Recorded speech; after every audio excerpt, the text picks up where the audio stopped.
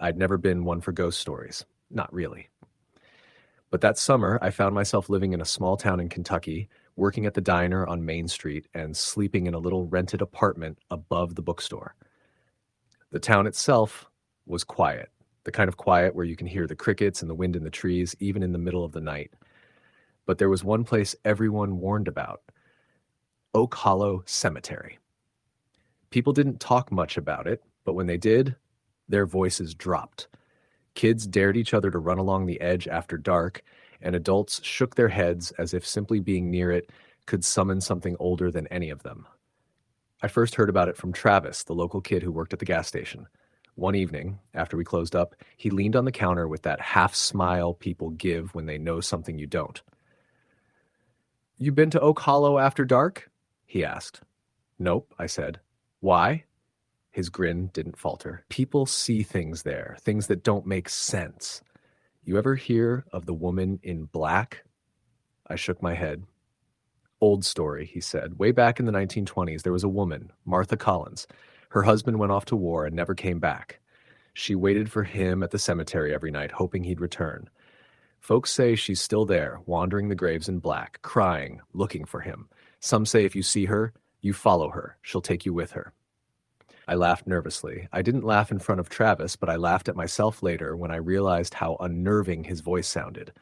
He wasn't joking. I didn't plan to go there. Really, I didn't. But curiosity has a way of sneaking up on you. One Friday night after closing at the diner, I drove past Oak Hollow on my way home. The sun had just set, and the first stars were peeking out. The gate was open, though I didn't remember ever seeing it open before. For a moment, I just sat in the car, staring at the weathered stones and the long grass that leaned in the evening wind. Something tugged at me, an urge I didn't understand. Maybe it was the heat of boredom, maybe the thrill of the stories, maybe something else. I stepped out. The gravel crunched under my boots. The air smelled damp, like wet earth mixed with old leaves. I had a flashlight in my pocket and clicked it on. The beam cut a thin line across the stones, some leaning, some broken, names worn smooth with time. I shivered and told myself I was just being dramatic. Ghosts weren't real. I walked slowly between the graves. The wind whispered through the trees, carrying the faint creak of branches and the occasional rustle of leaves. Then I saw it, a black shape at the far end of the cemetery near an old oak tree. I froze. My pulse jumped. The figure didn't move, but I could see the outline of a long dress, black and trailing along the ground. The hair, long, dark, fell over her shoulders. For a moment, I convinced myself it was someone visiting a grave, maybe a friend or family member. But something about her was wrong. The way she stood, still and unmoving, felt unnatural. I took a cautious step forward. The figure turned slowly, but she didn't move her feet. Her head tilted, as though she were studying me, and I could see the pale glow of her face in the dim light. Her eyes were dark, wet, and hollow, and I swear her lips moved, forming words I couldn't hear. "Hello?" I called out, voice trembling. No response. I swallowed hard. Something in my chest tightened, a fear I couldn't explain. She raised one hand, pointing to the east side of the cemetery where the oldest graves were, broken and cracked with moss. My stomach dropped. I didn't want to go, but something compelled me to follow, as if her gaze alone had control over my legs. Each step I took, the wind seemed to die down. The trees no longer whispered. Even the crickets stopped. It was just the sound of my heartbeat pounding in my ears. Then I heard it, a soft, almost inaudible sobbing. It came from the woman.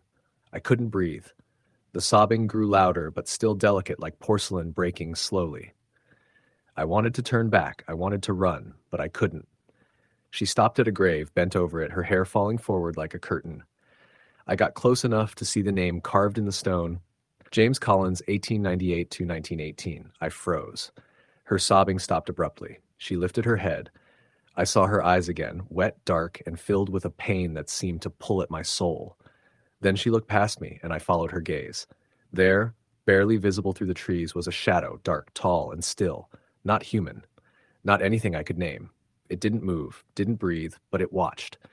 I stumbled backward, my flashlight swinging wildly. The The beam illuminated the woman's face again, now twisted with grief and anger. She raised both hands, and I felt a sudden, inexplicable, cold press against my chest. I gasped, struggling to move, but my legs refused to obey. "Go!" I screamed at myself. The shadow seemed to flicker, like it was aware of my panic. I turned and ran. Gravel bit into my sneakers, and the flashlight nearly slipped from my hand. Behind me, I heard the slow dragging of something. Footsteps? No, heavier. Something that shouldn't have weight. Something that followed me without moving. I burst through the gate and didn't stop running until I reached my car. I slammed the door, locked it, and shoved the keys into the ignition. The headlights flickered across the cemetery gate. She was there, standing at the edge, staring at me. Her dress moved slightly, though there was no wind, like it was being stirred by a phantom breeze. Her face, hollow, pleading, stayed fixed on me. I drove off, leaving Oak Hollow behind. I told myself I'd never go back. But the memory lingered. That night, when I closed my eyes, I could see her face, hear her sobbing, feel the weight of that shadow behind her, and I knew it wasn't gone.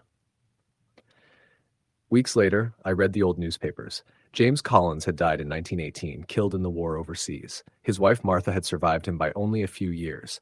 Local accounts said she would wander the cemetery every night, wearing black, crying, waiting for him. Some people claimed they could see her even after she died, wandering the graves in the cold mist.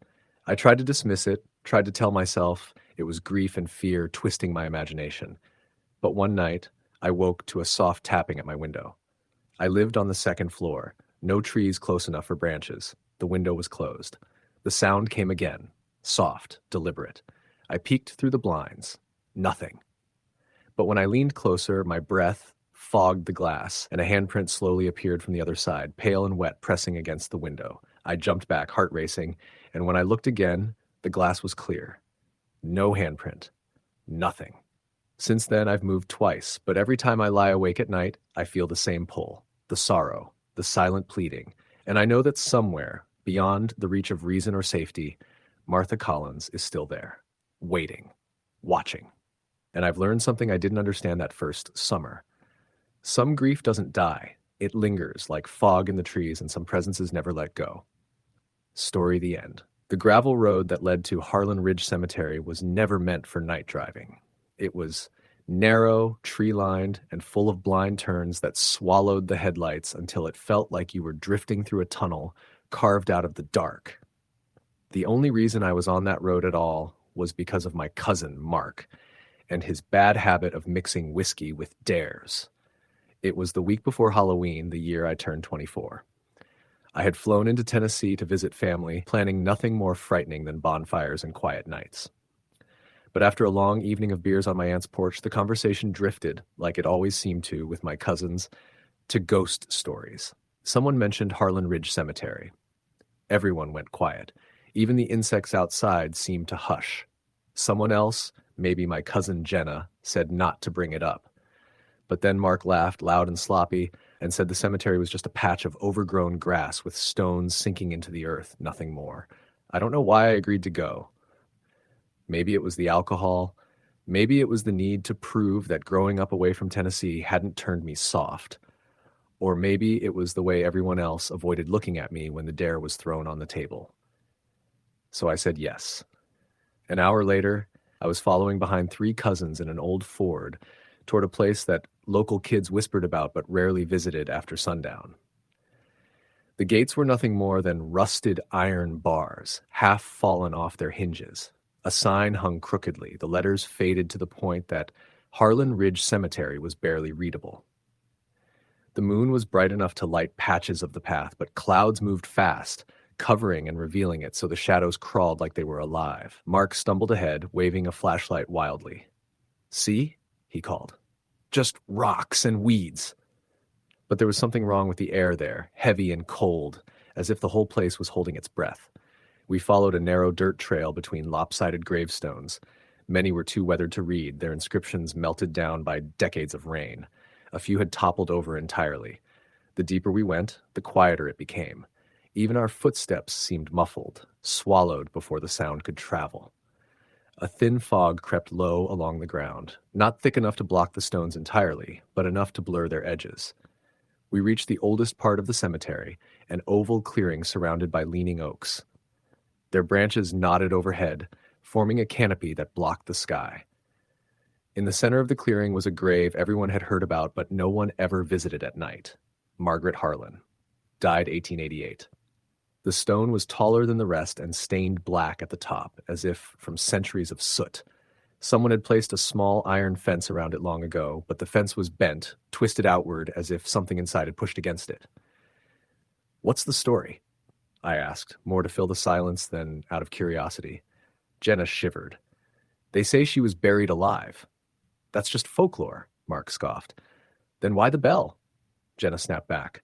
I hadn't noticed it until she pointed. A frayed rope ran from the top of the headstone down into the earth, and at the very top was a small bronze bell, rusted but intact. "For the people afraid of premature burial," Jenna murmured, "they tied a string to the corpse's hand. If they woke up underground, they'd ring the bell." Mark clanged it with his flashlight like it was a wind chime. "She didn't ring it. She's dead, dead, dead." "Stop," Jenna hissed. But before she finished speaking, the bell gave a soft, high-pitched tremor. None of us had touched it. The four of us froze. Even Mark's drunken grin slipped away. "That was the wind," he said. The leaves around us were still. I tried to laugh it off, but my voice stuck in my throat. The bell trembled again, this time louder, swinging slowly back and forth. "Let's go," Jenna whispered. For once, no one argued. We started back the way we came. The fog thickened, curling around our ankles. Mark walked faster than the rest of us, muttering under his breath that it was nothing, that bells didn't just ring themselves. But then we heard it again. Not the bell. Something else. A scraping sound. I felt it first through the ground, a faint vibration under my shoes, a slow, dragging scrape, dirt shifting, soil being pushed aside. We stopped. Scrape. Pause. Scrape. It was coming from behind us. "Don't look," Jenna whispered, but Mark had already turned around. His flashlight beam jittered across the gravestones until it landed on Margaret Harlan's grave. The bell was swinging wildly now, clanging over and over. The earth inside the small iron fence was moving, sinking in one spot and rising in another as if something beneath was pushing upward. "No," Jenna breathed. "No. No." My heart hammered so loudly I could barely hear anything else. The dirt rose higher, mounding like a swelling blister. Something pale pressed against the surface from underneath. I didn't wait to see more. "Run!" someone screamed. Maybe me. We sprinted between gravestones, stumbling over roots and rocks. Mark dropped the flashlight, and its beam spun wildly before landing face up, casting long, warped shadows that moved as we did. Behind us, the scraping grew faster. I heard something else, too, something that didn't sound human. A wet, gasping inhale, like lungs pulling their first breath in over a century. The path ahead forked between two rows of trees. The truck was to the right, I was sure of it, but in the chaos, Mark veered left. "Wrong way," I yelled, but he didn't slow. Whether from fear or drunken confusion, he kept running, disappearing into the thicker fog. Jenna swore and pulled me the other direction. "We can get him after we get help." I hated the idea of leaving him, but the thing behind us didn't leave room for debate. We reached the truck, hands shaking so badly it took 2 tries to get the doors open. Jenna started the engine, gravel kicking up behind the tires as we tore down the narrow road. When we reached the main highway, she finally stopped shaking long enough to dial 911. I kept looking out the back window, half expecting to see someone or something stumbling out of the trees. The police found Mark 2 hours later. He was sitting at the base of a dead oak tree deep inside the cemetery. His shirt was ripped open, his chest scratched as if clawed by something with long fingers. His eyes were wide, unblinking. He wasn't hurt badly, at least not physically, but he wouldn't talk. Not that night. Not in the days after.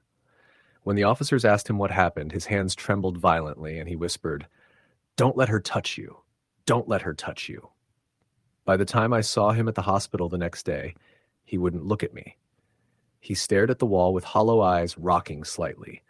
The doctor said it was shock, trauma, maybe a panic attack in the dark. They said half the scratches might have been from him tripping through brambles. But I remembered the sound of dirt shifting, the bell ringing on its own, the mound rising from the grave. 3 days later, Mark spoke again. He asked me to close the blinds. Then he whispered the story in fits and starts, as if every word scraped his throat raw. He said he'd gotten turned around in the fog, and when he tried to backtrack, the fog closed in even more. His flashlight started flickering. He could hear something behind him, footsteps that didn't match his own. He said he hid behind the old oak tree because he didn't know what else to do. He tried to stay quiet, but then he heard breathing, ragged, uneven, right beside him. He didn't dare look, but something touched his arm. Cold, damp fingers. They wrapped around him, not tightly, but with a strange, searching curiosity. He said he heard a voice, not quite a whisper, more like the faintest breath forming broken words. Still? Here? He screamed and ran. He didn't look back. The next thing he knew, the police were shaking him awake. He told me something else the doctors didn't hear. He said that even now, awake in the hospital room, he could still feel the fingers brushing his skin. That night I couldn't sleep. I kept replaying the bell's frantic clanging in my head, the scraping beneath the ground, the swelling mound of dirt. The next morning, before sunrise, I drove back to Harlan Ridge Cemetery. I don't know why. Maybe I needed to prove to myself that nothing supernatural had happened. Maybe I needed to face it so I could sleep again. The gates looked the same, rusted, crooked, harmless in the daylight. But when I reached Margaret Harlan's grave, I felt the blood drain from my face. The soil around the tomb had been disturbed, not like an animal rummaging, not like erosion. There was a long, deep drag mark from the grave across the dirt pathway, as though something had crawled out and pulled itself along, inch by inch. The drag mark ended at the tree where the police had found Mark. I backed away slowly. My breath clouded in front of me, even though the morning air wasn't cold. Then I heard it, a faint, metallic chime. I turned toward the grave and felt my stomach drop. The bell was moving, just barely, a steady, tiny tremor, as if someone below was still pulling the rope. I ran. I didn't look back. I didn't slow until I was miles away. The drag marks were gone the next day when the police checked. So was the rope attached to the bell, snapped cleanly near the ground. They said maybe kids had broken it, maybe animals, maybe we imagined the worst in the dark. But Mark never recovered fully.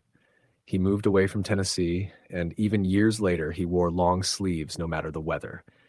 He said he didn't like people seeing the scars on his arm. I never told anyone what I saw in the cemetery at dawn. And sometimes late at night when the house settles and the pipes shift, I swear I hear a faint scraping beneath the floorboards.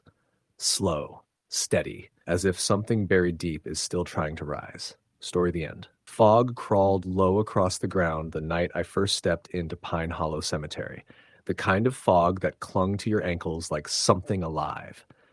The place sat just off an old rural highway outside of Boone, North Carolina, tucked behind towering pines and a rusted iron gate no one bothered to lock anymore.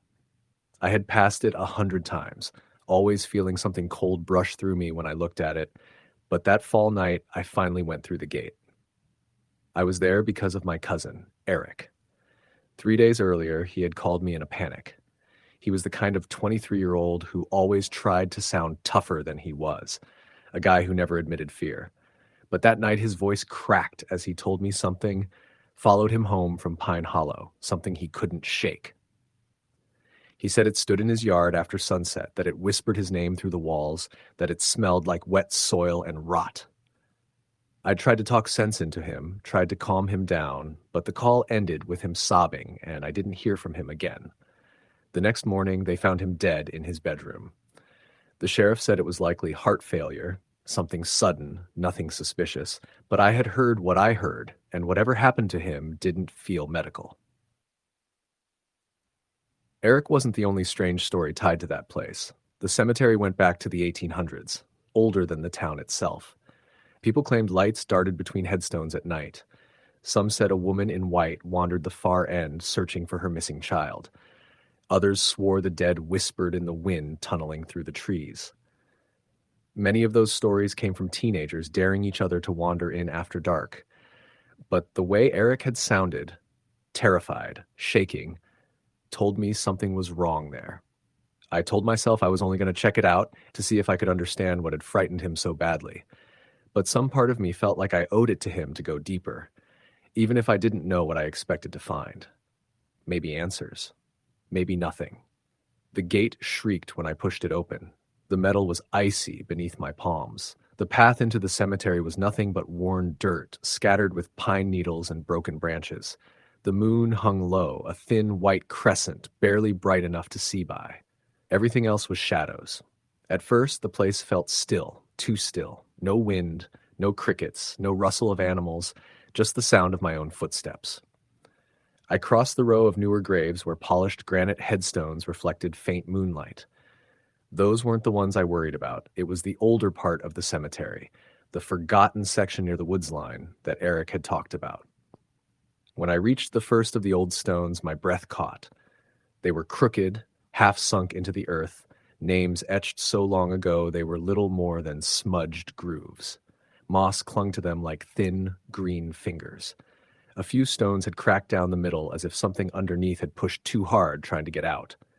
As I stepped between two leaning obelisks, the air temperature dropped so sharply I saw my breath bloom in front of me. I tried to tell myself it was the mountain weather. Cold pockets happened, but the chill wasn't natural. It felt focused, like someone invisible had stepped close. Something snapped to my left. I turned quickly, but nothing moved. I kept walking, my pulse hammering in my throat. Then I saw it. A small, sunken crypt sat ahead, barely visible beneath thick vines that had nearly swallowed it. A stone slab door leaned open just a few inches, not enough for anyone living to slip through, but enough to make me feel watched. Eric had mentioned a crypt. He said he'd heard voices whispering inside it, even though it had been sealed for decades. Against every instinct I had, I stepped closer. The smell hit me first, damp, heavy, like wet earth mixed with something sweet and rotten. My stomach flipped. I pulled my shirt collar over my nose and leaned forward. The inside was pitch black. I whispered, "Eric, what did you see here?" My voice sounded too loud, too alone. A soft, dragging sound came from deep within the crypt. I froze. It was slow at first, like fabric sliding across stone. Then it grew louder, heavier, like something pulling itself toward the door. I backed up until my legs hit a gravestone. A whisper seeped out of the darkness. I didn't hear it with my ears so much as feel it inside my skull. He called. I stumbled back again, my shoe catching on a root, and I nearly fell. My flashlight slipped from my hand and clattered on the ground, beam slicing upward into the fog. When I reached for it, the dragging sound stopped. Silence swallowed the cemetery, thick and absolute. I forced myself to breathe. I should have run right then. Every part of me screamed to get out. But something held me there, a mix of fear, stubbornness, and the unbearable thought of leaving without understanding what killed my cousin. I lifted the flashlight and swept it across the graveyard. That's when I saw footprints. Fresh ones, imprinted in the damp soil just beyond the crypt. Bare feet. Small. Child-sized. They led toward the woods. A cold shiver snaked down my spine. The stories about the woman in white weren't what scared me. It was the older stories, the ones I'd overheard adults whispering when I was a kid. Stories of a little boy buried alive by accident after a fever made him seem dead. The gravediggers didn't realize their mistake until screams echoed from the ground the following night. When they dug up the coffin, the inside lid had deep gouges where he'd clawed for air. Ever since, people claimed they saw small footprints in the soil long after rain should have washed everything clean. I followed them. The woods were darker than the cemetery. Branches twisted overhead like skeletal arms. The footprints grew more erratic, as though whoever left them was running. I kept my flashlight beam fixed ahead, too afraid to look behind me. 100 feet in, the trees parted around a clearing. In the center stood a single broken headstone leaning against a massive oak. The name was almost unreadable, but I traced the grooves with my fingers. Samuel Pierce, born 1879, died 1886. 7 years old. My heart thudded painfully. Something rustled behind the tree. I stepped back. "Hello?" My voice cracked. A small shape darted out. I dropped the flashlight. It hit the ground and rolled, spinning wildly, light flashing across the clearing. For a split second, I saw him. A boy. Sallow skin stretched too tight over thin bones, mud smeared across his cheeks, clothes tattered and soaked as though he'd climbed through wet soil. His eyes, God, his eyes were impossibly wide, dark pits filled with something ancient and furious. When the beam hit him directly, he vanished. A whisper pressed against my ear. He wasn't alone. Every hair on my neck rose. I grabbed the flashlight and swung it around. Fog swirled. Shadows stretched unnaturally long across the clearing. Then another figure stepped between the trees. This one was tall. A woman wearing what looked like a long, old-fashioned gown, soaked and torn. Her hair hung in wet ropes around her face. She drifted toward me without sound, feet not disturbing the leaves beneath her. Her face stayed hidden until she lifted her head slowly, revealing empty black sockets where her eyes should have been. I couldn't move. My legs refused. She opened her mouth and a thin, high wail poured out, rising in pitch until it rattled the inside of my skull. I dropped to my knees, covering my ears, but it didn't stop. It wasn't a sound you heard through your ears. It vibrated inside your bones. The ground trembled. The boy appeared again, this time inches from my face, staring straight into me. His lips moved, but his voice was layered, like a dozen voices speaking through him at once. You shouldn't have come here. I scrambled backward, dragging myself across the dirt. The woman moved closer, her wail deepening into a roar that shook the trees. The boy stepped forward, his small, cold hand wrapped around my wrist, and the ground opened beneath me. For a fraction of a second, I felt something pulling me down, like invisible fingers clawing at my ankles. I saw darkness, an open coffin, wooden splinters, soil pouring in. I shrieked and kicked with everything in me. My heel struck something solid. The vision snapped. The ground beneath me was whole again. The woman and boy dissolved into the fog as though they had never been there. I scrambled to my feet and ran. Branches whipped my face. Roots tore at my shoes. I didn't stop, didn't look back, didn't breathe until I broke through the trees and saw the cemetery path again. My lungs burned. My legs shook violently. The gate was only yards away. But just as I reached it, a cold hand pressed against my back. I spun around. No one stood there. Yet the pressure remained, a steady, unmistakable push. A whisper drifted from the darkness of the cemetery. We're not finished. I stumbled through the gate and fell onto the gravel outside. The moment I crossed the threshold, the pressure lifted, and the cemetery fell silent again. I crawled to my truck, yanked the door open, and drove until the cemetery was miles behind me. I never went back. 3 months later, I moved across the state. I thought distance might help, that ghosts belong to a place, not a person. But last week, just after midnight, I heard something scratching at my window. Slow, deliberate. When I finally worked up the nerve to pull back the curtain, I saw small, muddy footprints on the sill. In the reflection of the glass behind my shoulder, a woman stood in the corner of my room, her empty black sockets fixed on me. Story the end. The first time I heard about the cemetery on the south edge of Waverly, Kentucky, was from my Uncle Dave, who used to swear on everything holy that he once saw a woman walk straight out of a headstone and vanish across the tree line. My family always said Dave drank too much, but he wasn't a liar. And he never told that story for laughs. He told it whispering, looking over his shoulder like something followed him home and still stood just out of sight. That story should have been enough to keep me away. But a person's curiosity can be stronger than their common sense, especially when you're 20, bored, and desperate to prove something, though I couldn't tell you what. My friends and I had made a habit of exploring abandoned barns, forgotten houses, empty rail yards, but never a cemetery at night.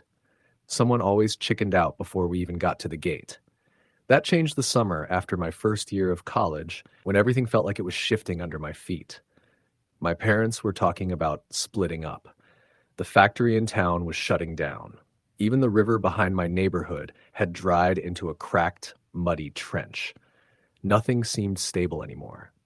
So when my friend Corey joked one late July evening that we should spend the night in the Waverly Cemetery, I said yes before anyone else could say no. There were 4 of us, me, Corey, his younger sister Emma, and our mutual friend Tyler. We packed snacks, flashlights, and a cheap EMF meter. Corey bought off a ghost hunting website that looked like it was designed in 1997. It didn't matter to him. He was convinced it worked. It was almost 11 when we got there. The cemetery was old, older than the town itself, with iron gates rusted like dried blood and stone walls cracked from years of frost. The night was heavy with humidity, the kind that sticks to your skin and makes every sound feel muffled, like the world was pressing down on us. But the strangest thing was how quiet everything was. No crickets, no wind, not even the distant sound of cars from the highway. It felt like the whole world had paused to watch us slip through the gate. The moment we stepped inside, the air grew colder. Not cool. Cold. A kind of cold that sank into the bones rather than touched the skin. I remember Emma hugging herself and whispering, "Is it supposed to feel like this?" "No," I answered, because lying felt wrong in a place like that. We walked toward the center of the cemetery, between rows of leaning headstones, some so eroded the names had melted into smooth stone. The moon wasn't full, but bright enough to cast pale light over everything. The trees around the perimeter stood like dark sentinels. Their branches knotted into strange shapes that looked like reaching hands. We passed a row of graves dated from the late 1800s, a woman named Phoebe, dead at 25, a man named Cyrus, dead at 41, then a small marker for a child, Lila May, age 6. I wanted to keep walking, but Emma stopped in front of that grave, staring down at the stone like something called to her. "I feel weird," she murmured, "like someone's watching from here." Tyler snorted. "Dude, don't start with that." But he said it too quickly, like he wanted to drown out her voice. Corey lifted the EMF reader. "Nothing so far," he said, tapping the plastic casing. The little lights stayed dark. We kept going toward the large oak tree near the back of the cemetery. That tree was famous around town for 2 reasons. First, because it was older than anyone could guess, maybe older than the cemetery itself, and second, because people claimed it was where the Waverly Woman appeared. Some said she was a widow who died waiting for her husband to return from war. Others said she was a witch. Uncle Dave believed she was a mother searching for a child buried in an unmarked grave. The stories never agreed on why she wandered, only that she did. When we reached the oak, the air grew colder still. Our breath didn't show, but felt like it should have. The ground beneath the tree was uneven, like it had been disturbed too many times. We decided to sit there for a while, though the silence made every minute stretch. Corey tried to lighten the mood by telling a stupid joke, but even he couldn't finish it. The whole place just weighed on us. Then we heard it. A soft sound, like someone dragging footsteps through dead leaves. Except there were no leaves. Not in midsummer.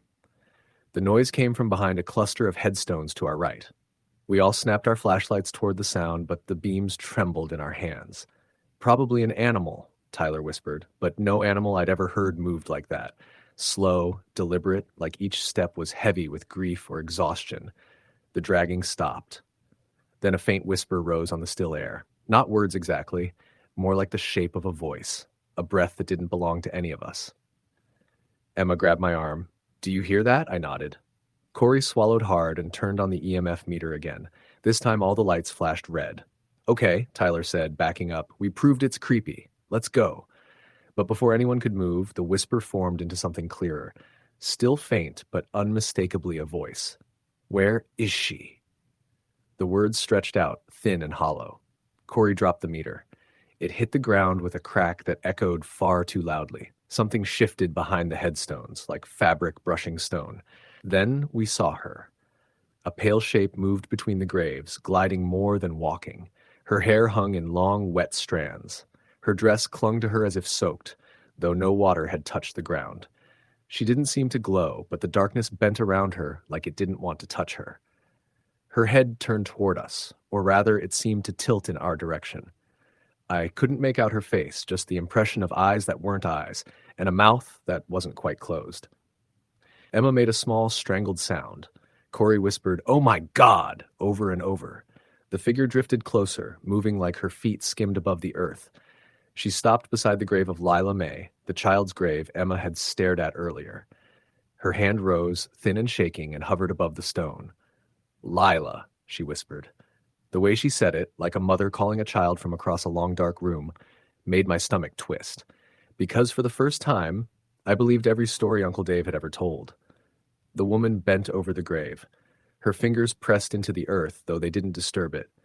Then her head jerked upward, like she sensed us staring. Her mouth opened wider than any human mouth should. A low wail spilled out, mournful and sharp, like grief sharpened into a blade. The sound cut through the air, slicing into my head until my vision blurred. "Run!" I shouted. We bolted. I don't remember deciding to move. My body just did. We sprinted between graves, stumbling over roots and stones. I heard Emma sobbing behind me. Tyler cursed, tripping, scrambling up again. Corey muttered prayers under his breath, even though he said he didn't believe in anything. The wail grew louder, closer, shuddering through the night like the cemetery itself was crying. When we reached the gate, I felt a surge of hope, but the air behind us shifted. A cold rush swept through my back, like something brushed against me. I didn't dare look. We tore through the gate and didn't stop running until we reached the road. Only then did the air warm again. Only then did the night come back to life with crickets and faraway cars. None of us spoke. We didn't need to. We just got into Tyler's car and drove away, leaving the cemetery shrinking in the rear view mirror like a bad memory. We didn't talk about that night for months. Not until Emma showed up at my house the following October, pale and shaking, holding her phone out to me. "It's her," she said. The photo on her screen was taken at the cemetery. She'd driven past earlier and snapped it from the road. In the picture, everything looked normal except for the shadow under the big oak tree. A dark figure stood there, faint but real, its shape unmistakably that of a woman with wet hair. "She's still looking," Emma whispered. I didn't know what to say. There wasn't anything to say. We saw her once, and she saw us. And I think some things once noticed don't forget you. I haven't gone back. I won't. But even now, when the nights are quiet and the air gets unusually cold, I hear that voice in the dark corners of my room. Where is she? Still searching, still mourning, still wandering the graves of Waverly Cemetery, waiting for someone to answer a question no living person can.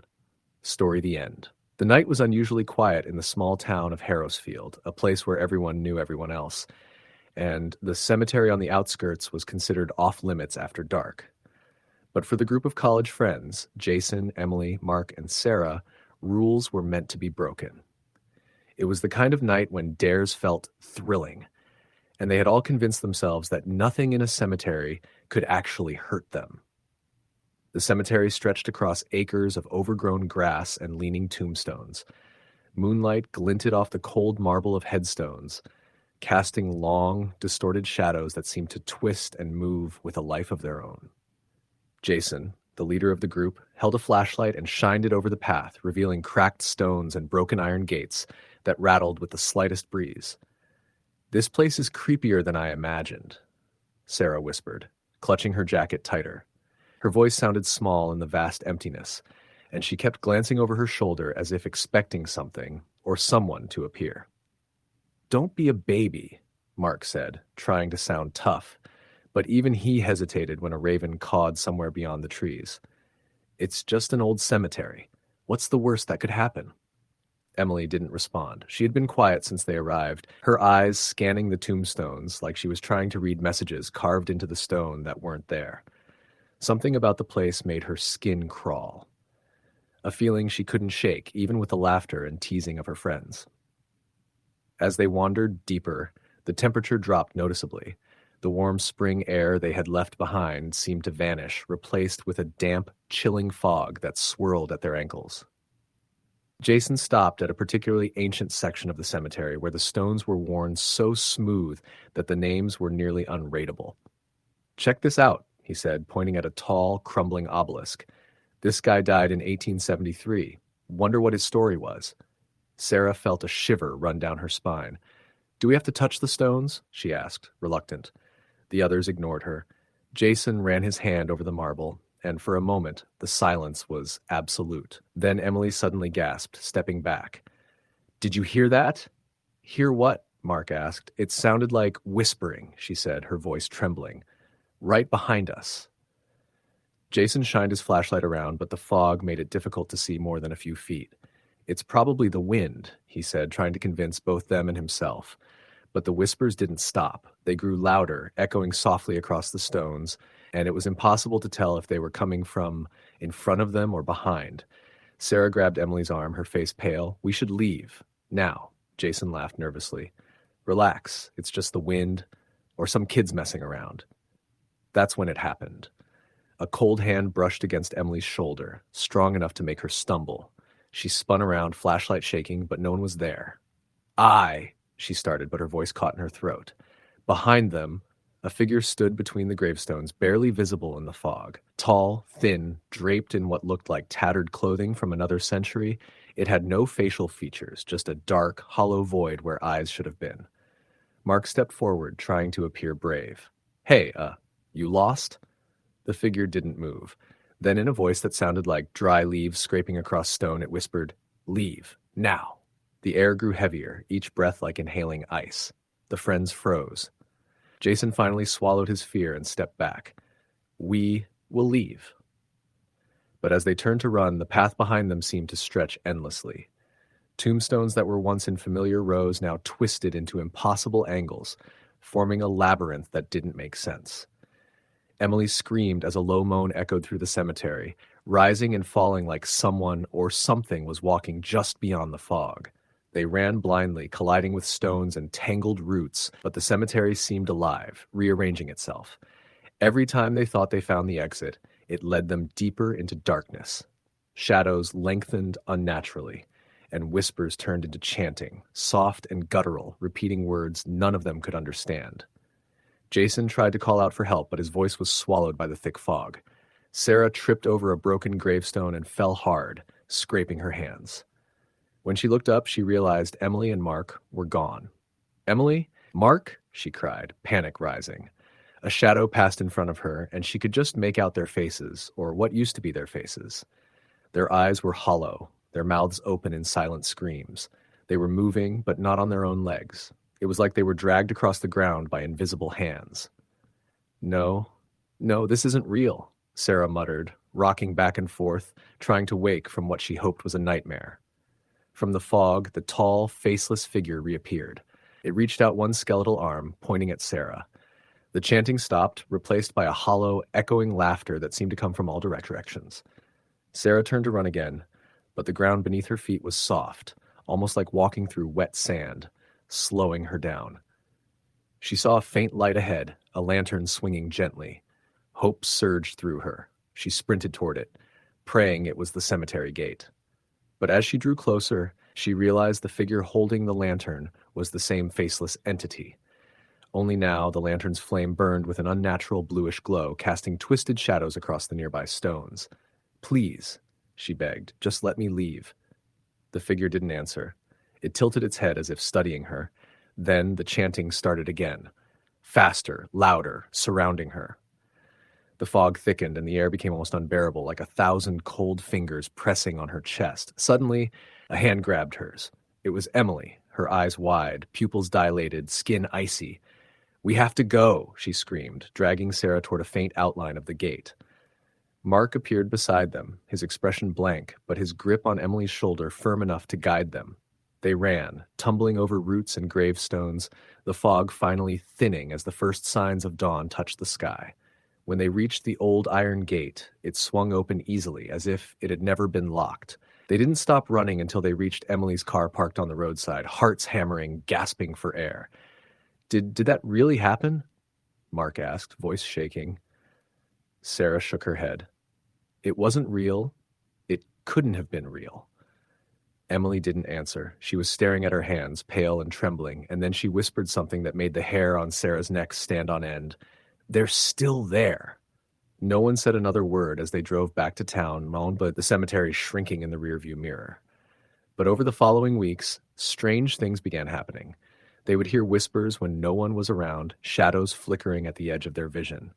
At night, Emily swore she could see pale figures standing outside her window, watching.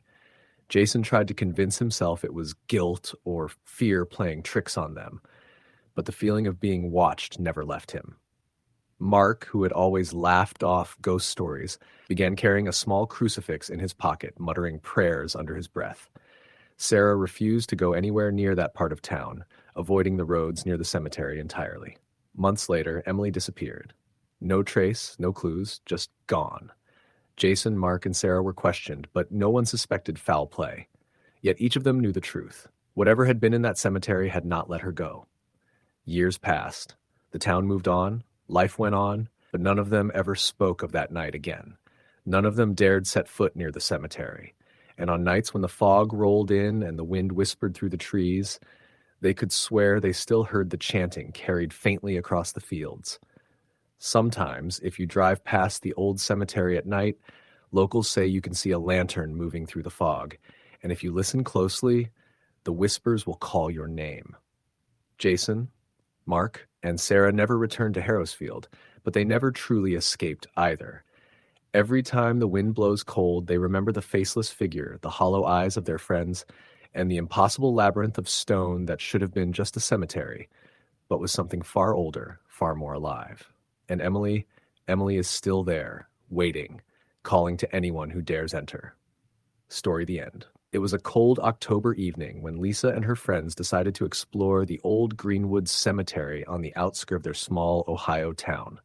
The cemetery had been there for over a century, its wrought iron gates rusted and gravestones leaning at odd angles from years of neglect. Everyone in town knew the stories, how the place was haunted by spirits who refused to rest. But curiosity had always outweighed fear for Lisa, who had a fascination with the supernatural. The air was crisp, carrying the faint scent of decaying leaves and damp earth. Lisa's flashlight barely pierced the thick darkness, illuminating the names and dates on the gravestones. Her friend Mark carried a handheld camera, determined to capture any paranormal activity for his YouTube channel. Jenny, quieter than the others, trailed behind, hugging her jacket tightly around her. As they ventured deeper into the cemetery, they came across an area fenced off by a low stone wall, enclosing some of the oldest graves. The stones were weathered beyond recognition, and moss clung to every surface. Lisa felt a chill as she stepped over the cracked stone path. "This place feels wrong," she whispered, her breath visible in the cold night air. Mark laughed. "Wrong? It's perfect. This is exactly the kind of place ghosts would haunt. Come on, don't tell me you're scared." Lisa forced a smile, but couldn't shake the feeling that something was watching them. The cemetery was eerily silent. No wind rustled the trees, no distant cars passed by, only the sound of their own footsteps on the gravel paths.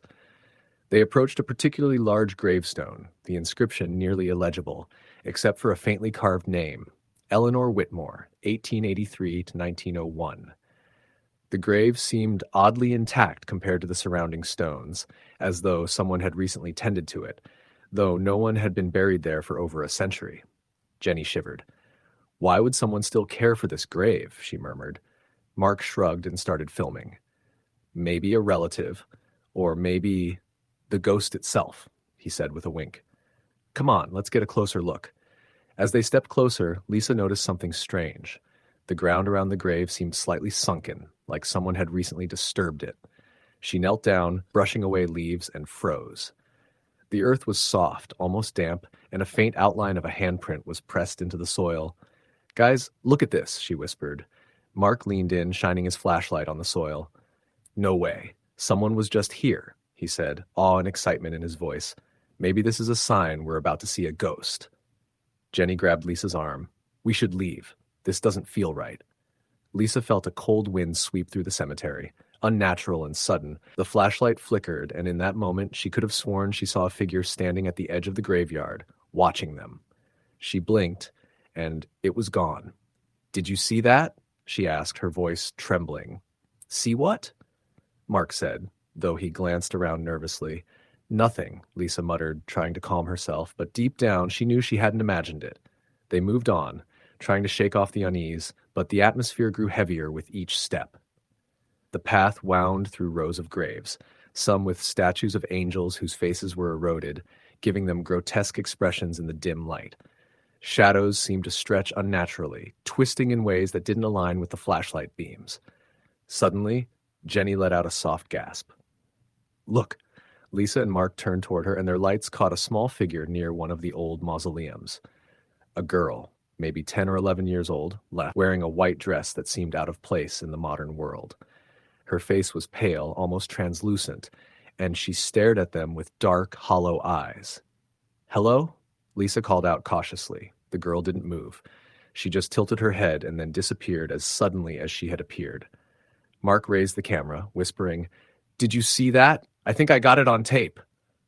But when he checked the footage, the girl was nowhere to be seen. The screen showed only the empty mausoleum, swaying shadows and the cold wind brushing past them. They continued, but the sense of being followed never left. Every now and then, Lisa caught glimpses of movement from the corner of her eye, shadows darting between gravestones, faint whispers that seemed to rise and fall with the wind. She tried to rationalize it, telling herself it was just their imaginations playing tricks in the dark.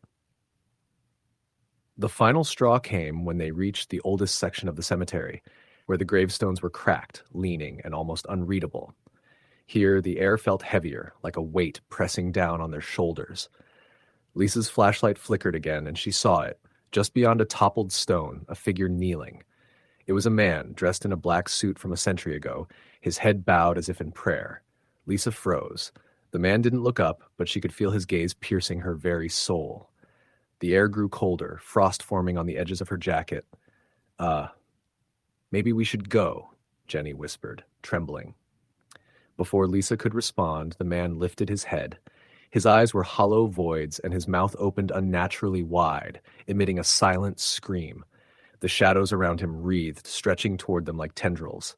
Lisa screamed, and Mark dropped the camera as they all bolted down the path. The cemetery seemed to stretch endlessly, the exit always just out of reach. Every step echoed unnaturally, and whispers grew louder, forming a chorus of mournful voices. Branches clawed at their faces as they ran, the darkness pressing in from all sides. Lisa felt a cold hand brush her shoulder, and when she spun around, no one was there. But the whisper followed, repeating her name over and over, chilling her to the bone. Finally, they burst through the iron gates and into the parking lot. Panting and covered in dirt and scratches, they turned back to look at the cemetery. In the faint moonlight, the gates were still closed behind them, though no one had touched them. The graves beyond seemed calm again, as if nothing had happened, but Lisa knew better. The camera they had dropped was lying a few feet away. Mark picked it up, heart racing, and they all huddled around it. When they played back the footage from earlier, the screen showed only darkness, their own frantic movements, and then a single shot of the kneeling man from the oldest section, his eyes staring directly into the lens, hollow and unblinking before the screen went black. No one spoke for several minutes. Finally, Jenny whispered, We can't ever go back there." Lisa nodded. She had felt it too, the oppressive weight, the presence that lingered long after they had left. She would never forget the faces, the whispers, or the cold, silent scream of the man who had watched them from the shadows. The next morning, they discovered something even stranger. The camera, when connected to a computer, showed a new image that hadn't appeared during playback the night before. The little girl in the white dress, standing directly behind them as they ran from the cemetery, her eyes dark and empty. The timestamp showed it was taken moments after they thought she had vanished. Lisa deleted the footage immediately, but the memory stayed, vivid and haunting. For weeks afterward, she felt watched in her own home. Doors creaked open on their own, footsteps echoed through empty hallways, and at night she sometimes glimpsed a pale figure standing silently at the foot of her bed. She eventually learned that Greenwood Cemetery had a long history of tragedy. Children who died young, townspeople who vanished mysteriously, and families torn apart by sudden illness. Locals said the spirits of those who died unfairly or violently often lingered, unable to move on, and some even said the cemetery itself had a will, choosing whom it would torment. Lisa never went back, and neither did Mark or Jenny. But sometimes when the wind howls through the trees outside her window, she swears she can hear whispers calling her name, and she remembers the kneeling man with hollow eyes, forever waiting in the shadows of Greenwood Cemetery. Years later, she would tell the story to anyone who would listen, warning them to stay away. But no matter how many times she recounted it, the unease never left her. She knew that the cemetery wasn't just haunted, it was alive in a way, feeding on fear, and it remembered them. It would always be waiting. Story the end. It was the middle of October when my friends and I decided to take a trip to Green Hollow Cemetery, a sprawling graveyard on the outskirts of our town in upstate New York. The place had always been whispered about in hushed tones in school corridors. Stories about strange lights, cold spots, and ghostly figures weren't uncommon. I had always been skeptical, of course. Ghosts weren't real, or at least that's what I told myself. But that night, as we drove down the cracked, Leaf-strewn road leading to the cemetery, the air seemed heavier, colder, almost metallic. There were 4 of us, me, Jake, Sarah, and my younger cousin Emily. Sarah had brought a flashlight, one of those heavy-duty industrial ones that promised to illuminate even the darkest corners. Jake had a small camera with night vision, determined to capture evidence, and Emily, well, Emily was mostly scared but refused to be left behind. The entrance to Green Hollow was unassuming, a rusted iron gate with ivy crawling over it and a faded sign warning, "Trespassers will be prosecuted." We joked about the sign, laughing nervously as we pushed through, the creaking metal echoing through the cold night. Once inside, the headstones seemed to stretch endlessly, some leaning dangerously, others cracked and half sunken into the ground. The air smelled damp, like wet earth mixed with something metallic. It was quiet, too quiet, aside from the occasional rustle of leaves or the distant hoot of an owl. We started walking down a narrow path between 2 rows of old graves. Sarah's flashlight cast long, jagged shadows that danced across the tombstones. Jake was snapping photos, muttering under his breath about capturing anomalies, and Emily kept clutching my sleeve, whispering that she felt like someone was watching us. I brushed it off, telling her it was probably just the wind, or maybe a stray animal. After about 15 minutes, we reached a section of the cemetery that was far older. The tombstones here were centuries old, some dates going back to the 1800s. One particularly worn stone caught my attention. The name carved into it had almost completely eroded, but I could make out the word infant. There was something unnerving about it. The way the earth around it seemed slightly mounded, almost like the grave had been disturbed recently. Sarah knelt down to take a closer look, her flashlight revealing faint scratches along the stone. She frowned, whispering, "This wasn't like this before. Someone, or something, has been here." Jake laughed nervously, but Emily shrank back, gripping my arm so tightly I thought she might leave bruises. "Let's just keep moving," I suggested, though my voice sounded hollow even to me. We continued down a twisting path until we came upon a small mausoleum, the stone blackened with age and mold. Its iron door hung slightly ajar, squeaking with the slightest breeze. Against my better judgment, and despite Emily's protest, we pushed it open. Inside, the air was thick, suffocating, with a smell of decay that made our stomachs churn.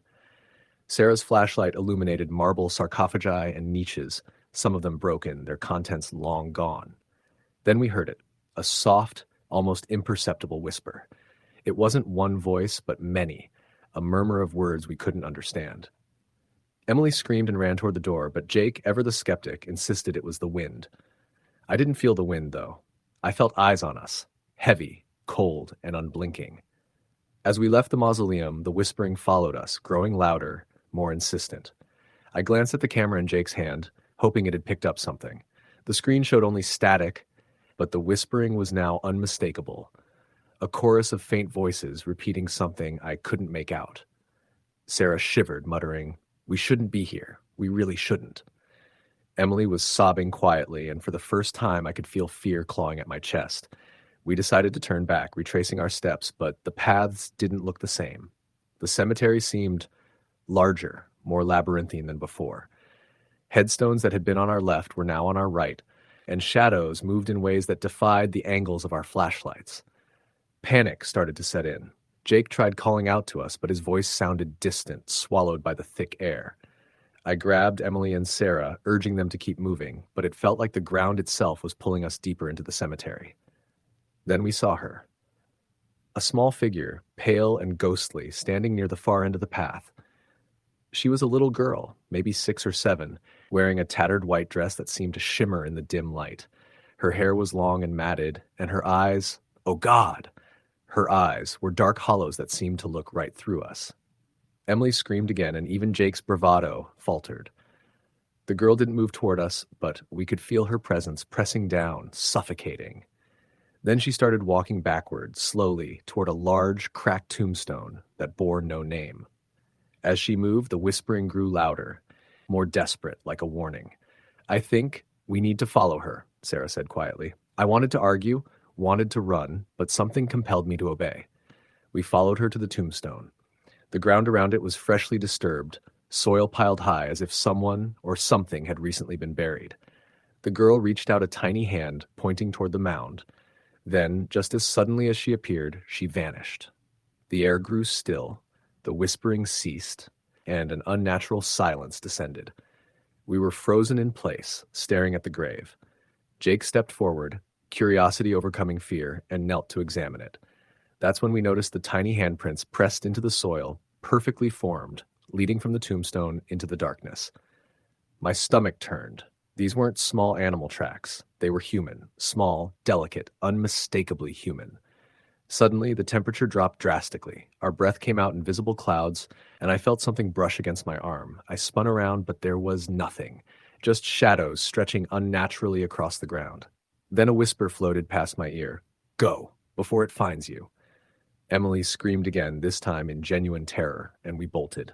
For the first time, I felt true panic, sprinting through twisting paths that seemed to have no end. Behind us, I could hear the soft patter of tiny footsteps, keeping pace. I didn't dare look back. Sarah was crying, Jake was muttering apologies to anyone or anything that might be listening, and Emily was sobbing uncontrollably. Somehow, we made it to the main entrance. The iron gate was just as rusted as when we came in, and the town lights beyond looked like salvation. We didn't stop running until we were back in my car, doors locked, engine roaring. We never spoke of what happened that night, not in detail. Jake deleted all the footage from his camera, insisting it had captured nothing unusual. Sarah refused to step foot near Green Hollow again. Emily couldn't sleep for weeks, and even I, skeptical, rational me, couldn't shake the feeling that something had followed us home.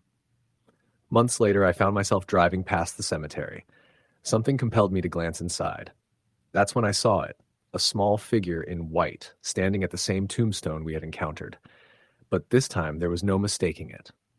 Her head tilted slightly, and I could swear she was smiling. A smile that didn't reach her eyes. I slammed on the gas and didn't look back. Years have passed since that night, but I still feel it sometimes. A cold weight on my chest, the faint sound of whispers in the dark, and the memory of tiny handprints pressed into the earth. Green Hollow Cemetery isn't just a place where people are buried. It's a place that remembers, that waits, that sometimes reaches out for the living. And I've learned the hard way that some stories aren't just stories. Some graves are not meant to be disturbed. Some spirits are not meant to be seen. I never go near cemeteries at night anymore. But sometimes late at night, when the wind blows just right and the world is quiet, I swear I can hear her voice. A little girl whispering, calling, always waiting. Story the end. It was just past dusk when Emma and her friends, Mark and Lisa, decided to explore the old Greenwood Cemetery on the outskirts of their small town in Pennsylvania. They had heard stories about it for years, rumors of strange lights, whispering voices, and figures that seemed to appear and disappear at will. But none of them were particularly brave. They were mostly drawn by curiosity and the thrill of sneaking into a place they weren't supposed to be. The cemetery itself was vast, a sprawling field of moss-covered stones and crooked iron gates, many of which were rusted and hanging off their hinges. A heavy fog clung low to the ground, rolling between the graves like an invisible tide. Emma shivered as she stepped through the gate, feeling the chill of the evening air seep into her bones. "This place is creepier than I imagined," Lisa said, her voice barely above a whisper. She clutched her backpack strap tightly, Tuscan glancing over her shoulder as though expecting someone or something to be following them. Mark laughed nervously. "It's just an old cemetery. We're fine. Probably some raccoons or stray dogs making noises." But as they ventured deeper, the sounds around them became harder to dismiss. Every few steps, there was a soft rustling in the grass, a whisper of movement that didn't match the wind. The trio walked slowly, their flashlights cutting through the darkness, illuminating weathered gravestones and statues of angels with chipped wings. Emma stopped suddenly, pointing toward a grave that stood out from the rest. It was an old family plot, surrounded by a low iron fence. The headstone was tall and blackened with age, and etched into it were the words, "The Halloways, 1862." What caught her attention, though, wasn't the stone itself, but the faint outline of what looked like a figure standing behind it. "Do you see that?" Emma whispered, her voice tight with fear. Lisa squinted. I think so. It looks like a person." Mark stepped closer, trying to get a better view. It's probably just a tree or a trick of the fog. But as he spoke, the figure didn't move, didn't sway with the wind, didn't seem natural in any way. Emma felt her stomach tighten. Something about the way it lingered felt deliberate, watching them. Then, without warning, the figure disappeared. Not gradually, like fading into the mist, but instantly as if it had been erased from existence. Lisa gasped. That wasn't a tree.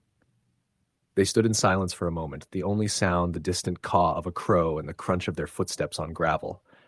Emma shook her head, trying to convince herself it was her imagination.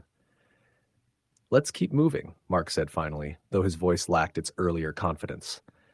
As they wandered through the cemetery, they noticed that the air seemed heavier here, almost suffocating. Their flashlights flickered intermittently, though they had just changed the batteries that afternoon. Emma felt a prickling sensation along her neck, like someone's eyes were on her from every direction.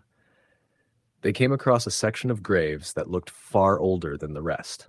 Some were barely recognizable, swallowed by moss and ivy, the inscriptions worn away by decades of weather. One grave in particular drew their attention. A small stone marked only with a name, Clara B., and a date, 1893. The grass around it seemed unnaturally dark, as though the earth itself had been stained. Emma crouched down to get a closer look. Guys, look at this. The others came closer, peering at the grave. There was a faint indentation in the soil, like something had recently been pressed into it, or maybe dug out. It was impossible to tell, but it made the hair on Emma's arms stand on end. Suddenly, a faint sound reached them, a soft, melodic humming, almost childlike, coming from somewhere among the older graves. Emma froze, listening. It was a tune she didn't recognize, but it was slow, haunting, and unmistakably human. "Do you hear that?" she asked, her voice trembling. Mark swallowed hard. Yeah, I hear it. We should go." Lisa nodded, but as they turned to leave, the humming grew louder, closer. Emma could feel it vibrating through her chest. Then a shadow passed over them, and all three of them spun around. Nothing, just the fog rolling across the ground, curling around the gravestones. But the humming didn't stop. It shifted, coming from a direction that seemed impossible, behind them and yet all around them at once. Emma's flashlight flickered violently, and when it came back on, she thought she saw a small figure standing at the edge of the mist, watching them. A child, maybe 7 or 8 years old, dressed in tattered clothing that looked decades old. Its face was pale, almost translucent, and its eyes were dark, hollow pits that seemed to draw the light from around them. "Run," Mark hissed, grabbing both Emma and Lisa's hands. They sprinted blindly through the cemetery, the humming following them, growing louder and more dissonant until they reached the gates. Emma looked back over her shoulder and froze. The child, if that's what it was floating above the ground, moving toward them with a speed that no human could match. They burst through the gate, tripping over roots and stones, and didn't stop running until they were back on the main road, gasping and shaking. Emma risked a glance back at the cemetery. The fog had lifted slightly, and the grounds looked empty, peaceful even, as though nothing had happened. They swore never to go back, but the memory lingered, gnawing at Emma every night. Weeks later, she began to notice small, inexplicable things in her apartment. A soft humming in the middle of the night, shadows at the corner of her vision, the feeling of being watched even when she was alone. One evening, she received a package with no return address. Inside was a small, tattered doll, pale and worn, with dark, hollow eyes, exactly like the child she had seen in Greenwood Cemetery.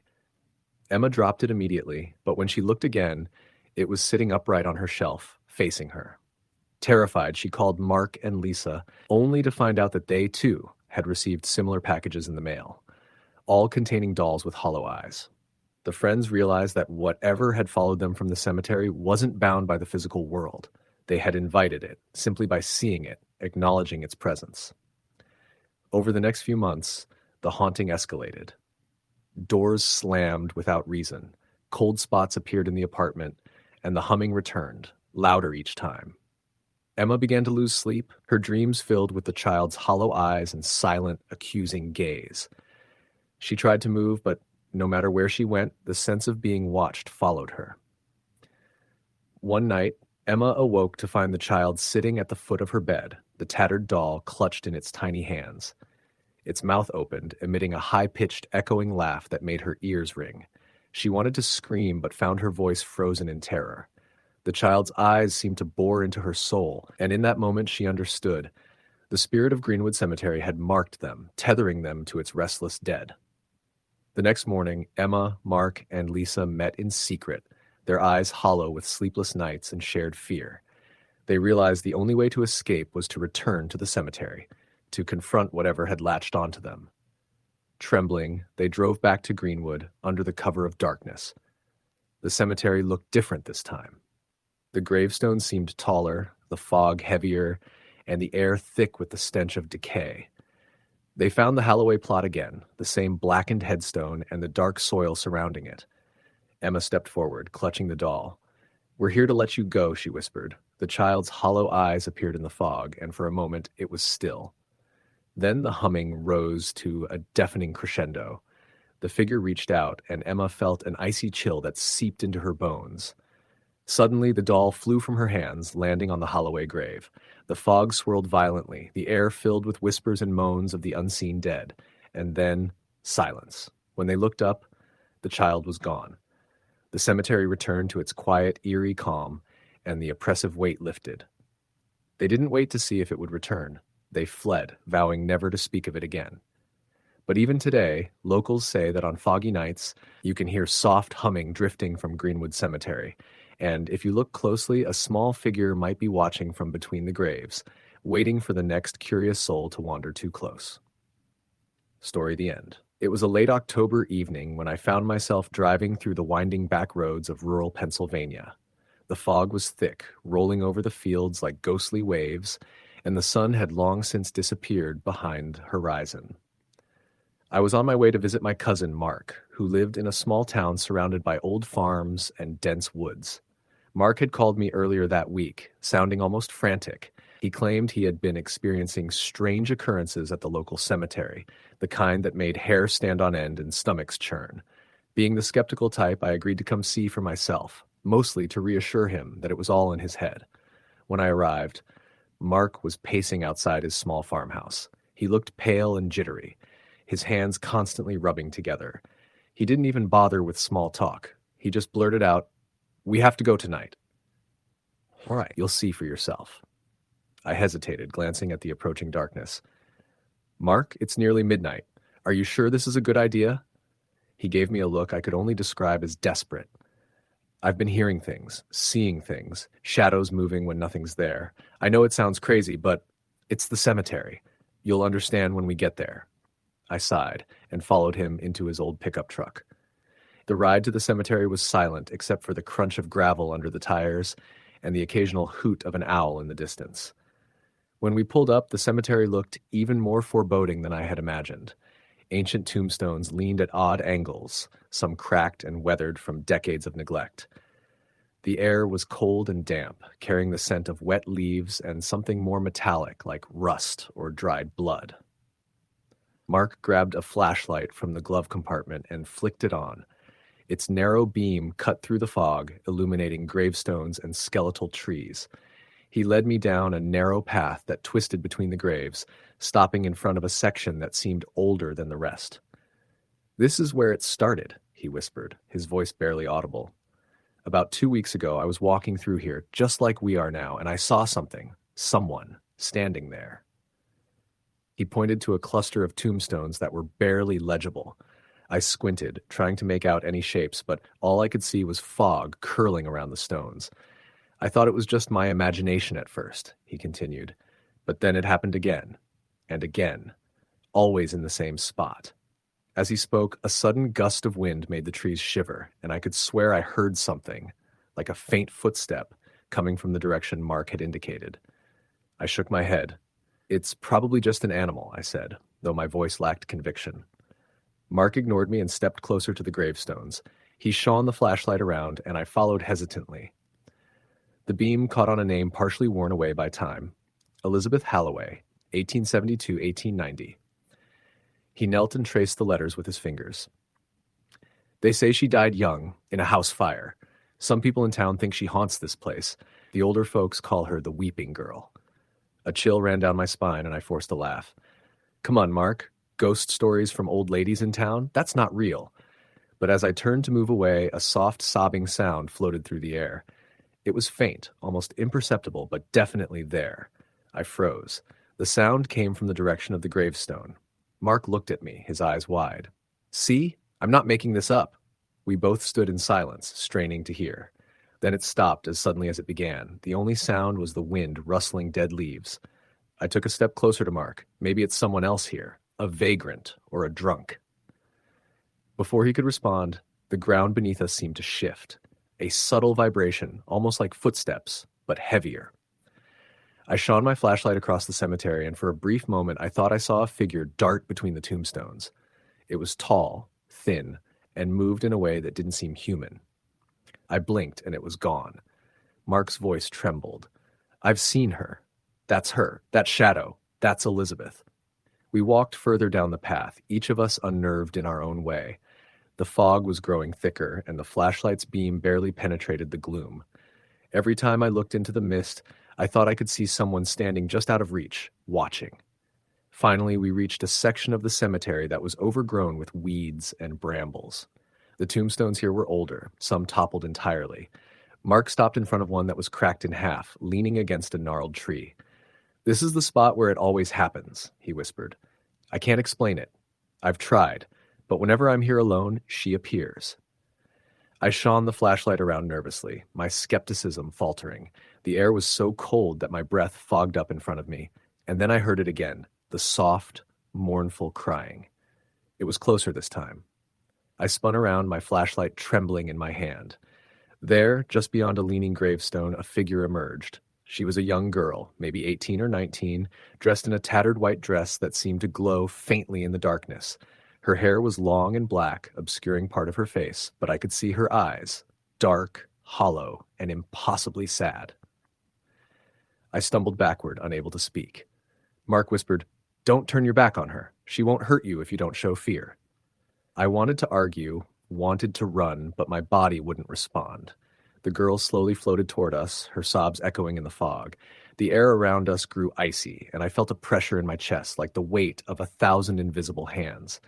She stopped a few feet away, tilting her head as if studying us. Then, in a voice that was barely more than a whisper, she said, "Why are you here?" Mark stepped forward, trembling. We just wanted to understand. We didn't mean to disturb you." The girl's head dropped slightly, and she let out a sound that was somewhere between a sigh and a sob. They never listen. No one listens. I could feel the sadness radiating from her. It was suffocating, almost physical. I wanted to comfort her, to tell her she wasn't alone, but my mouth wouldn't form the words. Then, just as suddenly as she appeared, she vanished. The fog seemed to swallow her whole, leaving nothing but the cold night air and the faint smell of smoke lingering where she had stood. Mark collapsed onto a nearby gravestone, gasping. She's real," he whispered. "I told you." I didn't know what to say. I had never believed in ghosts, never thought I would encounter one, yet there was no denying what we had just seen. The cemetery seemed quieter now, but the chill remained, crawling under my skin like icy fingers. We walked back to the truck in silence. The road leading out of town was empty, the fog clinging to the headlights. I kept glancing in the rearview mirror, half expecting to see her standing in the back of the road, watching us leave. When we reached Mark's house, he insisted I stay the night.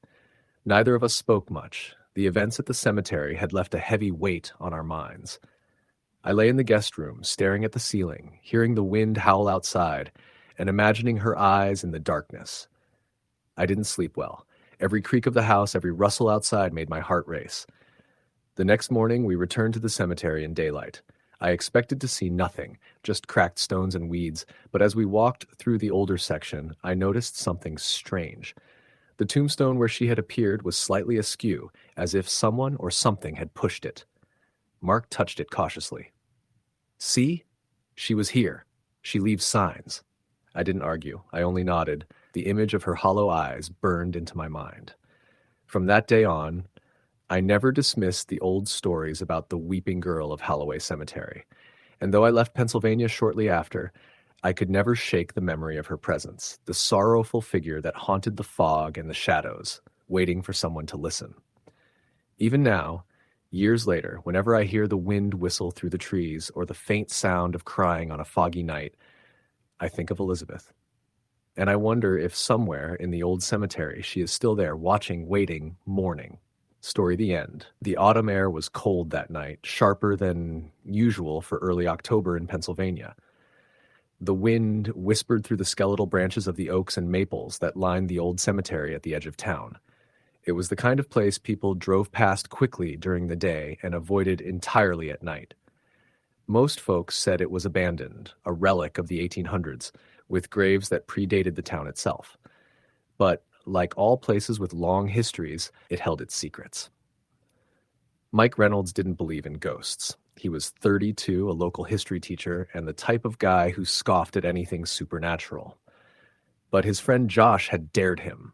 Not with a go spend the night in the cemetery dare, but the kind of challenge that came from years of teenage bravado, the kind you never really outgrow when you're in your 20s. Josh claimed he'd seen something there when he was 15, something that made him run home in the dead of night.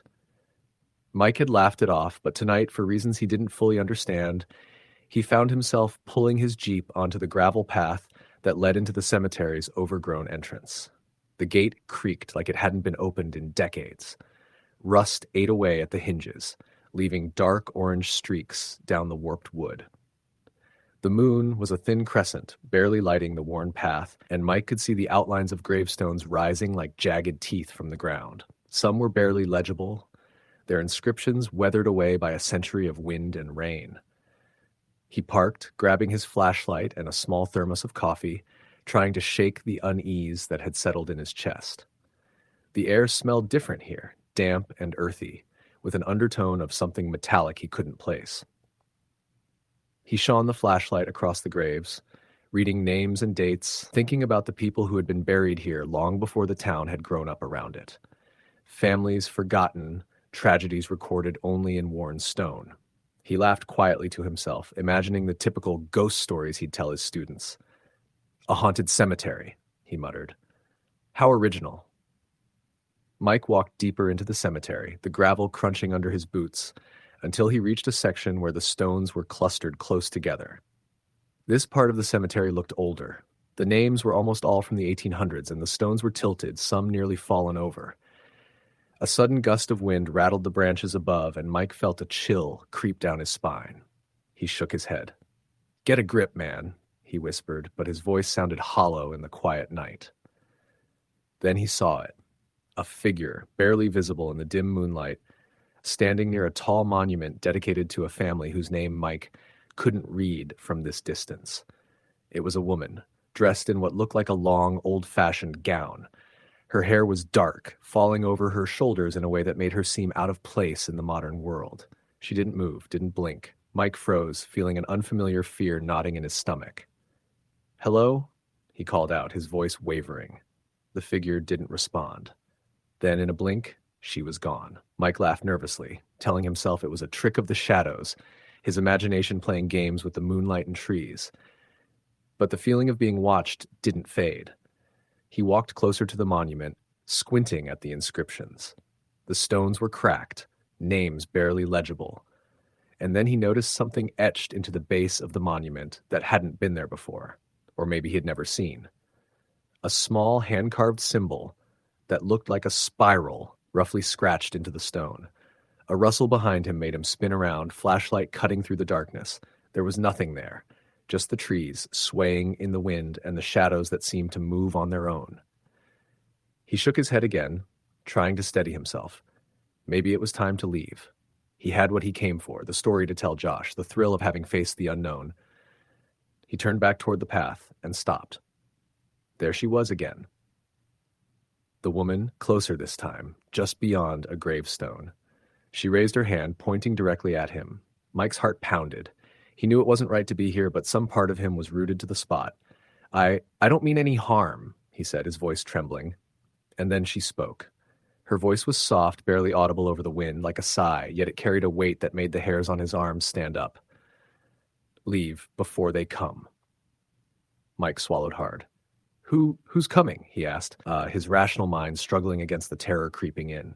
The woman didn't answer, just faded again into the shadows, disappearing entirely. Mike stumbled backward, tripping over a root, and hit the ground hard.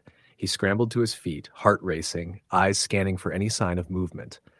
That's when he noticed the gravestone directly in front of him.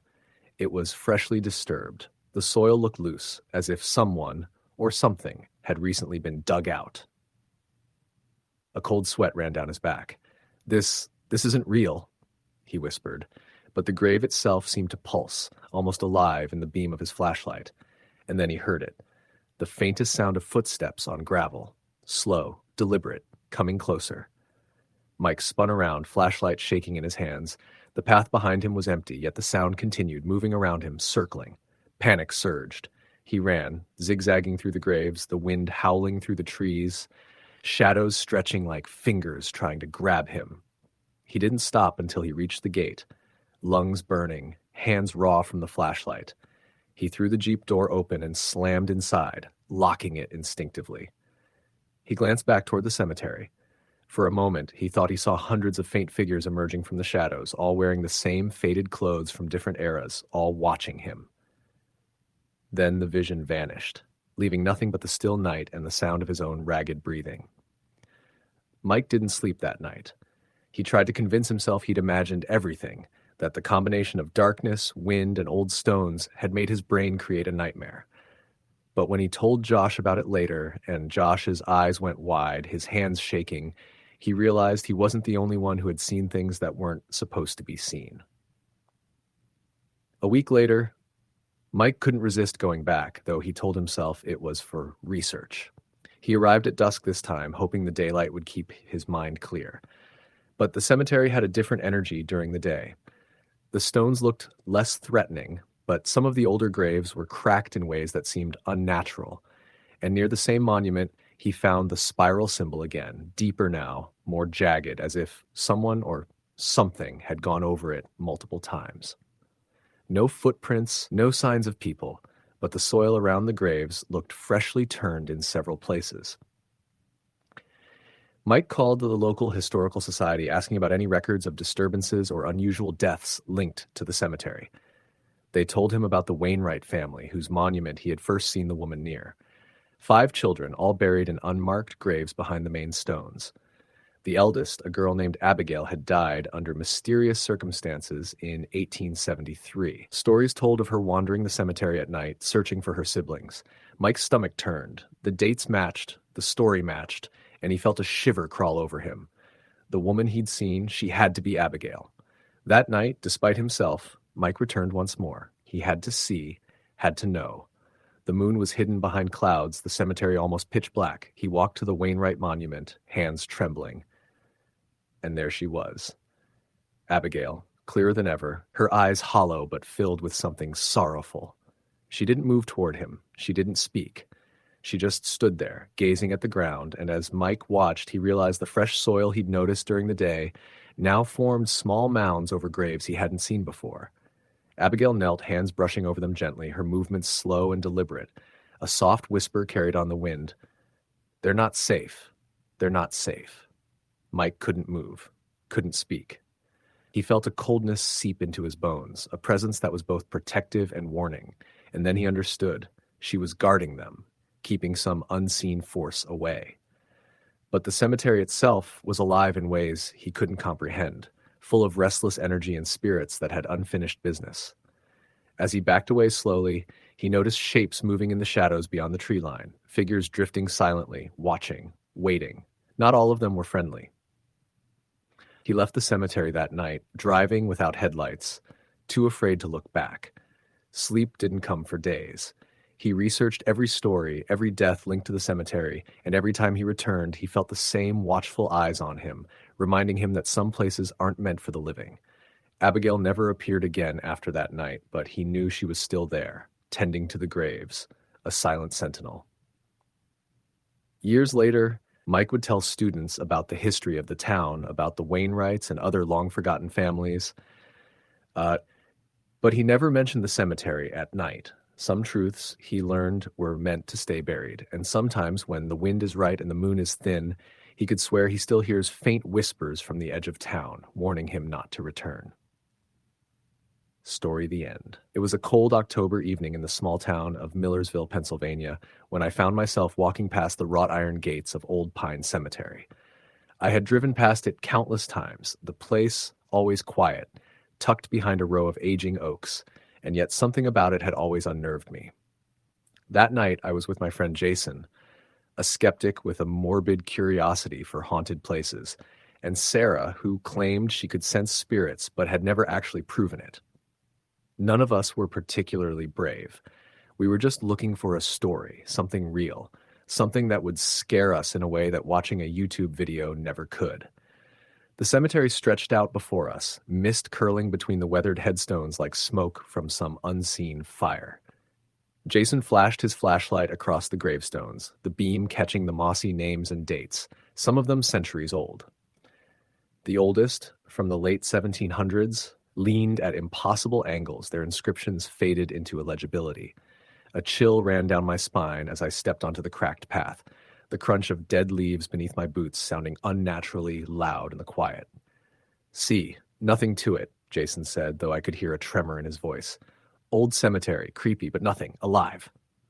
Sarah didn't reply, just walked ahead, her eyes scanning the ground and the shadows, hands brushing over the air as if she could feel something we couldn't. I stayed close behind, my phone flashlight off. Part of me wanted to see if the darkness itself would reach for us. We wandered deeper into the cemetery, past rows of graves with names like Hawthorne, Whitmore, and Granger. Jason stopped in front of a particularly tall headstone, its edges jagged and worn like broken teeth. He read aloud the name, Elias Thompson, 1823-1847. "Died young," he said. "Must have been some disease or accident." Sarah shivered. "No, there's something here," she whispered. "Something doesn't want us." I laughed nervously. "It's just an old graveyard. There's nothing alive here." But then I heard it, a faint rustling, like someone brushing past the leaves behind us. I turned, but there was nothing there, just the fog rolling low over the graves. Jason scoffed, but even he looked uneasy. We kept moving, drawn toward a part of the cemetery none of us had ever explored. The gravestones here were older, some broken completely, their names erased by time. The fog thickened, hugging the ground, and I felt a strange pressure in my chest, as if the air itself was heavier. "Do you feel that?" Sarah asked, her voice almost a whisper. "It's cold, not just normal cold, something else." Before I could respond, we heard a sound that froze us in our tracks, a low, dragging noise coming from between the headstones ahead. It was deliberate, slow, heavy, like someone or something was moving along the ground. Jason shined his flashlight in the direction of the sound, but the beam cut through nothing but fog and shadow. Suddenly, a figure appeared. At first, it was just a silhouette, hunched and moving awkwardly. As it came closer, we saw it was a man, or what had once been a man. His clothes were tattered and soaked in mud, his face pale and drawn, eyes hollow like empty sockets. He didn't speak, didn't even move his mouth, but we felt his gaze. The dragging noise was coming from his feet. He wasn't walking, he was being pulled forward as if the earth itself had caught him. I wanted to scream, but no sound came out. Jason stepped forward, trying to be brave, and the figure turned its head slowly toward him. That's when I saw it. What shouldn't exist. The man, or ghost, had no lower jaw, just a gaping hole where it had been, a black, endless pit, and from it came a sound, not a voice, but a low, guttural wail that rattled through my bones. Sarah grabbed my arm. "Run," she hissed. We turned and bolted through the fog, branches scratching our faces, heartbeats pounding. Behind us, we could hear it, the dragging, the wail, following. Every time we looked back, it seemed closer, always just at the edge of our vision. We stumbled through the gravestones, disoriented, until we found the main path again. The figure didn't follow us past the path, but the sensation didn't leave. Even as we reached the gates, the air felt thick, heavy, as if the cemetery itself was watching us leave. We didn't speak until we were in my car, the engine roaring to life, headlights cutting through the fog like knives. Jason tried to laugh it off. "Okay, yeah, that was probably someone playing a prank. Nothing real." But Sarah shook her head. "No, that wasn't a prank. That was Elias Thompson." I froze. "Elias Thompson?" "Look him up," she said. "He died young, buried in the Old Pine Cemetery. Legend says he wandered the grounds after his death. They say he comes to anyone who enters the oldest part of the cemetery at night." I thought it was just a story, folklore, until we went online. The records were sparse, but yes, Elias Thompson, 1823 to 1847, cause of death listed as unknown. What caught my attention was the note added decades later in an old newspaper clipping. Locals report seeing a figure dragging itself through the cemetery at night, crying silently for what it lost in life. The rest of the week, I couldn't shake the feeling. Every time I closed my eyes, I saw the hollow sockets staring back at me. I kept dreaming of that dragging sound, that pit where a mouth should have been. I stopped sleeping alone. Jason claimed he hadn't been affected, but he stopped going near cemeteries entirely. Sarah said she could still feel Elias watching her from a distance, even when she was home. Weeks later, I couldn't resist. I had to go back. I told myself for closure, to prove to myself it was real or prove myself wrong. I went alone, night falling early, the cemetery shrouded in fog again. I went straight to Elias's grave, the one Jason had pointed out. I knelt, traced the name with my fingers, and whispered, "I saw you. I know you're here. I'm not afraid." The air shifted. The fog thickened around me, chilling me to the bone. And then I heard it, the dragging sound, closer than ever. I turned slowly, heart in my throat. The figure emerged from the mist, the same hollow-eyed face, the gaping maw where the jaw should have been. I didn't scream. I couldn't, but I felt my knees weaken as it came closer. And then, impossibly, it spoke. Not with words, but in a sound that resonated deep in my chest, a low, mournful vibration, almost like a warning. I fell backwards, scrambling for the gates. As I ran, I could feel it following, but somehow, when I reached the main path, it stopped. I didn't stop running until my car was in sight. I didn't look back. I never will. That night changed me. I can't walk near cemeteries without feeling the eyes of the dead upon me. I have dreams where Elias drags himself along, searching, and I wake up with the sound of dragging echoing in my ears. Friends tell me I'm imagining it, but I know what I saw. The Old Pine Cemetery is not just a resting place. It's a trap for those who wander too close, for those who don't respect the dead. And Elias Thompson is real. He waits, watching, dragging, searching, and someday he may find you. Even now, years later, I drive past Old Pine Cemetery and feel the same chill crawl along my spine. The fog rolls low, the trees twist in the wind, and sometimes when I blink just right, I see a figure moving among the graves. Hollow eyes, no jaw, dragging itself along the ground, waiting. The stories from locals say he only appears to those who dare to enter the oldest section. But I've learned differently. He doesn't need you to enter. He just needs to know you've seen him. And then, whether you're near or far, he comes. I've tried to forget, tried to tell myself it was a trick of the mind, but the memory is burned into me. Every October, when the fog creeps in and the nights grow long, I feel him watching. The dragging, the hollow eyes, the pit where his mouth should be. He's patient, eternally patient. Some nights I hear it behind my house, soft, deliberate, scraping along the earth. I know it isn't my imagination.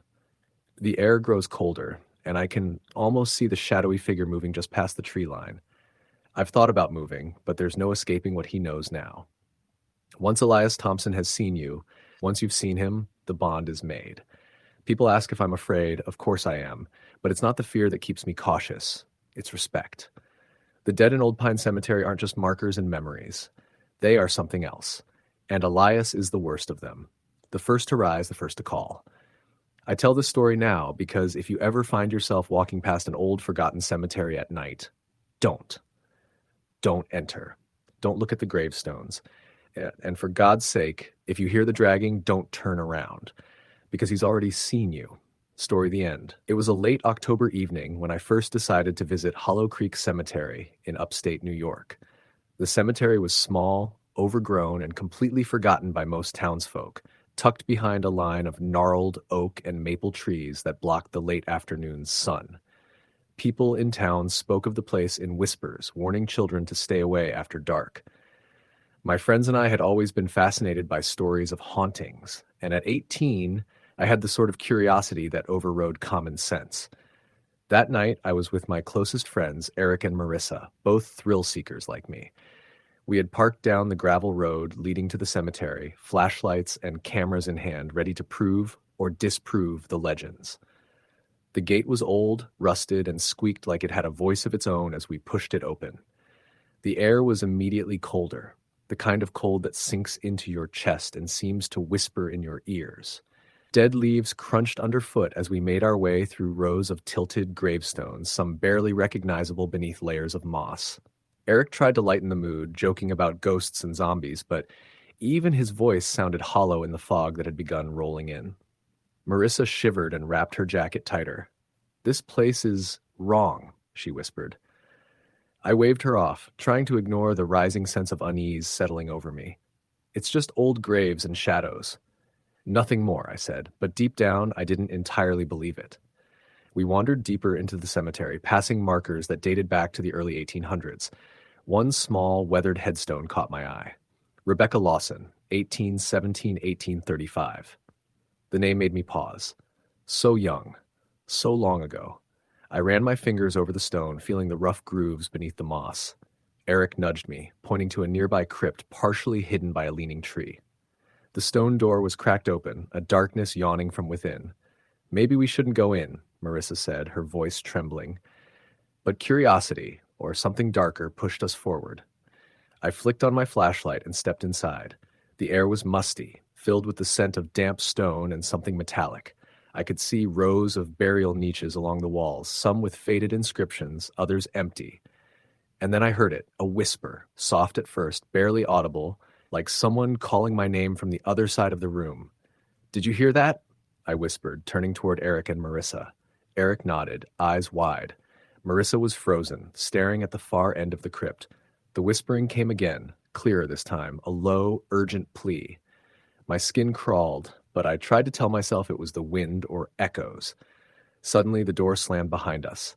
The sound reverberated through the small space, loud enough to make my teeth chatter. I swung the flashlight toward the doorway, but there was nothing, only darkness pressing back at us. Then I saw movement at the far end of the crypt. A figure emerged from the shadows, hunched over, dragging one foot. Its face was hidden by long, stringy hair, but I could feel its gaze. And then it spoke, or rather made a sound, a low, gurgling moan that seemed to come from the earth itself. I stumbled backward, my heart pounding. "Run!" I shouted. Eric grabbed my arm, and we bolted toward the door, Marissa screaming behind us. But the figure was faster than it should have been, moving with a jerky, unnatural gait, closing the distance even as we ran. The air grew colder, and I could feel it, an oppressive weight pressing down on me, like the world itself was trying to trap us inside the crypt. We burst out into the cemetery, gasping for breath, and didn't stop running until the iron gate was behind us. The night was eerily quiet again, the fog rolling over the gravestones like a living thing. We didn't speak, didn't even breathe audibly until we reached Eric's car. The instant we were inside, I felt a flicker of relief, but it was short-lived. In the weeks that followed, I realized something had followed me out of Hollow Creek Cemetery. At night, I would hear the dragging sound outside my bedroom window, slow and deliberate. My dreams were filled with darkness, with the same hunched figure emerging from shadows, always staring, always waiting. Marissa and Eric reported similar experiences. Cold spots in their homes, whispers echoing in empty rooms, fleeting glimpses of a shadowy form at the edge of their vision. I tried rational explanations. It had been fear, the adrenaline of exploring an abandoned crypt. But it wasn't just that. The presence I felt was real, deliberate. I would wake in the middle of the night, sensing it, watching me from the foot of my bed. One night, I awoke to the sound of fingernails scraping against the wooden floorboards, slow and precise. I didn't move, I didn't breathe. I just stared into the darkness until the noise stopped. Months passed, and the memories didn't fade. Hollow Creek Cemetery became a fixture in my nightmares, a place of relentless dread. Every time I drove past it, the fog seemed thicker, the trees more twisted, the shadows darker. And sometimes, when the wind was just right, I could hear it. Soft whispers, the dragging of something heavy along the earth, the low, gurgling moan of a presence that refused to remain buried. I eventually spoke to an older resident of Redfield, a man named Harold, who had lived in town his entire life. He told me stories I had never heard, how the cemetery had been built on land where disputes and deaths were common, how those who died young or violently were said to roam the grounds, and how many who entered Hollow Creek after dark never truly returned unchanged. He described figures like the one we had seen, shadowy and hunched, sometimes whispering names or dragging themselves through the graves in search of someone to accompany them. I realized then that the encounter wasn't random. Hollow Creek Cemetery didn't just host the dead, it hunted the living. It watched for intruders, for those who dared to disturb its silence. And once it had noticed you, there was no leaving it behind. Even now, years later, I cannot drive past Hollow Creek Cemetery without feeling the pull of the fog, the weight of the trees leaning in, the whisper of a name I do not want to hear. I do not walk near the gravestones, and I never linger after dark, but I know it is still there, patient and relentless, waiting for the next person foolish enough to enter its domain. And I know, with absolute certainty, that once it sees you, it never forgets. The dragging sound, the whispering, the oppressive weight, it is all real. I have lived it, and I know others have too. And though I try to move on, the memories and sensations remain. A constant reminder that some places are not meant to be disturbed and some spirits are never at rest. Hollow Creek Cemetery is one such place. It waits quietly, patiently for those who are curious, those who are bold or foolish enough to trespass. And when it finds you, it follows.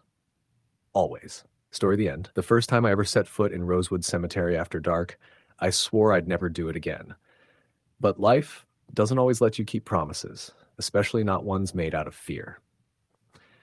Rosewood sits on the edge of a small town in northern Ohio, surrounded by a thinning ring of pine trees that creak even when the wind is still. The cemetery is old, some markers so weathered that the names have dissolved into smooth stone. My grandmother used to say that the dead in Rosewood never really rested. She wasn't the type to tell ghost stories for fun. If anything, she avoided the subject. But every so often, when we drove past the cemetery at dusk, she'd clasp her hands in her lap and murmur, "Keep your eyes forward. Don't look between the trees." I didn't understand what she meant until years later. Her funeral was held in late October, the kind of cold, gray morning that seeped into your bones. After the final prayer, after the lowered casket, and the quiet condolences, the family drifted toward their cars. I stayed behind with my cousin Lucas, who was the kind of person who hated silence and filled it with whatever came to mind. "Creepy place, isn't it?" he muttered, shoving his hands in his pockets. His breath came out in small white bursts. "It's a cemetery," I replied. "They're all creepy." He kicked at the dead leaves near an old headstone. "I don't know. This one feels off. Doesn't it?" I didn't answer. I didn't want to admit that he was right. Ever since I was young, Rosewood made me uneasy, like someone I couldn't see was watching from behind one of the pines. A place can have a presence, and Rosewood's wasn't welcoming. We left shortly after, but that feeling stayed with me. It followed me home, lingering like a cold weight at the base of my spine. That night, I couldn't shake the thought of my grandmother lying alone out there in the dark. Irrational, I know. Once someone is gone, the body doesn't matter. But grief isn't rational. It creeps into the cracks of your reasoning and fills them with shadows. By 11 p.m., I found myself pacing my living room. By midnight, I'd put on my shoes and grabbed my keys. By 12:15, I was driving down the empty road toward Rosewood Cemetery, headlights slicing through the fog. I told myself I was just going to check that everything looked okay, that her plot was undisturbed, that the flowers hadn't blown away. But really, I was going because I felt pulled there, like a thread tugging at my chest. When I turned into the gravel lot, my stomach tightened. The cemetery looked different at night, not just dark, but hollow. Like all the warmth had drained away and left only the shell of a place meant for the living to visit the dead. I took my flashlight and stepped beyond the iron gate. The sound of the latch clicking behind me echoed across the grounds, too loud in the quiet. I walked the narrow path between the rows of graves. The beam of the flashlight cut across names and dates, brief flashes of lives reduced to stone. The deeper I went, the more the cold settled around me. Not the kind of cold that comes with night, but something heavier, older. By the time I reached my grandmother's grave, my breath trembled.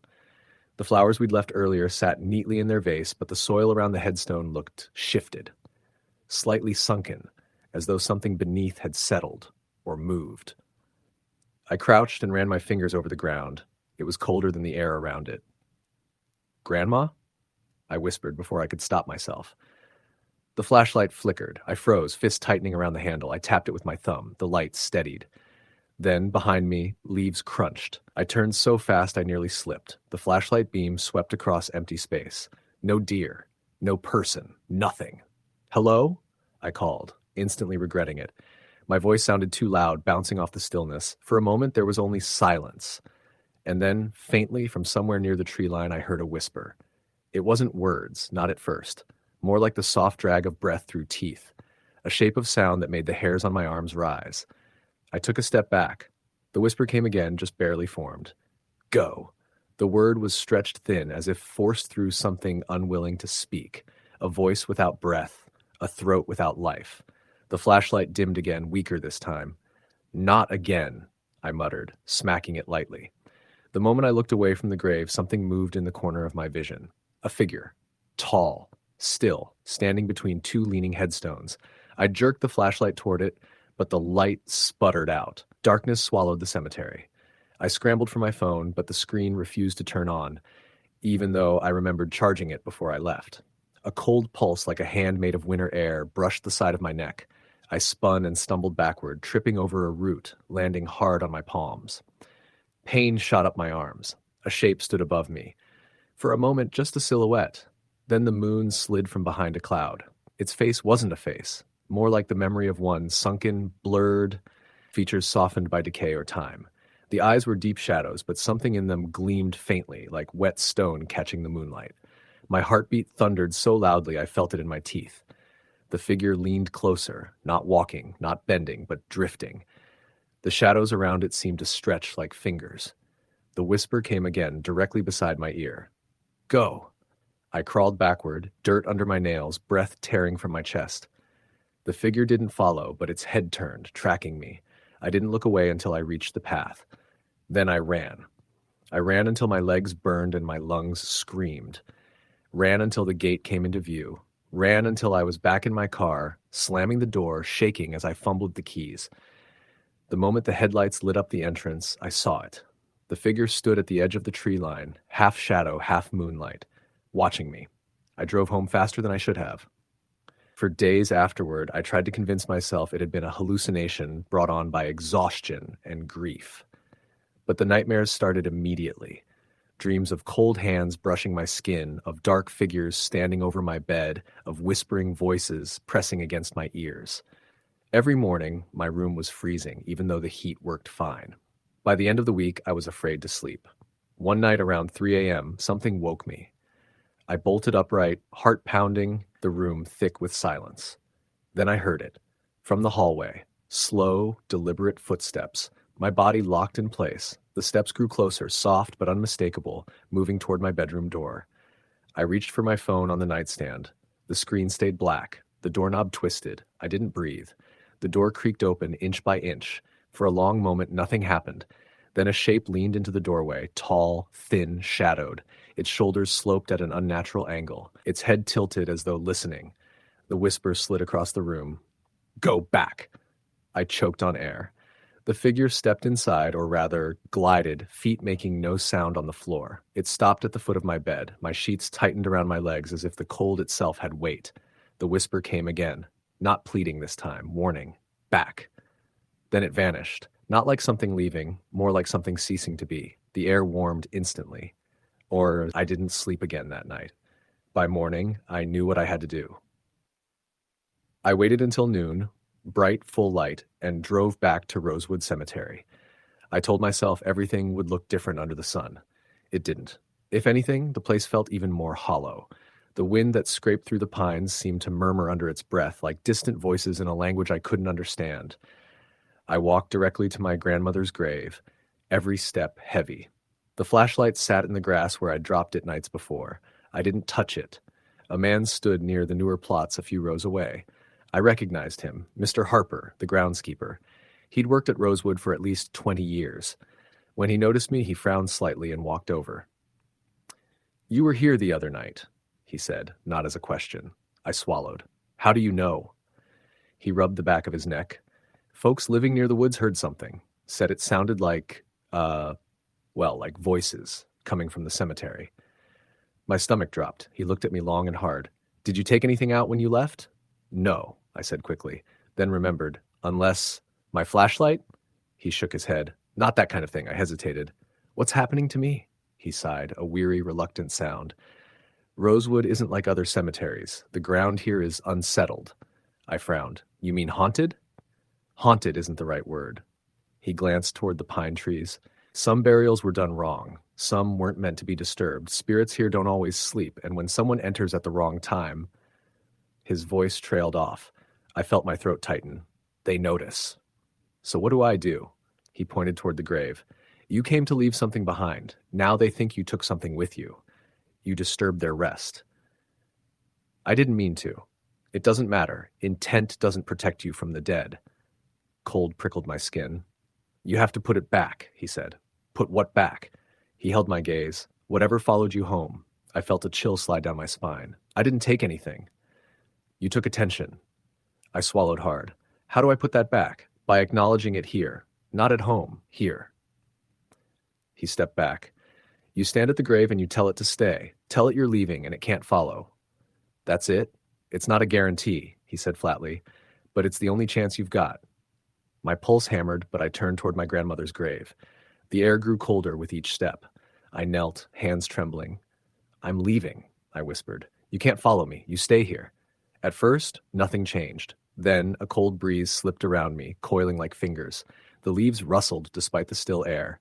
Shadows pooled between the graves, darker than they should have been. A whisper rose, soft, distant. Stay. The air warmed. The weight lifted from my shoulders. I exhaled shakily and stood. Mr. Harper nodded, relief flickering across his face. I left Rosewood Cemetery and didn't look back. It's been 8 months. The nightmares stopped. The footsteps stopped. The freezing air in my room stopped. But sometimes when I pass Rosewood on the highway, I feel the weight of eyes watching from between the pines. I keep my gaze forward. I don't look between the trees. And I never, ever go back at night. Story the end. The cemetery behind the old Baptist church in Fayetteville, Tennessee was never supposed to be frightening. It was small, tucked behind a line of walnut trees, with graves dating back to the 1800s. During the day, it looked ordinary. Sunlit grass, faded stones, the gentle hum of insects. But there was a heaviness in the air that people in town didn't talk about. Not openly. Not when children were listening. They said the ground there held more than bones. I didn't believe in any of that when I was 15. Ghost stories were just stories. My friends and I used to bike past the cemetery on the way to the river and laugh at the older kids who swore they'd seen shadows moving behind the mausoleum. But disbelief is a comfortable thing. It lasts only until something tears it away. It was October when my brother Mark came home from college. He was 19, full of restless energy and always chasing something thrilling. On his first night back, he told me and our cousin Jesse that he'd heard the rumors about the cemetery, that people had seen a woman in white walking between the stones. Let's go tonight, he said casually, like he was suggesting a movie. Jesse hesitated, but he didn't want to look scared. I didn't either. So we agreed. We met after midnight. Fog rolled low across the fields, and the moon hung like a tarnished coin behind the clouds. We walked down the dirt road toward the church, our flashlights slicing through the mist. Every sound felt amplified. The crunch of gravel, the whisper of wind, the hoot of a distant owl. We hopped the old iron gate because the latch was rusted shut. My light landed on rows of crooked stones leaning into the earth like they were tired of standing. Some were broken, some unreadable. A few had small toys set on top, plastic dinosaurs, a faded stuffed bear.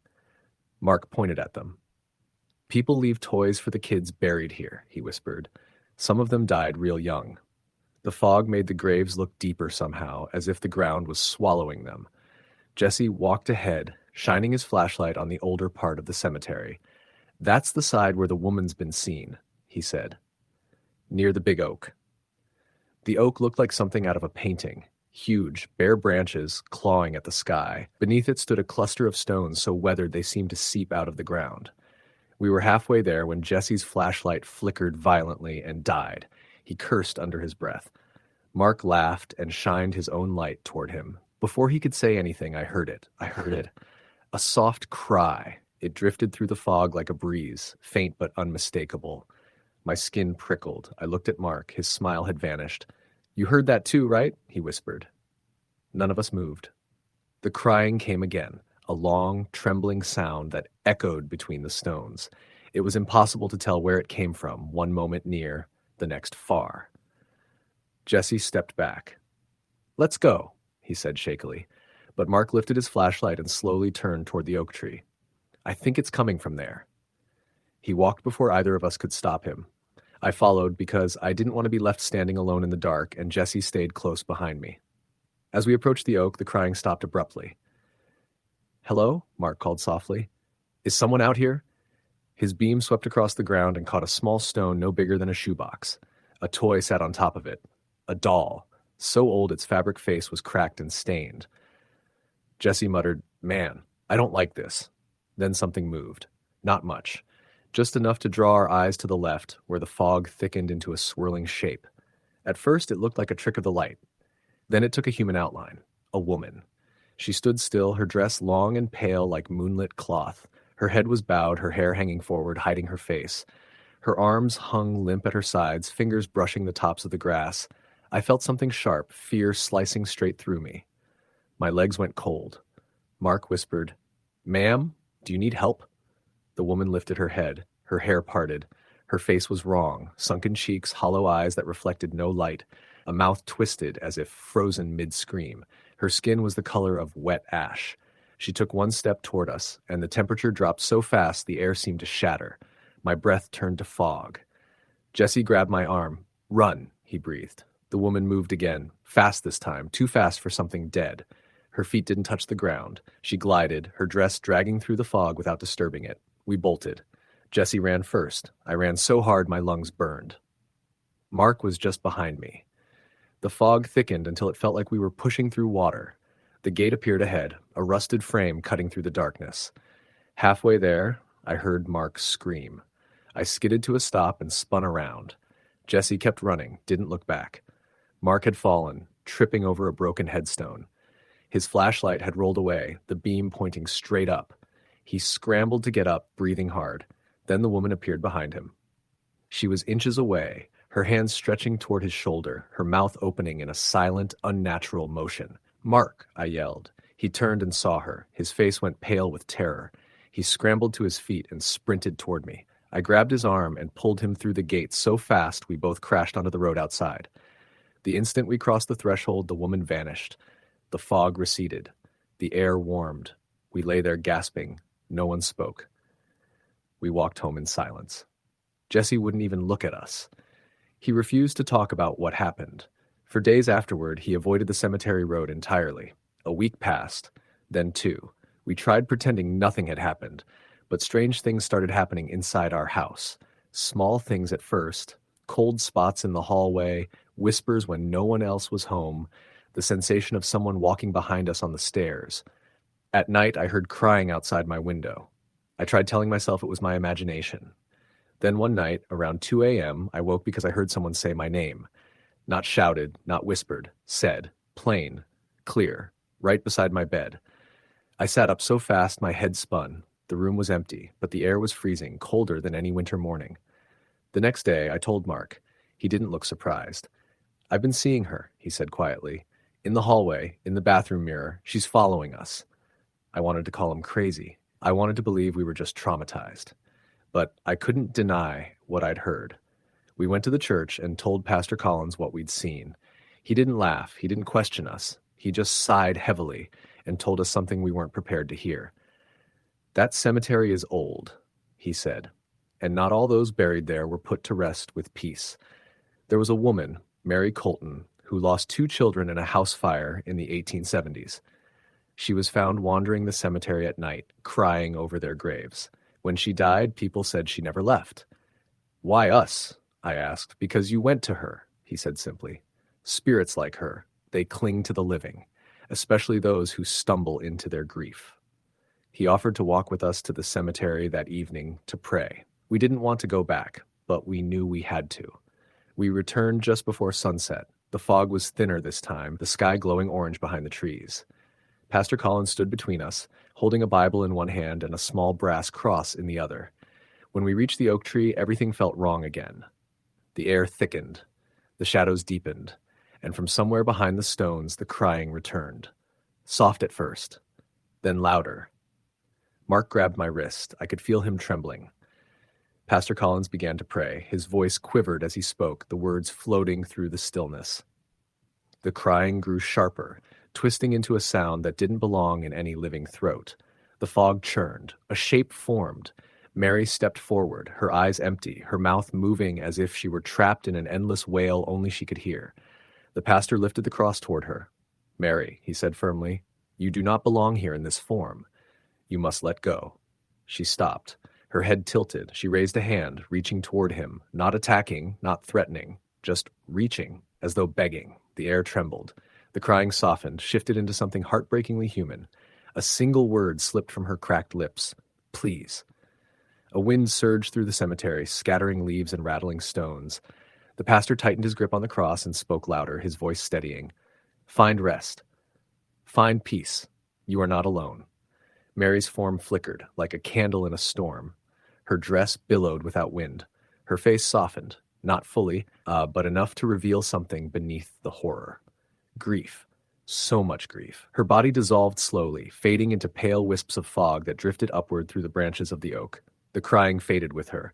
The air warmed. The cemetery grew still. Then everything went silent. Completely, utterly silent. We stood there unable to move. I realized tears were running down my face, though I hadn't noticed myself crying. Mark wiped his eyes. Even the pastor seemed shaken. When we finally left the cemetery, the sky had turned dark, but no fog returned. No shadows followed us. For the first night in weeks, our house stayed warm.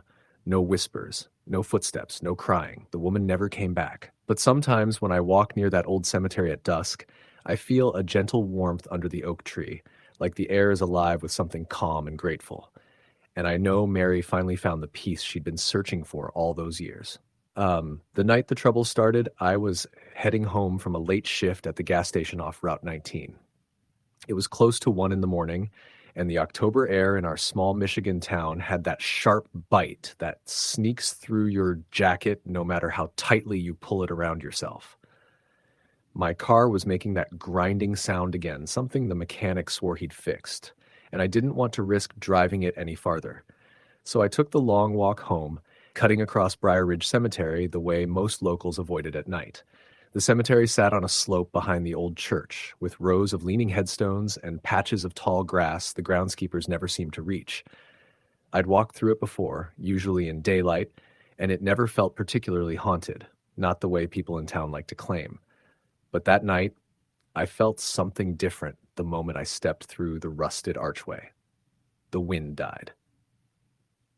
The air didn't move at all, not even enough to rustle the dry leaves scattered on the path.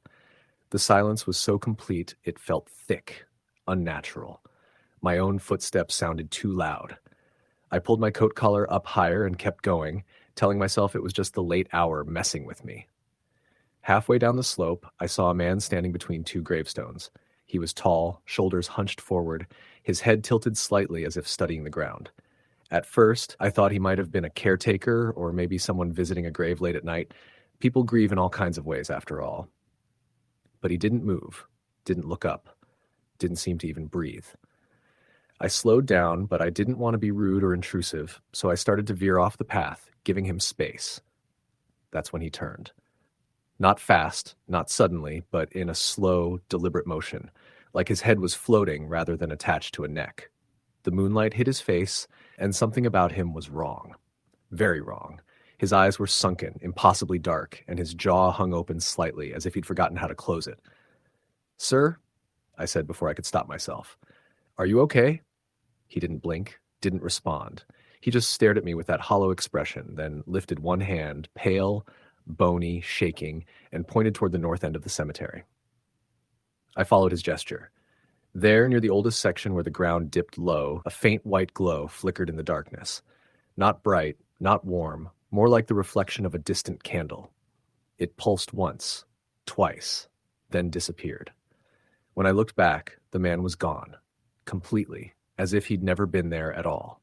My heart hammered against my ribs, and I quickened my pace, practically jogging down the main path. I didn't want to look around anymore. I didn't want to hear anything, see anything. I just wanted out. But the cemetery wasn't done with me yet. About 10 feet from the gate, something moved behind me. It sounded like soft footsteps on dry leaves, slow, dragging, uneven. My skin tightened, and I didn't dare look back. I kept walking faster, staring straight ahead. The footsteps got closer. "Don't!" a voice whispered behind me. I froze. The word was barely audible, cracked and breathy, like someone speaking through a ruined throat. I didn't turn around. I couldn't. Instead, I bolted through the gate and ran down the road, sprinting until I reached the warm yellow glow of the porch light on my small rented house. Only then did I stop, gasping, shaking so hard I could barely get my key into the lock. I barely slept that night. Every sound made me jump. Every shadow looked like a figure standing too still. But by morning, I convinced myself it had been some combination of exhaustion and imagination. I'd worked 12 hours straight, after all. People hallucinate when they're that tired. That's what I kept repeating to myself as I got ready for work. Then the news came in. A few customers mentioned that the church caretaker, Mr. Collins, had been found dead early that morning near the north end of Briar Ridge Cemetery. Heart attack, they said. He'd been out checking on reports of strange lights the night before. Rumor had it his face was frozen in a look of horror when they found him. I tried to act like it didn't bother me, but all day I caught myself glancing at the cemetery from the station's back window. Later that week, I ran into an older woman at the diner who recognized me from where I worked. "You walk home late sometimes, don't you?" she asked, stirring her coffee slowly. I nodded. "Sometimes. Why?" "Stay away from Briar Ridge after dark." Her voice dropped. "Things there don't stay rested." When I asked her what that meant, she just shook her head and said, "You don't want to know." But I did want to know. Against every bit of common sense, I wanted answers. I started looking into the cemetery's history, searching old newspaper records, library archives, anything I could find. That's when I learned about the 3 teenagers who'd gone missing in 1978 after sneaking into Briar Ridge on Halloween night. Their bodies were never found. A few locals still talked about seeing strange shapes wandering near the north end of the grounds. Shapes that vanished when approached. Other stories surfaced too. Someone claimed they heard their dead mother calling their name from behind a gravestone. Someone else swore a figure followed them all the way to the gate, only to evaporate into mist when they turned around. The church had tried sealing off the cemetery in the 80s, but it didn't last. Budget cuts meant fewer caretakers, and the place fell back into disrepair.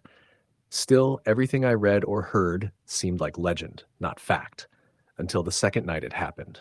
It was another late shift, another walk home. I avoided the cemetery the first few nights after the caretaker's death, but the detour around it added almost a mile, and the temperature had dipped into freezing territory. Eventually, exhaustion outweighed fear, and I cut through again, telling myself I'd walk fast, keep my head down, and not look anywhere but the path. It was quiet at first, just the crunch of frost under my shoes. Then I felt it again. The stillness, the dead air, the pressure. A low whisper carried on the cold. "Don't!" The same voice, the same cracked, broken whisper. My blood iced instantly. I sped up. "Don't. Go." I looked to my right. The same man from before stood there, half hidden behind a tall gravestone. His sunken eyes locked onto mine, and his mouth opened wider than should have been possible, stretched in a silent scream. I stumbled backward. Something flickered behind him, the same faint white glow I'd seen before. But this time, it didn't disappear. It grew brighter, almost shimmering. And then the temperature dropped so suddenly my breath froze in midair. Figures emerged from the glow. 3 of them. Thin. Barely shaped like people. Their faces blurred, except for their mouths, which hung open in twisted shapes. They drifted toward me without walking, sliding across the ground as if pulled by invisible strings. I ran. I didn't care that I slipped on the frost or that my lungs burned. I just ran until the gate came into sight. But when I reached it, it wasn't open the way it usually was. The metal latch hung twisted, bent inward, as if something had forced its way through earlier. Cold fingers brushed the back of my neck. I crashed through the gate so hard the hinges screamed. I didn't stop until I reached the streetlight on the corner where the world finally felt normal again. Safe again. I didn't sleep that night either, or the one after. Eventually, I told my coworker Mason what happened, expecting him to laugh it off. Instead, he paled and said his uncle had once seen something similar there years ago, but refused to talk about it again. "Whatever's in that place," he said, "it's not ghosts, not the kind that were human, anyway." But the worst part wasn't the cemetery, it was what followed me home. That third night, as I stood brushing my teeth, the bathroom light flickered. The mirror fogged over even though the room wasn't warm. I wiped it with my sleeve, and there, behind my reflection, stood the man with the sunken eyes, right in my hallway. I spun around, heart pounding. Nothing. But the hallway was freezing, a cold so deep it made my teeth ache. That was just the beginning. I started waking up to soft scratching at my bedroom door. Once I found muddy footprints in the kitchen, bare, human-shaped but far too long in the heel. Another time, the hallway smelled like wet earth, the same smell you get by digging into a fresh grave. The last straw came 2 weeks later when I found white candle wax on my porch in a thin line stretching from the steps to the door.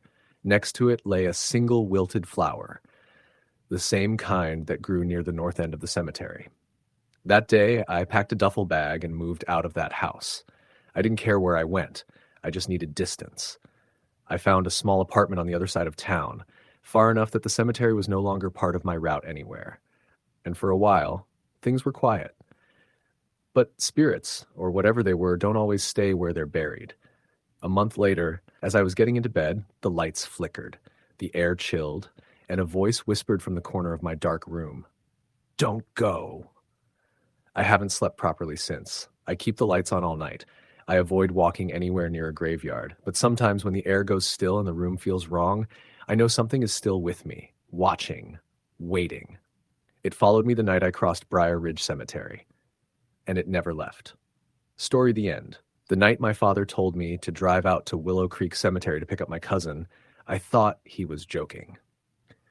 It was 11:15 in the middle of October, the kind of cold night where the wind bites through your coat and smells like snow, even when the sky's still too warm for it.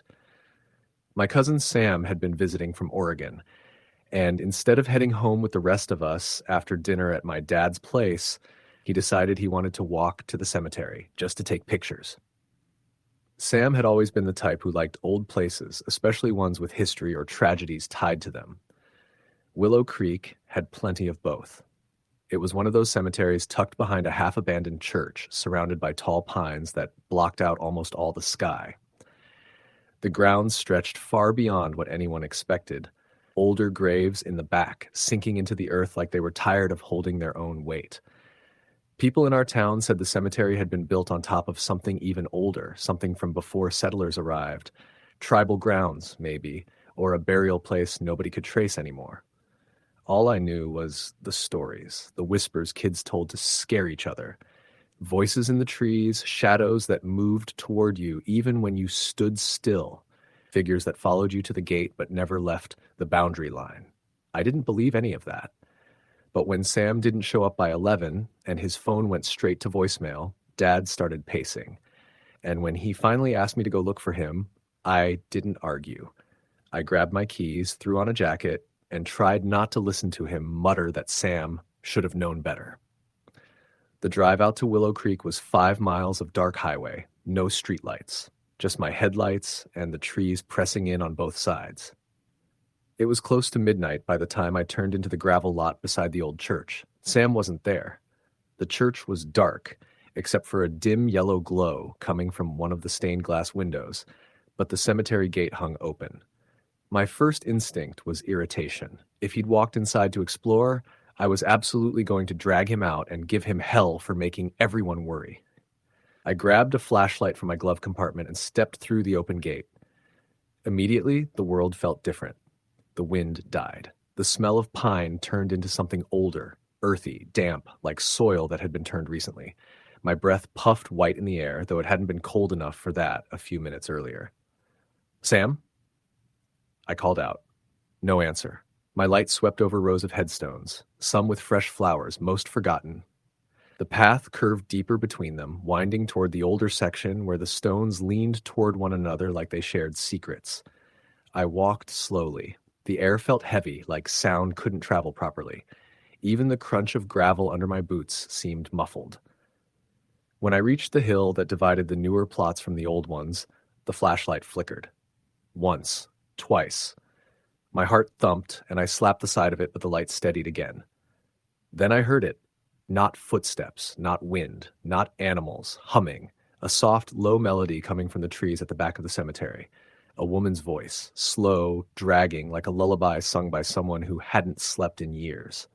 I froze. The humming didn't sound like Sam messing around. It didn't sound playful or human. It sounded wrong.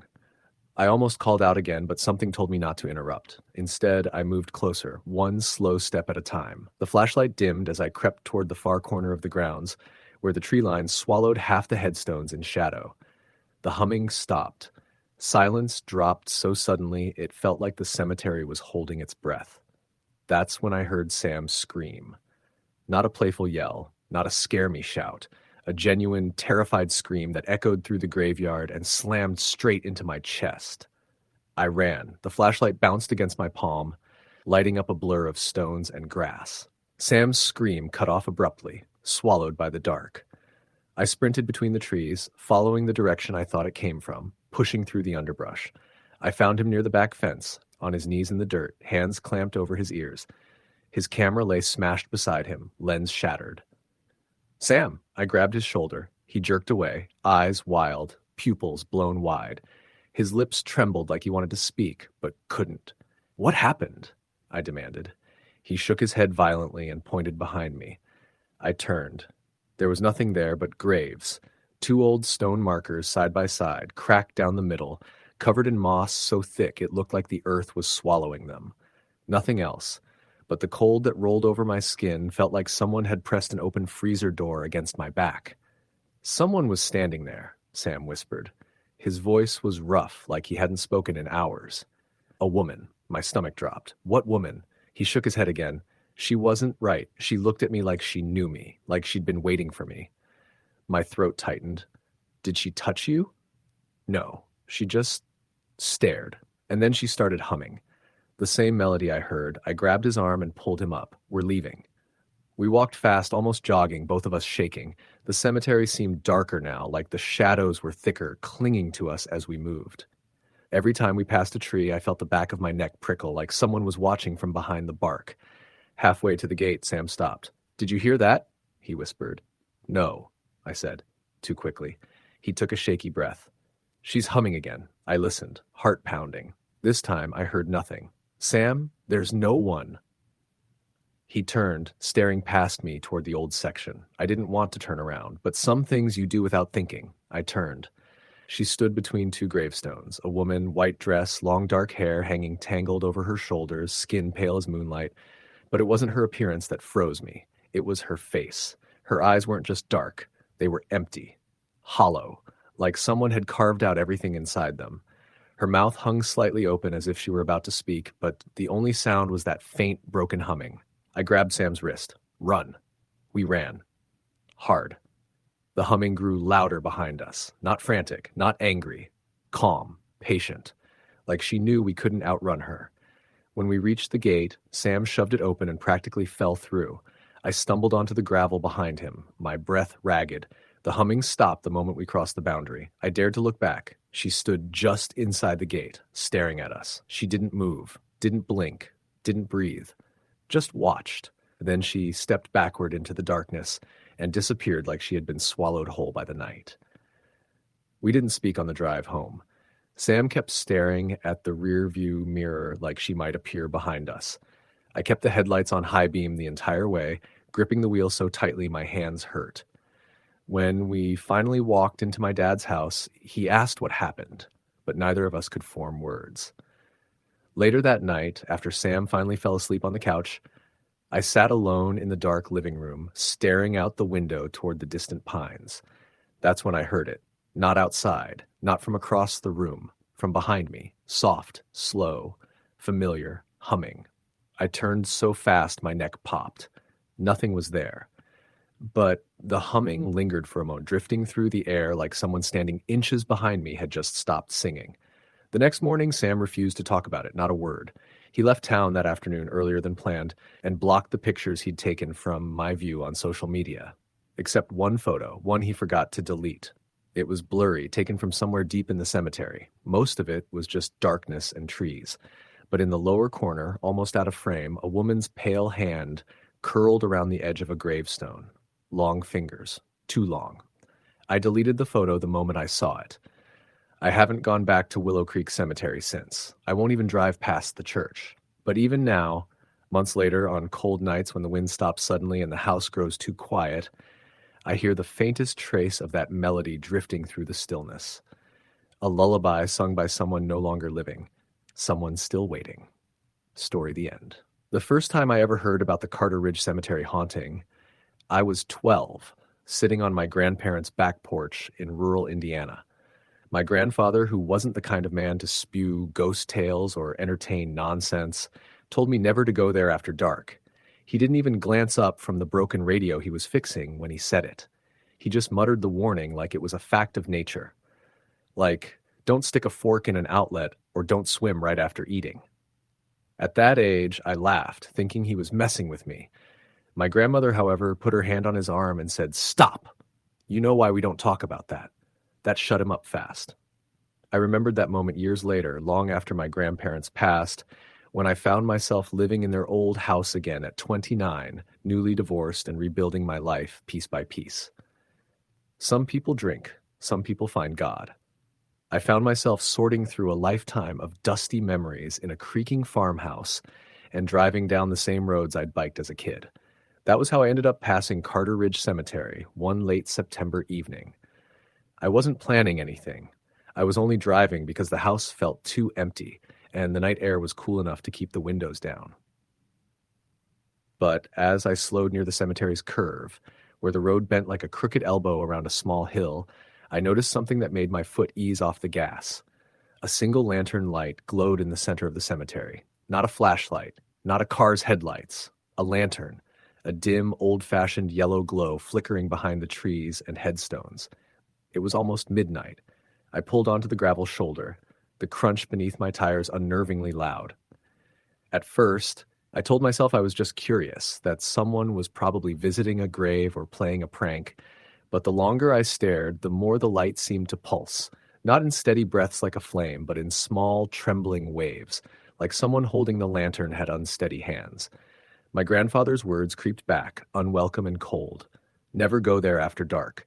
But I wasn't 12 anymore, and grief has a strange way of making people stubborn, or reckless, or lonely enough to ignore the warnings that used to keep them safe. I got out of the car. The night was quieter than it had any right to be. No insects, no wind, no rustling leaves, nothing but the steady hum of my cooling engine. And I grabbed the heavy-duty flashlight from the back seat, clicked it on, and crossed the shallow ditch toward the cemetery gate. The iron archway above me read Carter Ridge in letters rusted to a reddish-brown crust.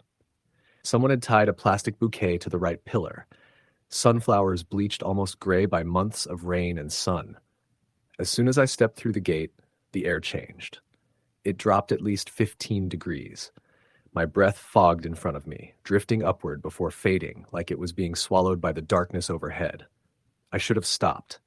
I should have turned around and gotten back in my car, gone home, and pretended I'd never seen the light. But the lantern glow was still there, calling me deeper into the cemetery. I walked between rows of headstones, some so old the lettering had been worn smooth. Others were newer, 1980s, a few in the 2000s, families who still had people in town to visit them. The grass brushed against my jeans like fingertips. The lantern flickered again. This time I saw a faint silhouette beside it. A person, standing completely still. "Hello?" I called out. The figure didn't move. The flashlight beam shook in my hand as I aimed it toward the lantern.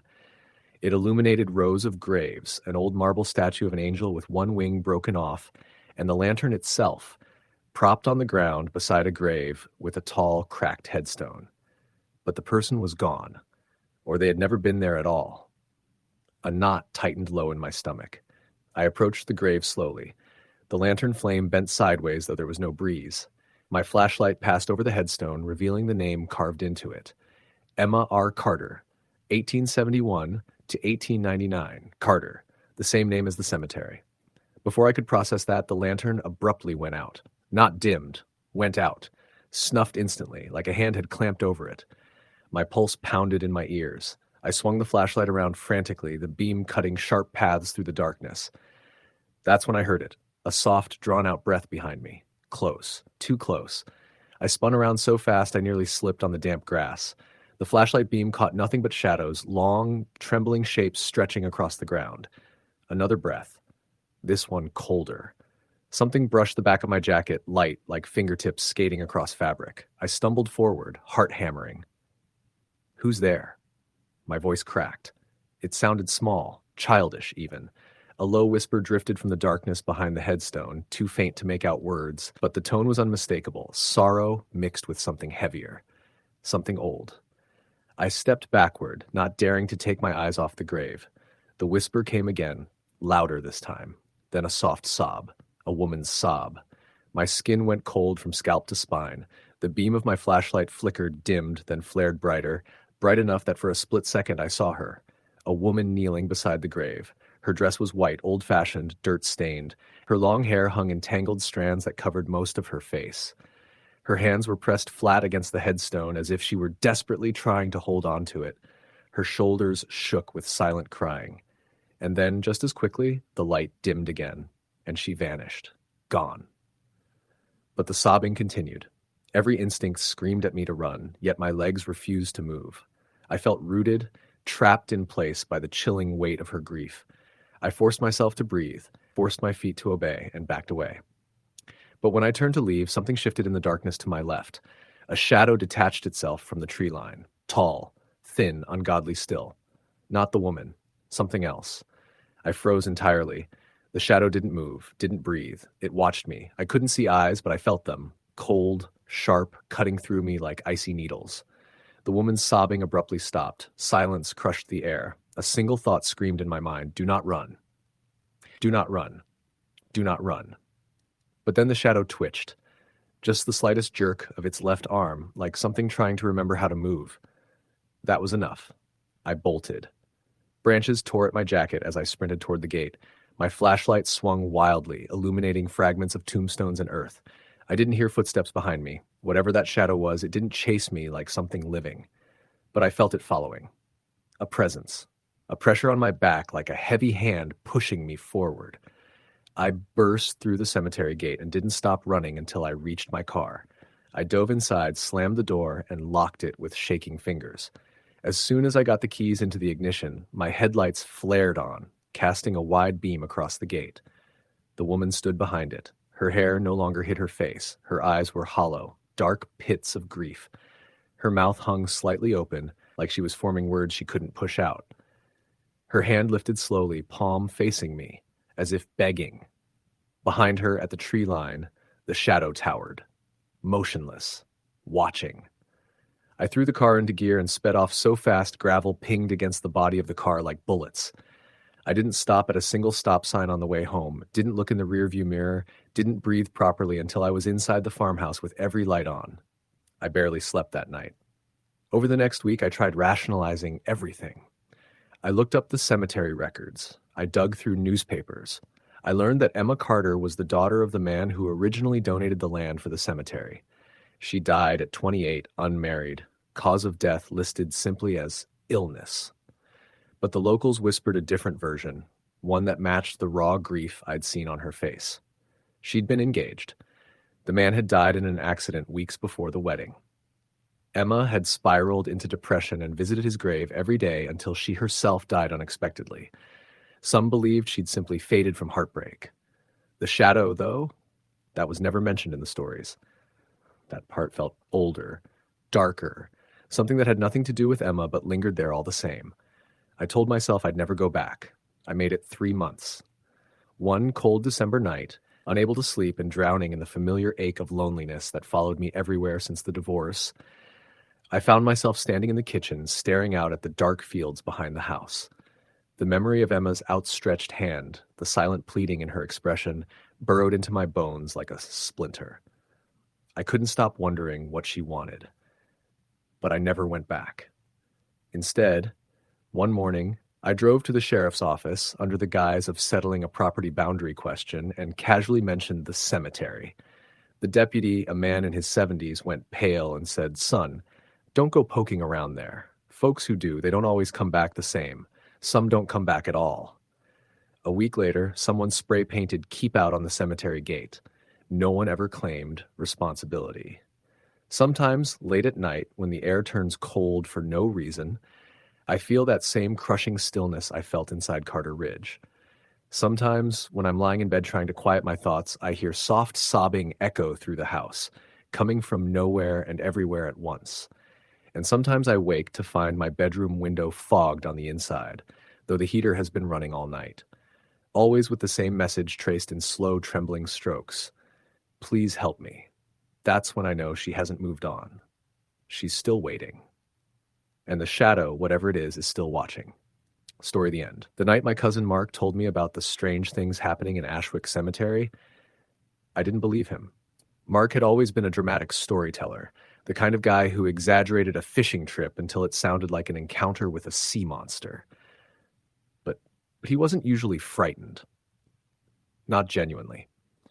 And that night, sitting at my kitchen table in rural Pennsylvania, he wouldn't touch his coffee, wouldn't lean back in his chair, wouldn't stop glancing at the door like he expected someone or something to step through it. "You think I'm messing with you," he said. "I think you've been working too many late shifts," I replied, trying to keep things light. He shook his head. I wasn't alone out there.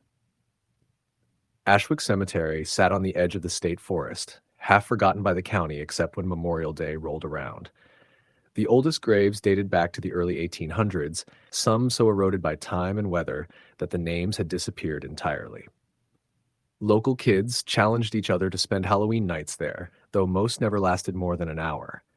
The place had a reputation, strange sounds, lights that flickered between the trees, a woman in black who wandered the far edge near the oldest plots. I'd heard those stories all my life, but I chalked them up to folklore.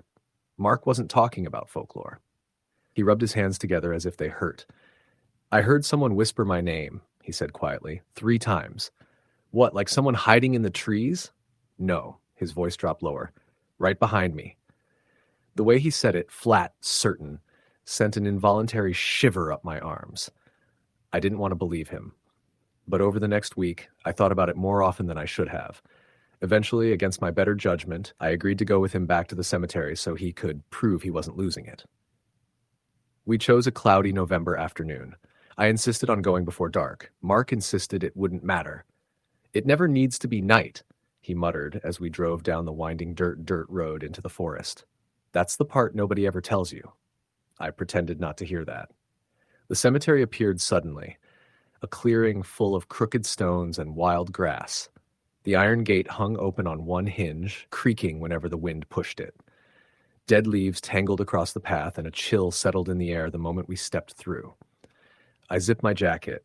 Mark didn't say a word. We walked past the newer graves first, granite stones polished enough to reflect the gray sky.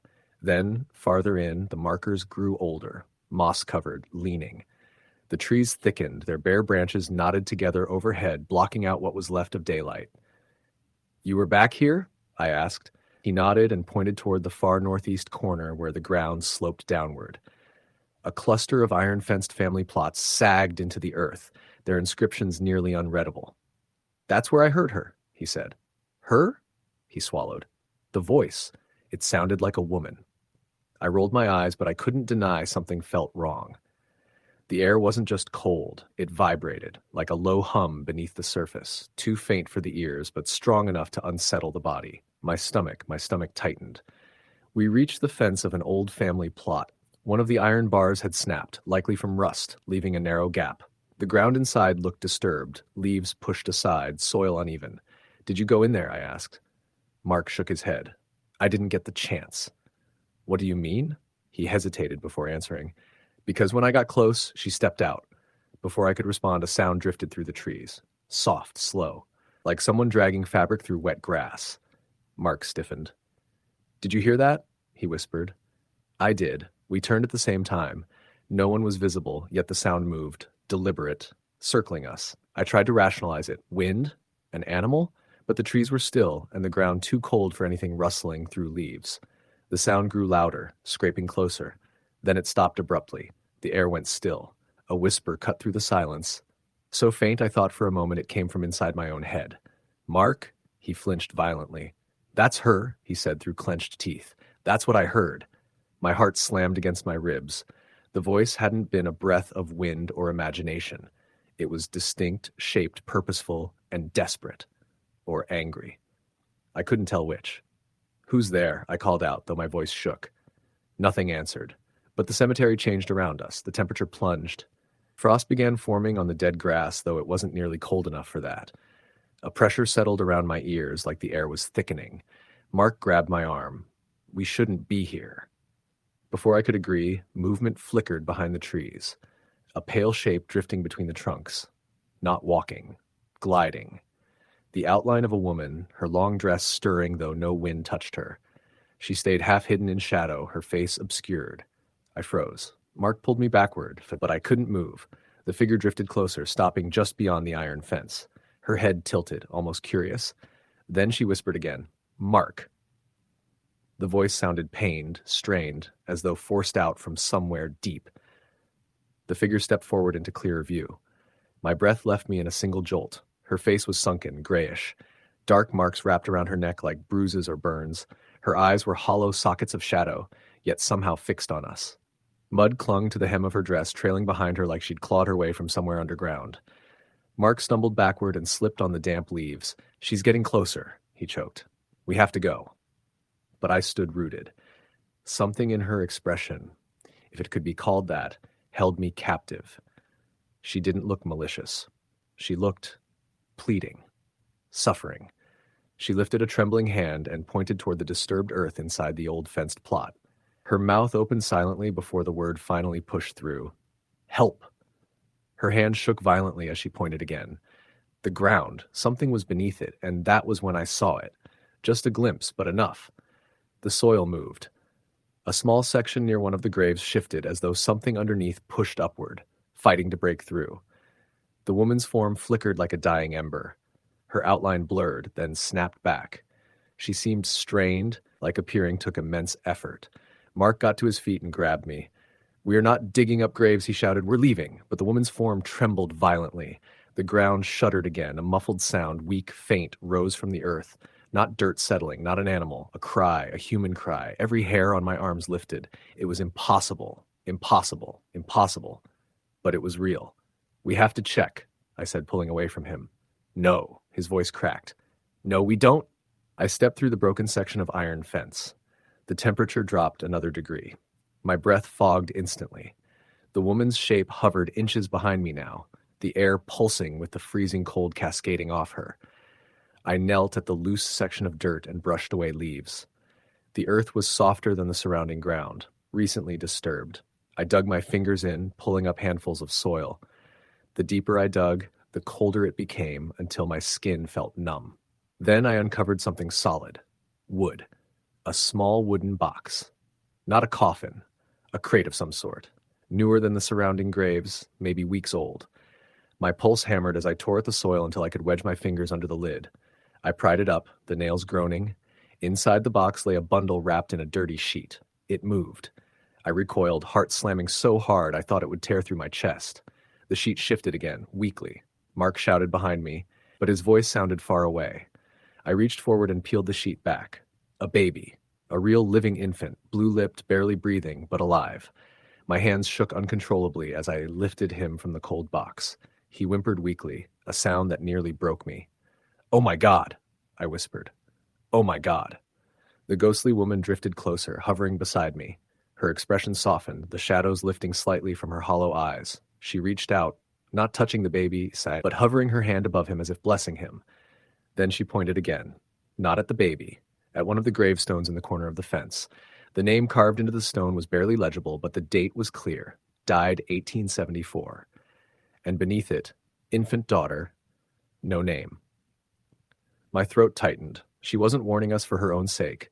She was warning us because she had been lost as a child. Forgotten. Buried without rest. And she refused to let another child share her fate. Mark finally rushed to my side. We wrapped the baby in Mark's jacket, using our body heat to warm him. The woman's form flickered again, fading slowly like a lantern burning out. Thank you, I whispered, choking on the words. Her eyes met mine one final time. The anguish in them softened, her shape dimmed, growing transparent, the cold around us lifted. As she vanished completely, I heard one last whispered breath. Safe. Mark and I raced back to the truck and drove straight to the nearest hospital. The infant survived. The police investigation that followed uncovered everything: a panicked teenage mother, a hidden pregnancy, a botched attempt to abandon the baby where she thought no one would find him. She hadn't meant to harm him, only hide him, but she left him there to die. No one believed our version of events. Of course. The official story was that hikers heard crying and called authorities. No mention of a ghostly woman, no mention of moving soil or whispered warnings, but I know what I saw and I know what saved that child. Ashwick Cemetery no longer feels threatening to me.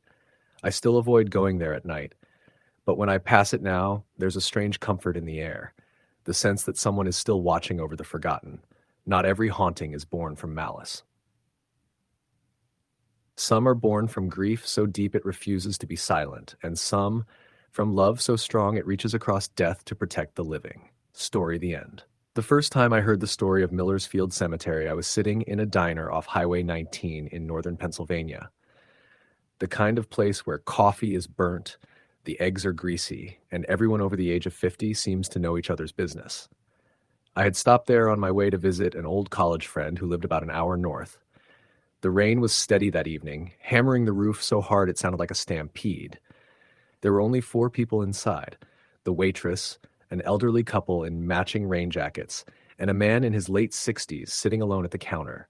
He had one of those lined faces you can't help staring at, like every crease was carved by something that hurt. When the couple got up to leave, the old man finally turned toward me. "You're not from around here," he said. I shook my head. "Just passing through." He stared at my jacket and the mud on my boots. "You headed north?"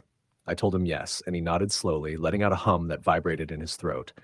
"Then I hope you're not taking County Road 11. I was planning to. He exhaled sharply, as though I'd confirmed his worst suspicion. "Detour. I'm telling you that for your own good." "Why?" His eyes drifted to the window, to the field of tall weeds beyond the parking lot bending in the rain. "There's a cemetery along that road. Miller's Field. Bad place. Folks around here know better than to drive by after dark."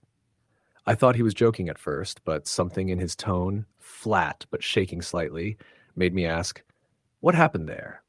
He didn't answer for a long moment. When he did, it sounded like a confession he'd held in for decades. "I saw something there once, and what I saw hasn't ever stopped seeing me." A chill crept across my skin, though the diner was warm.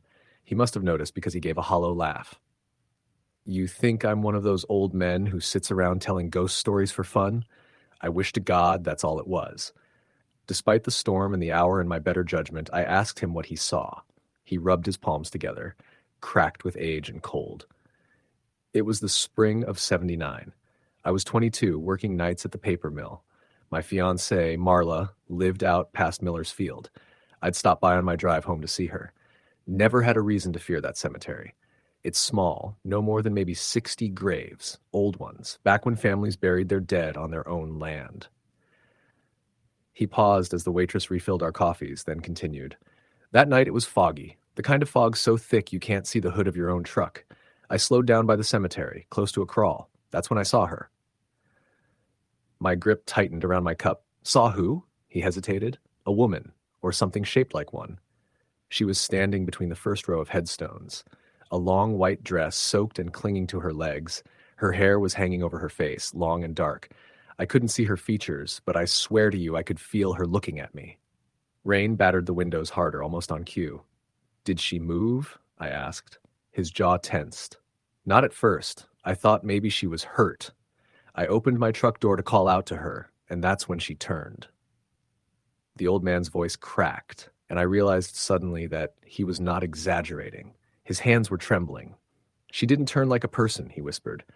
"It was wrong, too fast, too sharp, like her head snapped toward me before her body realized it needed to follow." He ran a hand through his gray hair. "And then she smiled." The diner lights flickered slightly with the storm, but neither of us glanced up. It wasn't a normal smile, it was wide, and her teeth were...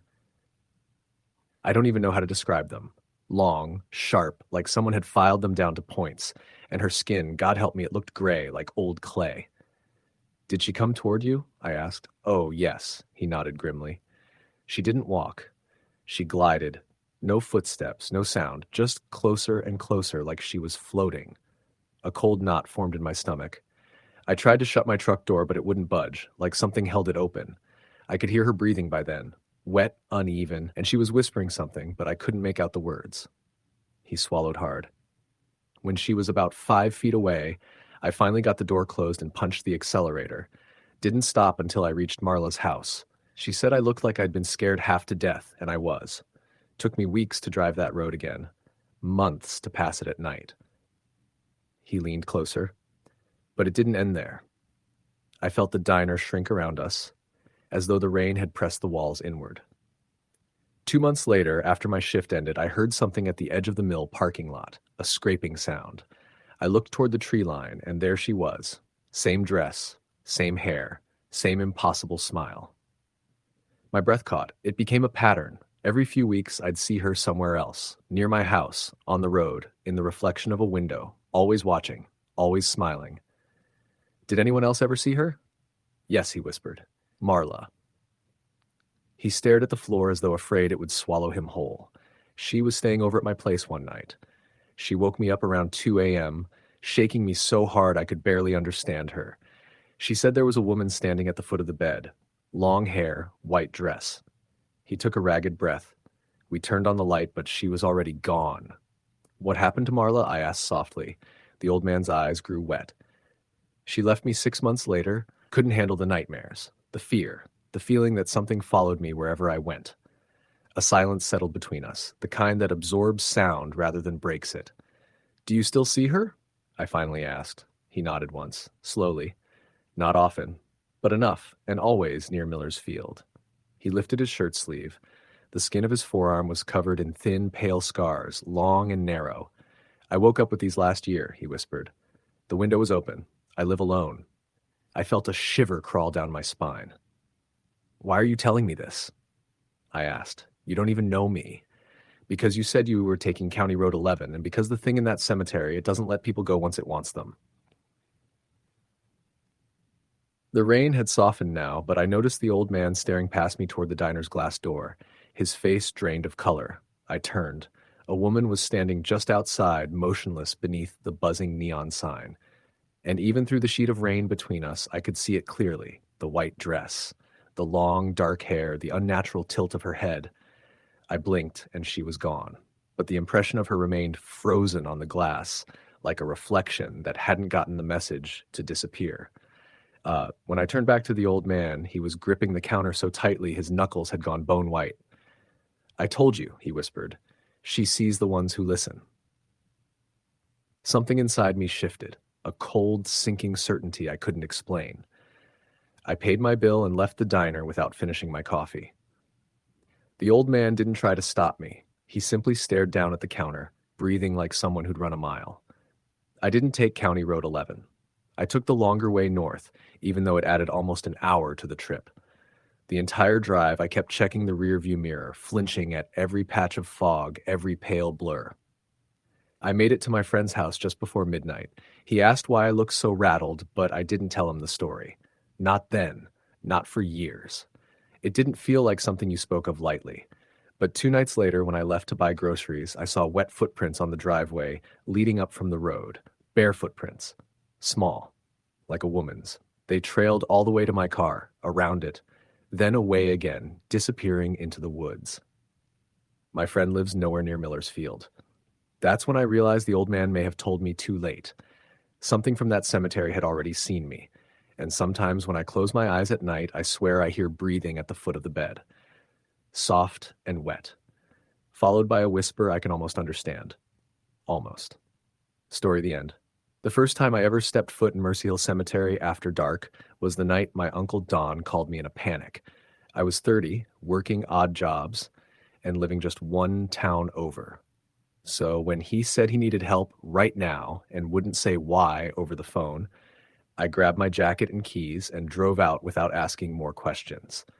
Don wasn't the type to scare easily. He'd been the caretaker of Mercy Hill for almost 16 years, knew every grave by name, and treated the grounds like his own backyard. It was a cold October night, the kind where the sky hangs low and the air feels tight. When I pulled into the cemetery's gravel lot, his truck was already parked by the maintenance shed. Headlights off, but driver's door open. That alone sent a small shiver crawling down my arms. Don never left his truck door open. I called his name once, twice. No answer. I grabbed the flashlight he always kept in the back seat and headed onto the path. The moment I stepped through the iron archway with its peeling nameplate, the air felt heavier, like crossing into a different pressure. Mercy Hill wasn't a particularly large cemetery, but it was old. Some graves dated back to the Civil War, stones so worn the names had dissolved completely. The place had a reputation in town, and mostly whispered stories teenagers passed around to scare each other. Shadows that moved, voices calling from nowhere, strange lights drifting between the trees. Don always dismissed all that as people who hear a squirrel fart in the woods and think they met the devil. But he'd still called me, and his voice hadn't sounded like he was joking. I headed down the main path toward the chapel. My boots crunched on the brittle leaves scattered across the ground. The flashlight beam jittered slightly with each step. About 50 feet in, I saw something that made me stop. Fresh flowers, roses but wilted, lay across one of the older graves. Someone had placed them carefully, but the petals were browned and soft, like they'd been left weeks ago. That wasn't unusual by itself. What bothered me was the grave they were on. It belonged to a woman named Helen Price, born 1884, died 1903. Not the kind of grave anyone brought fresh flowers to. As I crouched to look at them, the wind shifted and carried a faint, nearly inaudible whisper past my ear. I straightened so fast the flashlight beam whipped across several stones. The whisper didn't come again. I tried calling Don again, louder this time. My voice carried into the distance and faded. Nothing responded. I resumed walking, heading toward the back section where he often spent evenings repairing fences. Halfway there, my radio, yes, he made me keep one in my truck just in case, crackled. Static hissed, then a voice broke through. Not Don's. It sounded like a woman. Soft, barely above breath. I froze. Her words were too faint to make out, but the tone was unmistakable, pleading. I lifted the radio to my ear. Hello? Don, is that you? Where are you? The static built, then cut off with a sharp click. Silence. By then, my pulse hammered so hard it echoed in my ears. I turned in a full, slow circle to scan the headstones around me. The cemetery felt bigger in the dark, stretching endlessly into the black tree line. The wind rustled leaves overhead, but beneath that, something else stirred, something that didn't sound like wind at all.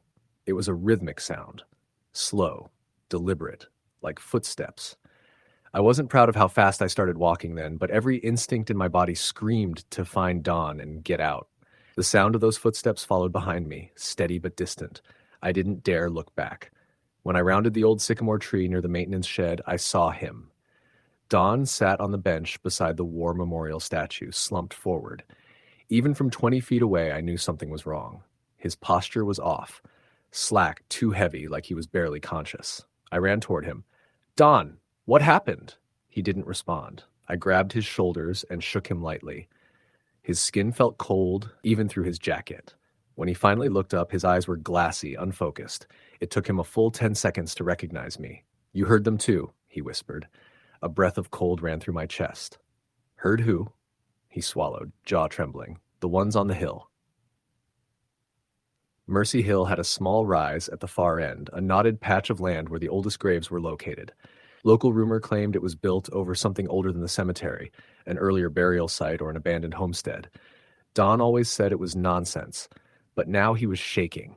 What happened? I asked, easing down beside him. He rubbed his temples. I was checking the north fence. I heard someone crying. Sounded like a woman, thought maybe someone got lost or hurt. But when I followed the sound, it kept moving, drifting ahead of me like it was leading me. His voice cracked on the last words. You went up the hill? He nodded. I shouldn't have. You don't follow voices out here, Sam. I've known that for years. But tonight, they were clearer, closer. A flicker of movement caught my eye. I turned. Nothing there. Just the swaying shadows cast by the lamppost. Don, I said quietly, let's get in your truck and leave. We'll call the sheriff in the morning, do a full sweep. He gripped my arm suddenly, hard. You don't understand. They're not alive. I opened my mouth, closed it again. He wasn't joking. His voice had that low, certain weight people get only when describing something they've truly seen. What did you see? He stared at the ground. Shapes, not solid, like silhouettes caught in fog.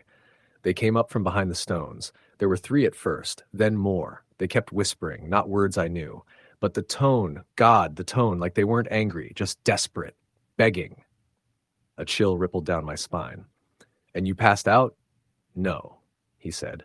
It felt like they touched me, like cold hands pressing on my neck. I couldn't move, couldn't breathe. Next thing I knew, you were shouting my name. Something creaked behind us. We both turned.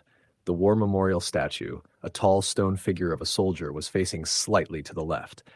That didn't seem wrong at first, until I realized all these years I'd only ever seen it facing straight ahead. Statues don't turn. I blinked hard, rubbed my eyes, then checked again. It had turned more. Facing us. Don grabbed my sleeve. We need to go. Now. We stood, but before we took more than 3 steps, the radio at my hip crackled again. Static. Then the woman's voice returned, clearer this time. She said my name. My knees almost buckled. Don jerked the radio from my belt and slammed the power off. The look on his face was pure fear. He whispered, "Don't listen to them. Don't answer them. They only get stronger when you do." Movement flickered in my peripheral vision. I turned toward the hill. Shapes stood between the headstones, pale silhouettes, barely formed, some tall, some small, some bent at unnatural angles. They didn't walk. They simply appeared, closer each time the wind shifted. One lifted an arm, not pointing at the cemetery, pointing at me. I took a step back. For a moment I thought my legs would give out entirely. "Don," I whispered, "tell me you're seeing that." He didn't answer. He didn't need to. His trembling breath said everything. The air grew colder, sharp, biting, unnatural for late October. Shadows stretched across the ground, reaching like fingers. One by one, the figures drifted closer, their outlines flickering like candlelight. The whispering began again. Not one voice. Dozens.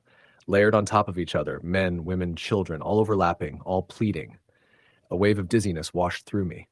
Something inside the whispering tugged at my mind, drawing me in like a current pulling at a drowning swimmer. For a moment I felt like I was standing on the edge of something bottomless. Don grabbed my arm and dragged me toward the truck. "Look down," he ordered. "Don't look at them." I forced my gaze to my boots, stumbling over uneven ground. The whispers swelled, trying to claw their way under my skin. I felt a cold sweep along my shoulders, like breath. My vision blurred at the edges. Just when I thought I'd collapse, Don shoved me against the passenger door and yanked it open. We threw ourselves inside. He slammed the locks down and turned the key until the engine roared to life. The headlights flooded the cemetery path. The figures lit up all at once. Not disappearing, not fading. Dozens of translucent forms stood scattered between the stones. Some were only faint outlines. Others had faces, drained of color, hollow-eyed, gaunt. Their mouths moved in unison. The whispering surged, desperate, urgent. I slapped my hands over my ears. "Drive!" I yelled. Don floored the gas. Gravel spat behind us as the truck lurched forward. The cemetery entrance loomed ahead. Figures lined the path on both sides, their heads turning to follow the truck without their bodies moving. One form, a small, childlike shape, stood in the middle of the road as we approached. Don didn't slow down. When the truck passed through it, the temperature inside the cab dropped instantly, frost blooming across the windshield. I choked on a gasp. Then we burst out through the iron gate and onto the main road. The whispers cut off all at once. Silence punched my ears painfully as if someone had slammed a vacuum around the truck. Don didn't speak until we were miles away, pulled off beside a gas station. They didn't follow. We sat in silence for a long time. My heartbeat still thrummed too fast. His hands were shaking on the steering wheel. "Sam," he said quietly, "I don't think I can keep working there." "I don't blame you," I whispered. He exhaled shakily. The voices, they weren't just calling for help. They were calling specific names. Yours, mine, others I've heard before. My stomach twisted. "Why us?" He stared out the windshield, eyes distant. "I think they're trapped. I think they're trying to pull people in with them. I didn't sleep for 2 days. The next time Don called, it was to tell me he'd quit his job. The cemetery board hired a new caretaker, someone who didn't believe in ghosts and claimed all the stories were overblown. 2 months later, that new caretaker went missing. Only his truck was found. Driver's side door open, keys still in the ignition, right beside the memorial hill.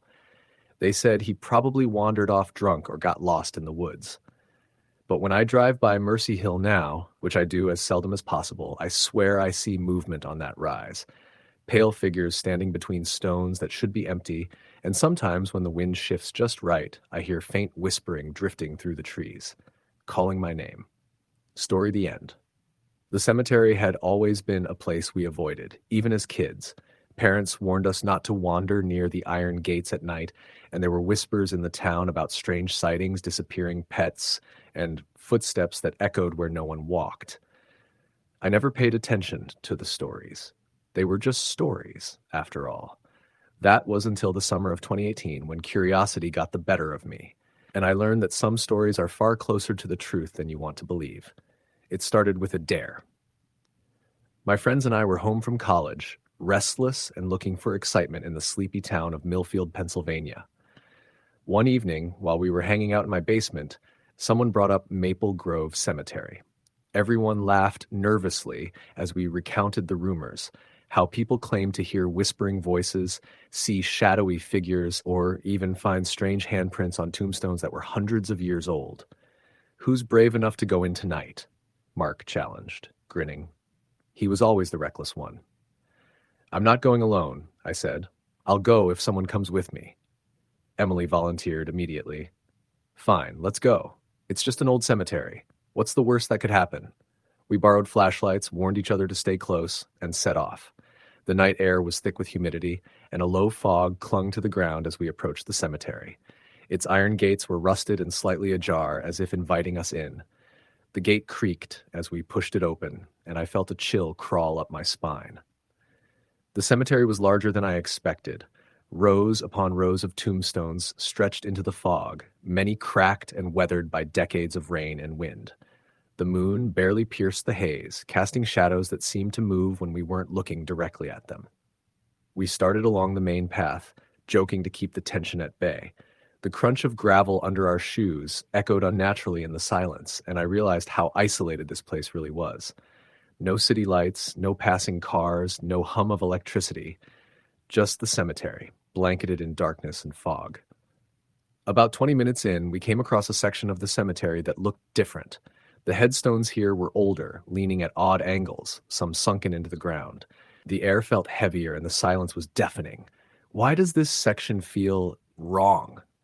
Emily whispered, glancing around nervously. I laughed it off. "It's just older, probably hasn't been maintained in decades." But then we heard it, a faint whisper. It was impossible to pinpoint the direction, like the sound was coming from everywhere at once. We froze, listening. "Probably the wind," Mark said, though even he sounded unsure.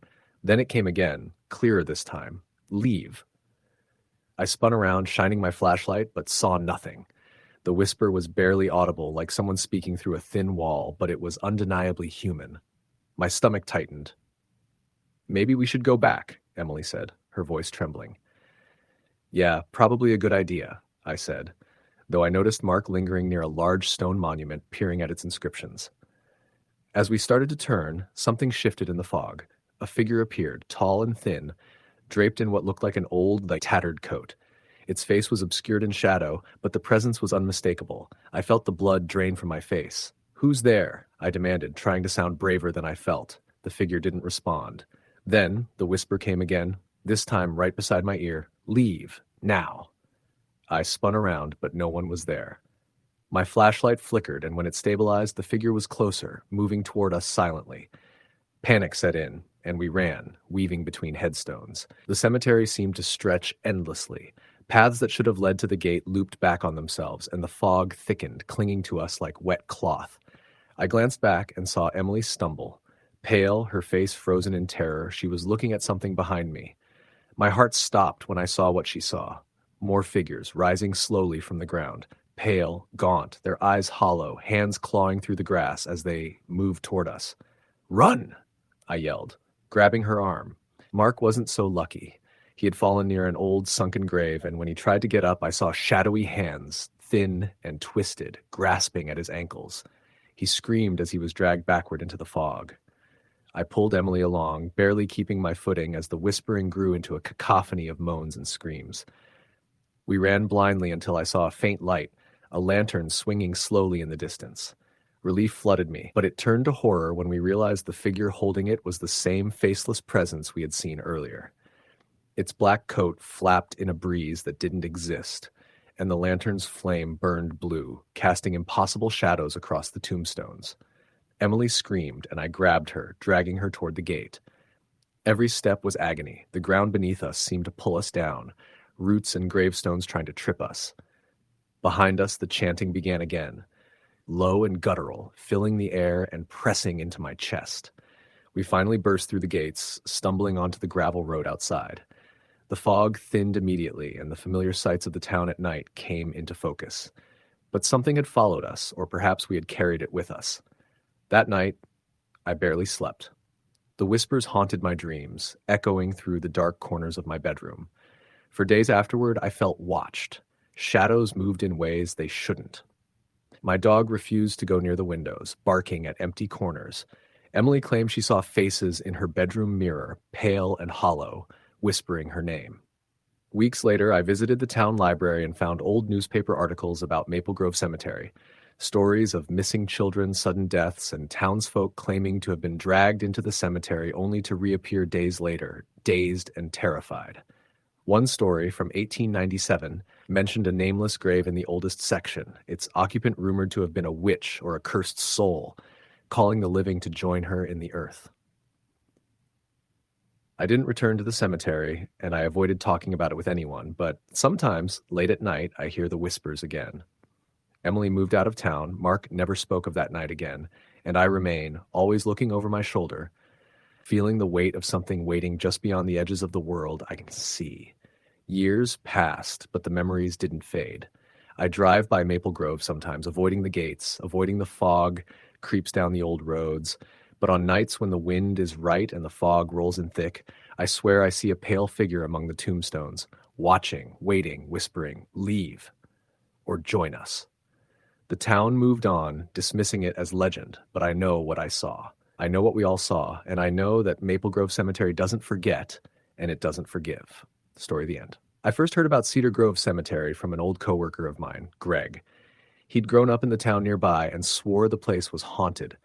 Not the kind of haunted where you see a floating sheet or a swinging chandelier, but the kind that gets under your skin, makes your hair stand on end, and leaves a chill in your chest long after you've left. I didn't believe him, of course. I'm the type who needs hard evidence before I'm scared. Ghost stories are fun around the campfire. Nothing more. It wasn't until my father passed away in early November that I found myself at Cedar Grove myself. He had been ill for a while, and the funeral felt inevitable. But still, standing there on the hill overlooking the rows of tombstones, the reality hit me hard. My father had always been a practical man, never one for superstition or myths, but something about seeing him lowered into the cold ground, surrounded by the graves of strangers, made me feel like the air itself had thickened. After the service, most of the family left. I lingered behind, not because I wanted to, but because I needed to. I needed to say goodbye one more time, to touch the granite marker that bore his name. I knelt, tracing the letters with my fingers, feeling the cold bite of stone. The cemetery was quiet, too quiet. I could hear the faint rustling of the leaves and the occasional crow in the distance, but everything else felt muted, almost swallowed by the night. That night, I couldn't sleep. I kept thinking about my father, lying alone in that grave. I kept imagining that the graves around him weren't as empty as they seemed. I finally made a decision I knew I might regret. I would return to Cedar Grove after dark. I convinced myself it was for closure, to make sure everything was all right, to maybe leave a small token on his grave. My car had barely cleared the driveway when I began second-guessing the whole idea, but by then it was too late to turn back. The cemetery gates were unlocked, as they often were in small towns, and I drove in slowly. Fog had begun to settle over the grounds, thick enough that my headlights barely cut through it. I stepped out of the car, flashlight in hand, and felt the first prickle of unease crawl across my skin. The air smelled damp and earthy, like the soil was exhaling. Every step I took seemed louder than it should have been. The gravel crunched sharply under my shoes, echoing through the rows of gravestones. I reached my father's grave and knelt again.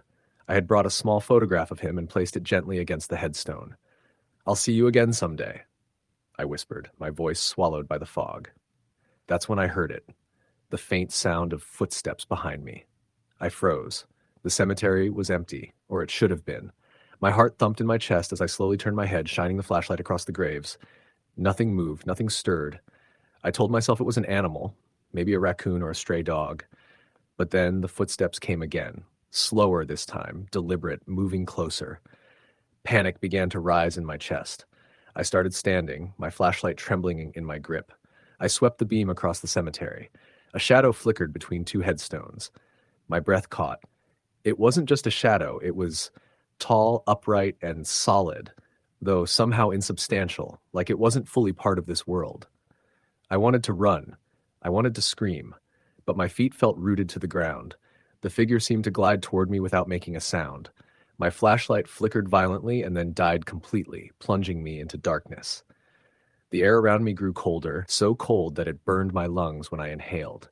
I felt a presence press against the back of my neck, like invisible fingers tracing my spine.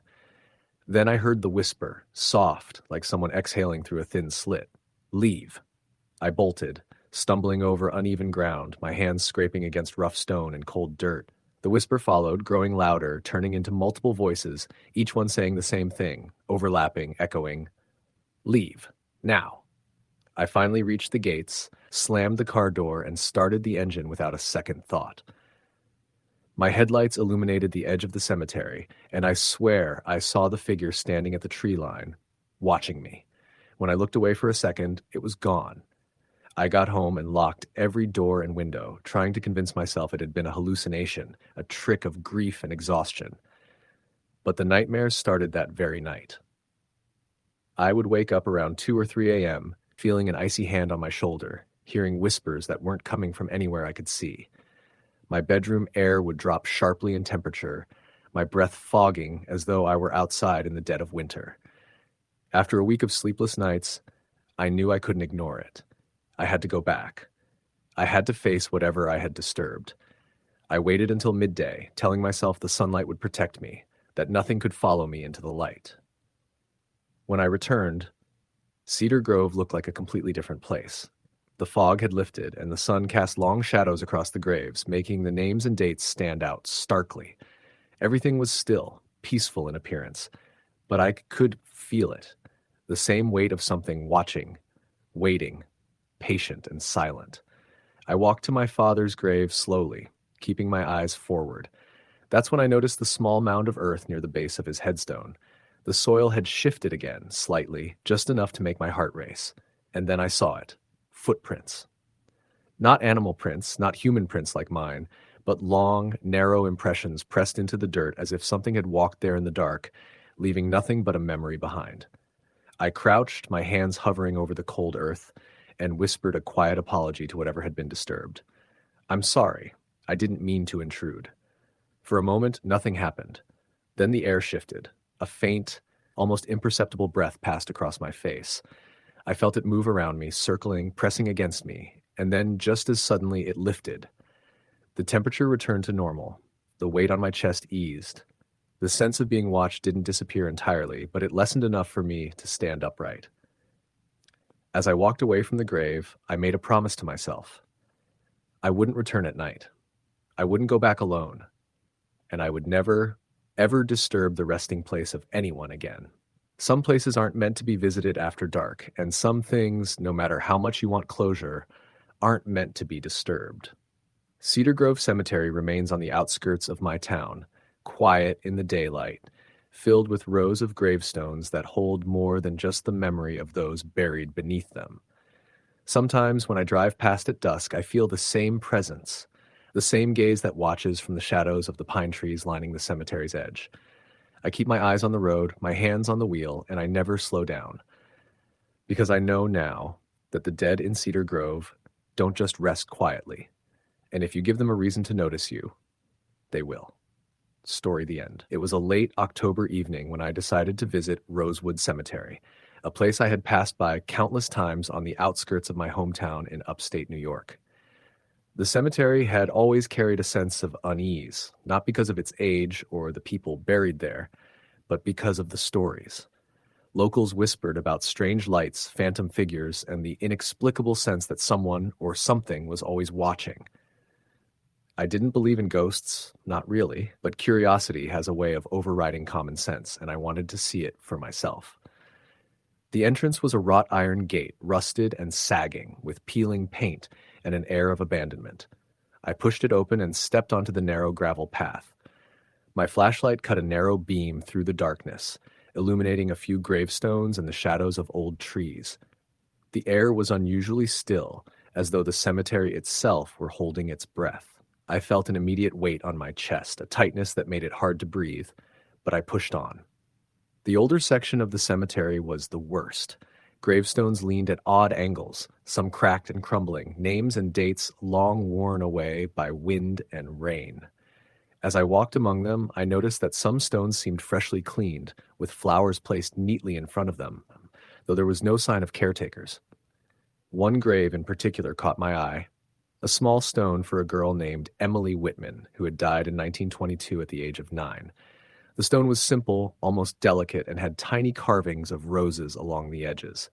I knelt down to read it more clearly and noticed a strange symbol etched faintly at the base, a symbol I couldn't recognize but which seemed to hum with some invisible energy. That's when I heard it, a faint, almost imperceptible whisper. I froze, straining to listen. "Emily," it said, soft and sorrowful. I spun around, flashlight sweeping across the cemetery, but saw no one. My rational mind told me it was the wind, or perhaps the echo of my imagination, but the whisper had been distinctly human. I continued walking, trying to shake off the unease, but the feeling of being watched intensified. The shadows between the gravestones seemed to move independently, curling and stretching as if alive. Then I noticed something that made my blood run cold. The flowers at the base of Emily's grave had shifted slightly. They were fresh roses, not the dried and wilted kind that often sit on old graves, and they were now arranged in a way that looked deliberate, almost like someone had just placed them there. I crouched to inspect the flowers more closely, and my flashlight flickered. In that brief moment of darkness, I felt a cold hand brush against my shoulder. I whipped around, heart pounding, but again, there was nothing. When the light returned, I noticed a faint mist curling around the graves, glowing slightly under the beam of my flashlight. The air was icy now, my breath forming small clouds, and I realized with growing dread that I was not alone. Then I saw her. A figure, pale and almost translucent, standing a few feet away between two gravestones. She was a young girl, wearing a tattered white dress, her hair long and dark. Her eyes were hollow yet full of sorrow, and she raised a hand toward me. I wanted to run, but my feet were frozen to the ground. "Help me," she whispered, her voice carried on the wind, desperate and pleading. I recognized her instantly. Emily Whitman, the same girl whose grave I had been examining. My pulse raced as I tried to speak, but my throat was dry. The girl's eyes darted toward the ground, then back at me, urging me to follow her gaze. I turned and saw a patch of freshly disturbed earth just at the edge of the grave. Something was buried beneath it, and instinctively I knew I had to uncover it. My hands trembled as I knelt beside the soil, scraping at the dirt. The cold seeped through my gloves and into my skin, but I couldn't stop. The whispers grew louder, surrounding me now, coming from every direction. "Please, help her." I could hear multiple voices, faint and sorrowful, echoing through the cemetery. I dug faster, driven by a mixture of fear and compulsion, until my fingers hit something solid. It was a small wooden box, rotting but intact. My heart pounded as I cleared the remaining dirt to reveal it fully. I could make out the tiny outline of a child inside, preserved eerily by the cold earth. I gagged, trying not to vomit, but I couldn't stop. Before I could touch it, Emily placed her hand over mine. A warmth spread through me, calming the terror, even as sorrow and fear mingled in my chest.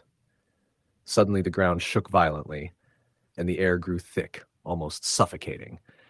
The shadows around me stretched and writhed, forming shapes I couldn't identify. Emily screamed, a sound that pierced the night and made my ears ring. And then she was gone. The whispers ceased, leaving a silence so deep it pressed against my eardrums. I looked around frantically, but there was nothing left, only the small wooden box at my hands. I carried the box to my car, parked just outside the cemetery, and drove home, my hands raw and shaking. Once inside, I placed it carefully on the floor. I couldn't bring myself to open it, but I sensed that whatever was inside had to be dealt with. That night, sleep was impossible. Every creak, every shadow in my apartment felt alive. Around 2:30 a.m., I heard the whisper again, soft this time, almost gentle. "Thank you. You've freed her." I jumped out of bed and rushed to the box, but it was empty. The small girl, or whatever spirit had been trapped within, was gone.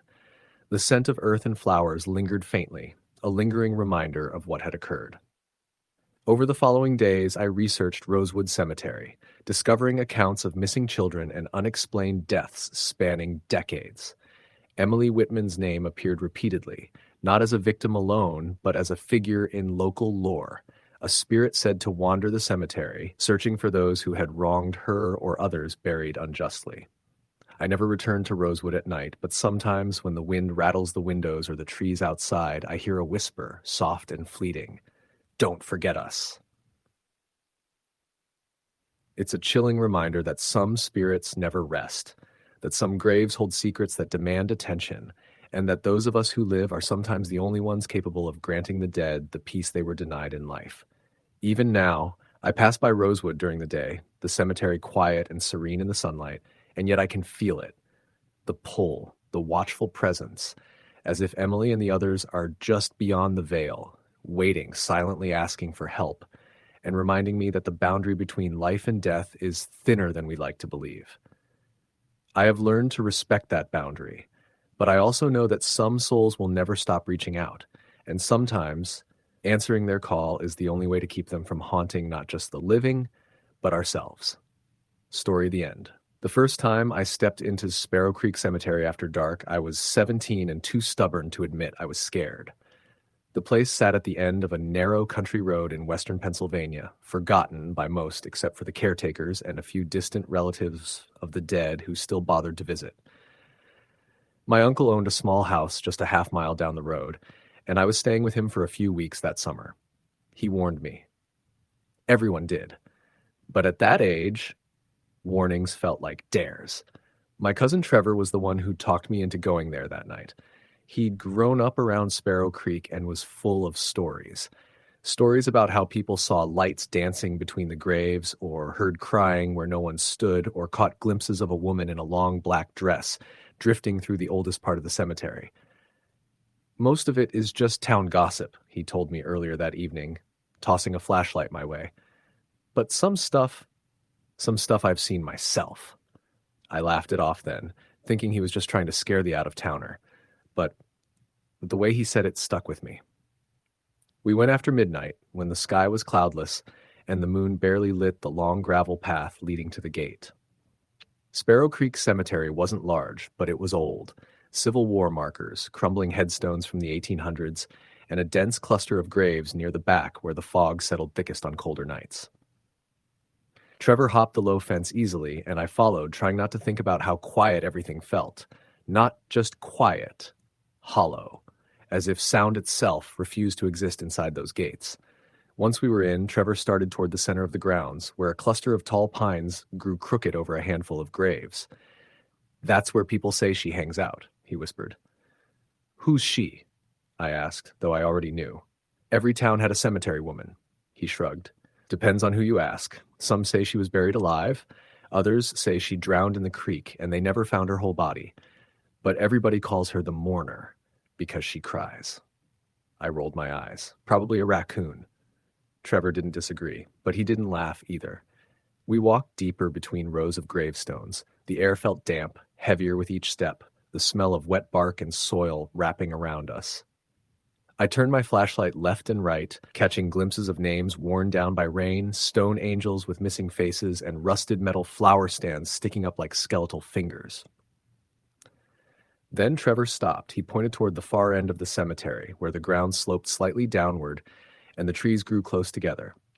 "See that?" he whispered. I looked. At first, I didn't catch anything unusual, just the wind shifting branches, shadows stretching oddly in the pale moonlight. But then I saw it, a flicker of movement near one of the oldest headstones. It looked like someone kneeling. My stomach tightened. Trevor whispered, "There shouldn't be anyone here." We stood perfectly still for several seconds, the figure unmoving, as if frozen. My flashlight beam didn't reach far enough, and I wasn't about to get closer. "Maybe it's an animal," I said softly, though I didn't believe it. Trevor swallowed. "Let's just walk the other way. Check out the military section." I didn't argue. We moved quietly, circling toward a part of the cemetery where small American flags stuck up from old Civil War stones. As we walked, I kept glancing back. The figure hadn't moved, but it also hadn't vanished. We stayed in the military section for a while, reading off old names and dates. The air felt a little lighter there, as if whatever haunted the other part stayed away from this one. But I couldn't relax. Every time I blinked, I pictured that shape kneeling in the dark. After a few minutes, Trevor said, "We should head back." I didn't argue. As we moved toward the gate, though, that uneasy, hollow feeling returned. Halfway across the grounds, a sharp crack echoed through the trees, like a branch snapping. Trevor froze. "That came from the back section," he said. "The old part." We looked at each other. I felt heat rush up my neck, even in the cold night air. And then we heard it. A sound so faint I almost convinced myself it wasn't real. Crying. Soft, broken, like someone trying to breathe through grief so deep it hurt to listen. Trevor's face drained of color. "That's her." I didn't want to believe it. I really, truly didn't. But the sound grew clearer, long, shaky breaths, a quiet moan, then a muffled sob. Trevor grabbed my arm. "Don't move." I didn't. We stood motionless in the moonlit path. The crying continued for several long seconds before slowly, painfully shifting into something else, something almost like a whisper. We couldn't make out the words, if they were words at all. But the tone changed. It no longer sounded sad, it sounded aware. I whispered, "Trevor, we need to go." He nodded, but his grip on my arm tightened. "Wait." I turned my head slightly toward the old section. The kneeling figure was no longer kneeling, it was standing, not moving, just standing there, tall and still, facing us. "We're leaving," Trevor whispered shakily. "Don't run, just walk." We stepped backward slowly, never taking our eyes off the silhouetted figure. It didn't move, did not sway in the breeze, did not shift its weight. It simply watched us. When we reached the gate, Trevor climbed over first and motioned frantically for me to hurry. I was halfway over when I made the mistake of looking back. The figure was closer. Not running, not walking. Just suddenly closer, as if it had been there the whole time and I hadn't noticed. I dropped down on the other side, landed hard, and sprinted without waiting for Trevor. He chased after me, both of us running full speed down the dirt road until my uncle's house came into view. Even then, when we got inside and locked the door, neither of us spoke. Not for several minutes. Finally, Trevor whispered, "I told you I'd seen something." I didn't argue. We agreed not to tell my uncle. He wouldn't have believed us anyway. I didn't sleep that night. And the next day, I would have convinced myself we imagined the whole thing, except something happened at breakfast. We were sitting at the table when my uncle casually mentioned something that froze my spine. "You boys didn't go near the cemetery last night, did you?" he asked, stirring his coffee. Trevor and I exchanged a look. "No." Trevor lied. "Why?" My uncle shrugged. "Just curious. Caretaker came by early this morning, said he found fresh footprints all over the old section. Looked like two people walked right through the middle and then ran." My stomach flipped. I stared down at my eggs, unable to speak. He continued, "Strangest thing, though, he said there were other prints there, too. Small ones. Bare feet. Like a woman's. But they didn't go anywhere. Just started behind one of the stones and stopped a few feet away." Trevor dropped his fork. My uncle didn't seem to notice the panic on our faces. "That place gets weird at night," he muttered. "Always has. People around here don't go after dark. Bad idea." For the rest of the week, Trevor and I stayed away from Sparrow Creek Cemetery. But something had changed inside me after that night. I felt watched. In the shower, in the hallway, even sleeping on the couch. I felt eyes on me. Not angry eyes. Not glowing or monstrous. Just grieving, like someone silently mourning inches away. The last night of my stay, I woke to the sound of crying. Soft, shaky, heartbroken crying. Coming from outside the window, I didn't move, didn't breathe. My body froze completely, cold sweat dripping down my neck. The crying grew louder, closer. I squeezed my eyes shut. A moment later, I felt a shift in the air. A coldness, heavy and full of sorrow, passing directly behind my headboard as though someone was drifting through the room. I stayed still until the sun rose. In the morning, my uncle mentioned that the fog had been unusually thick around the cemetery at dawn. Looked like a white shape moving through it, he said casually. Probably nothing, but odd. I left that afternoon. For years I told myself it was just teenage fear, overactive imagination, tricks of the dark. But sometimes, especially on cold nights when the air feels too still, I'll hear soft crying outside my own window, even hundreds of miles away from Sparrow Creek. I never look. And now, decades later, I believe something followed me out that night. Something grieving. Something lonely. Something that recognized me in the dark and decided I reminded her of someone she once waited for.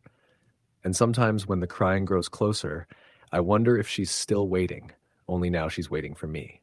Story the end. It was a cold, damp October night when I first heard about the Hollow Creek Cemetery.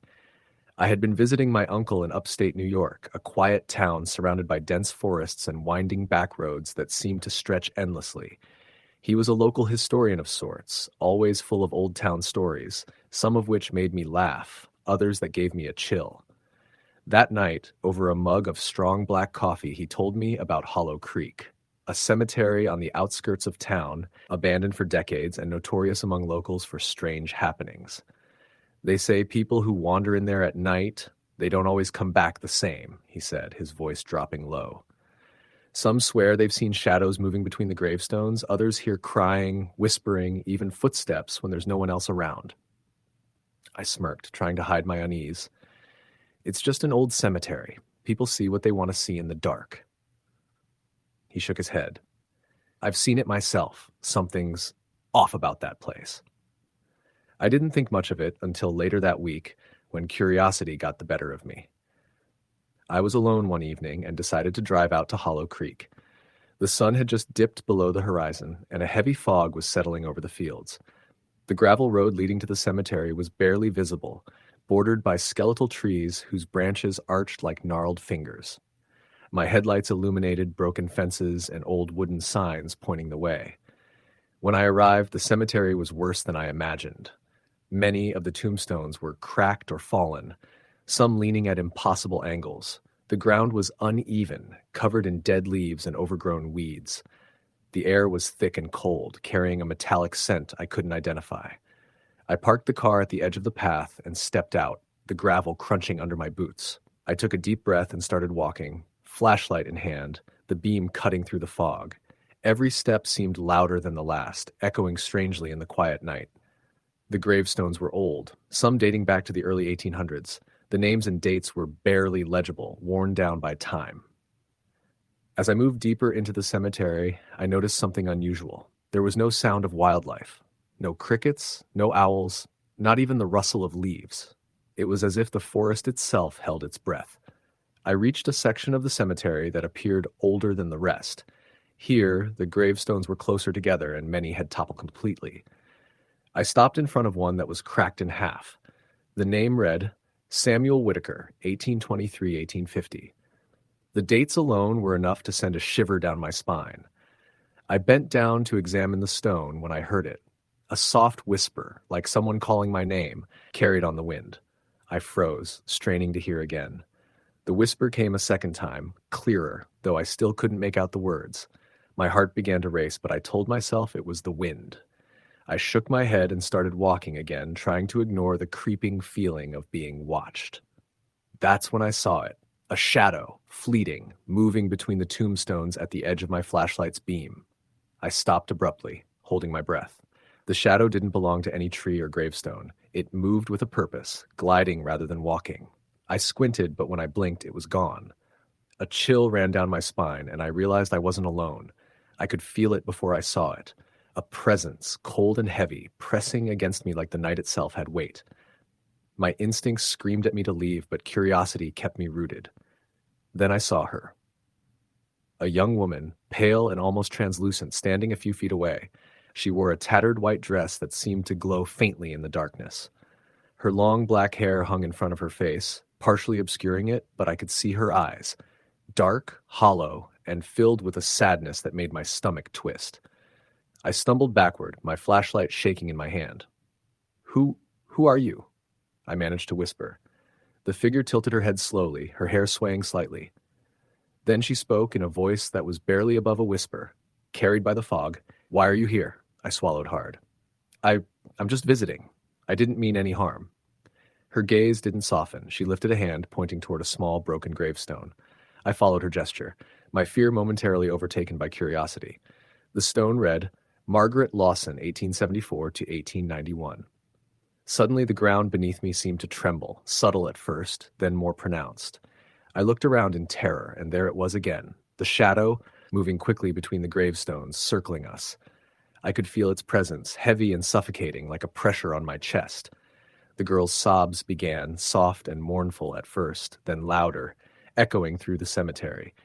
It was the kind of sound that gets under your skin, makes your heart ache, makes you want to run. But you can't move. I wanted to speak, to comfort her, but my throat was dry, my words trapped. I realized then that the sobbing wasn't coming just from her. It was coming from everywhere at once, from the graves themselves, from the fog, from the shadows. The cemetery was alive with sorrow. I stumbled backward, nearly falling, when she suddenly vanished. One moment she was there, the next, nothing but mist and darkness remained. The shadow, too, had disappeared. All that remained was the cold, the silence, and the faint metallic scent in the air. I ran. I didn't stop until I reached my car. My hands were trembling as I fumbled with the keys. The engine roared to life, and I sped down the gravel road, glancing in the rearview mirror, half expecting to see her standing there, watching me leave. The next morning, sunlight did little to ease my unease. I returned to the cemetery in daylight, hoping to rationalize what had happened. But the gravestones were just gravestones. There was no shadow, no girl, no sobbing. And yet, something felt off. The old gravestone Margaret Lawson had pointed to was slightly askew, as if someone had pressed against it. Mark, a local I met later who had grown up near Hollow Creek, told me she had been seen by others too. "The weeping girl," he said. "They say she died young, in a fire, and she never left. Some people call her angry, others say she's just lonely. But she watches, always." I never returned to Hollow Creek Cemetery at night, but the memory of that night never left me. Even years later, when I hear the wind whistle through the trees or catch a shadow in my peripheral vision, I think of her. That young woman, pale and sorrowful, wandering the old stones, waiting for someone to listen. I realized then that some places hold more than just memories. Hollow Creek held her sorrow, her anger, her loneliness, and maybe even her life force. And whether I believed it or not, I knew I had seen it. Story. The end. It was a chilly October night when I got the call from my friend Mark. His voice was shaking, almost incoherent, and all he could say was that something was wrong at Willow Creek Cemetery. He didn't elaborate, only told me to meet him there if I wanted to know more. I knew the place well. It was a sprawling old cemetery just outside our small town in Pennsylvania, with graves dating back to the 1800s. Folks said it was haunted, but we never believed in that sort of thing. Until that night. By the time I arrived, the fog had rolled in thick, blanketing the headstones and making the old trees look like skeletal fingers reaching into the night. I could barely see the wrought iron gates from where I parked my car on the side road. Mark was nowhere in sight, and my flashlight seemed puny against the dense darkness. I called his name, my voice trembling more than I expected. The reply came faintly, carried on the wind, from somewhere deep in the cemetery. "Over here. Hurry!" I pushed through the underbrush, stepping over fallen branches and uneven ground. The fog clung to my clothes and hair, damp and cold. When I finally saw him, Mark was crouched near a toppled headstone, breathing hard. His eyes were wide, darting around as if he expected something to leap out of the shadows. "It's happening again," he whispered, voice low, almost afraid to speak. "You remember the old Weatherby family crypt?" I nodded. Everyone in town knew about that crypt. It had been sealed for decades after a series of strange disappearances and deaths surrounding the family. Local legends said the crypt was cursed and that the spirits of the Weatherby children roamed the cemetery at night, restless. Most dismissed it as superstition, but the stories had kept me from exploring the place for years. Mark pointed to a small stone path leading deeper into the cemetery. "We have to go there," he said. "I saw something inside, something alive." My stomach twisted with unease, but curiosity and the thought of not leaving my friend alone pushed me forward. The path led us past rows of crumbling tombstones, some barely readable, names worn away by time. The fog made it impossible to see more than a few feet ahead. As we approached the crypt, I noticed that the heavy iron gate was slightly ajar. That was impossible. It had been locked when the police sealed it after the last disappearance. Inside, the air was cold, unnaturally so, and smelled of damp earth and decay. My flashlight illuminated carved stone walls, niches where coffins rested, some sealed with marble, others with tarnished metal.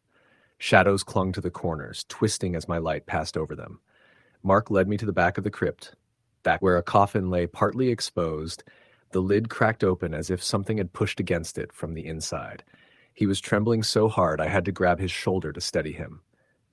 "I saw it," he whispered. "A little girl, she was crying, asking for help. I tried to close it, but she moved." I felt a chill crawl up my spine. The logical part of me wanted to tell him it was impossible, that it was just the wind or our imagination. But the raw fear in his eyes made me pause. Suddenly the air shifted. A faint sobbing echoed through the crypt, soft and desperate, but unmistakable. My flashlight flickered, then went out. Darkness swallowed us both. I heard Mark gasp, and then the sound of small footsteps, dragging, uneven, moving around the crypt. "Mark, stay calm," I said, though my own voice sounded hollow and unconvincing. The sobbing grew louder, accompanied by whispers I couldn't understand. Then a face appeared in the darkness before me. Pale, ghostly, eyes hollow and wide, staring directly at me. I stumbled back, heart hammering, barely noticing that Mark had disappeared from my side.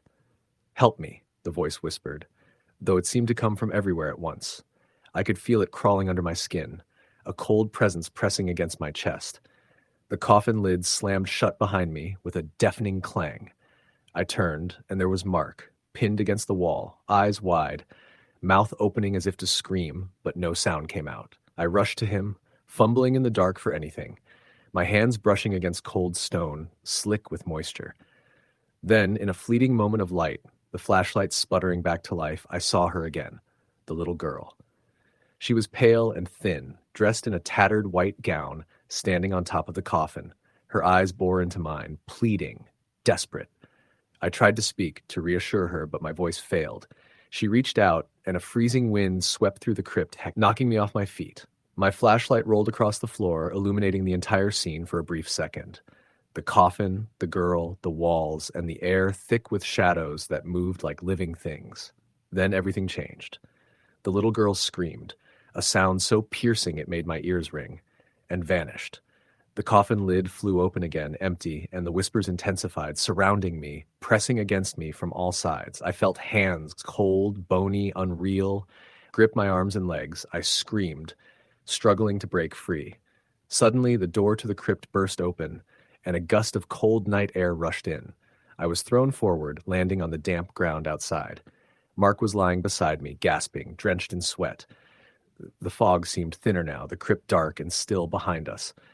We scrambled to the car, hearts racing, eyes darting to the shadows. As we drove away, the headlights cut through the fog, revealing nothing but the cemetery stretching endlessly behind us. Neither of us spoke for the rest of the drive. In the days that followed, strange things continued. At home, I would hear the sobbing at night, faint but distinct, coming from the corners of my room. Mark reported seeing small footprints on his floor, leading nowhere, always disappearing mid-step. We both had nightmares of the crypt, the little girl, the whispers, and the feeling of being trapped underground. A week later, we returned, this time with a priest and 2 police officers. The crypt was empty, doors locked and undisturbed. No footprints, no coffin lid ajar, nothing to explain what had happened. The officers shrugged and called it a hoax, an overactive imagination combined with fear.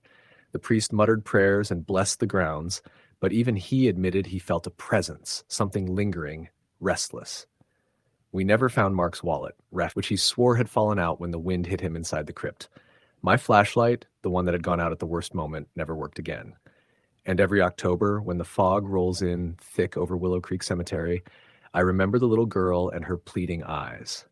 Sometimes late at night, I hear her whisper, "Help me." Story. The end. The night air was heavy and damp as I drove down the long, winding road that led to the old cemetery on the outskirts of town. Even in daylight, the place had an eerie reputation, tucked away behind thick, overgrown woods, its iron gate rusted and sagging. People in the small Pennsylvania town whispered about strange occurrences there, shadows moving without cause, footsteps in the dark, and the occasional fleeting figure glimpsed between the crooked gravestones. I didn't believe in ghosts. I was 26, a journalist for a local paper, and I had always relied on facts. But curiosity and the chance at a story drew me there that October evening. The cemetery was almost forgotten. Only a handful of graves were still maintained, the rest overgrown with weeds and moss. The stones varied wildly, from small, simple markers to tall, cracked monuments covered in lichen. The air smelled of wet earth, rotting leaves, and the faint, almost metallic tang of something older. I parked near the main path, grabbed my flashlight, and started walking, feeling the gravel crunch beneath my boots. The moon was a thin crescent, barely illuminating the cemetery, so my flashlight beam became my only source of guidance. I started toward a cluster of older stones. Most of the dates were from the 1800s, some even before the town had been officially established. I ran my fingers over the cold, rough surface of one particularly old marker, reading the name Samuel H. Carter, 1823 to 1871. I wondered about the life he had led, the hardships he had endured, and why his story had vanished from memory. Then I saw her. A figure standing near a large monument toward the center of the cemetery. At first, I thought it was a trick of the shadows, but as I focused my flashlight, I saw a young woman, pale, dressed in what looked like a long, flowing dress from another century. Her dark hair hung loose around her shoulders, and she seemed out of place, as if she had stepped out of time. My heart began to race. I knew I should turn and leave, but something about her compelled me to move closer. "Hello?" I called, my voice breaking in the silence. No response. She stood perfectly still, staring at a gravestone. Then, as suddenly as she had appeared, she vanished. I blinked, shaking my head. I told myself it was my imagination, a reflection of the moonlight, the wind through the trees, but a prickling sensation crawled over my skin, a cold dread that made me uneasy. I continued walking, though more cautiously now. The deeper I went, the older the graves became. Some were cracked and tilting, and many had toppled entirely. I shone my light across the ground, noticing patches of soil that looked freshly disturbed, though there was no logical reason for it. No grave had been opened recently, at least according to town records. Suddenly I heard it, the faint sound of footsteps behind me, gravel shifting, slow and deliberate. My pulse quickened. I turned sharply, shining my flashlight across the path, but there was nothing there, only the shadows of the trees swaying in the wind. I tried to convince myself it was my own footsteps, but the sound was distinctly separate, coming closer with each passing second. I picked up my pace, heart hammering, but the footsteps mirrored me, keeping pace exactly. Panic set in, and I broke into a run, weaving through the gravestones, my flashlight swinging wildly. I tripped over a root and hit the ground hard, scraping my hands and knees. When I looked up, the young woman was back, standing only a few feet away, pointing directly at me. Her eyes were hollow, yet full of sorrow. Her lips moved, but no sound came out. Then, in a whisper carried by the wind, I heard her words, "Leave, before they come."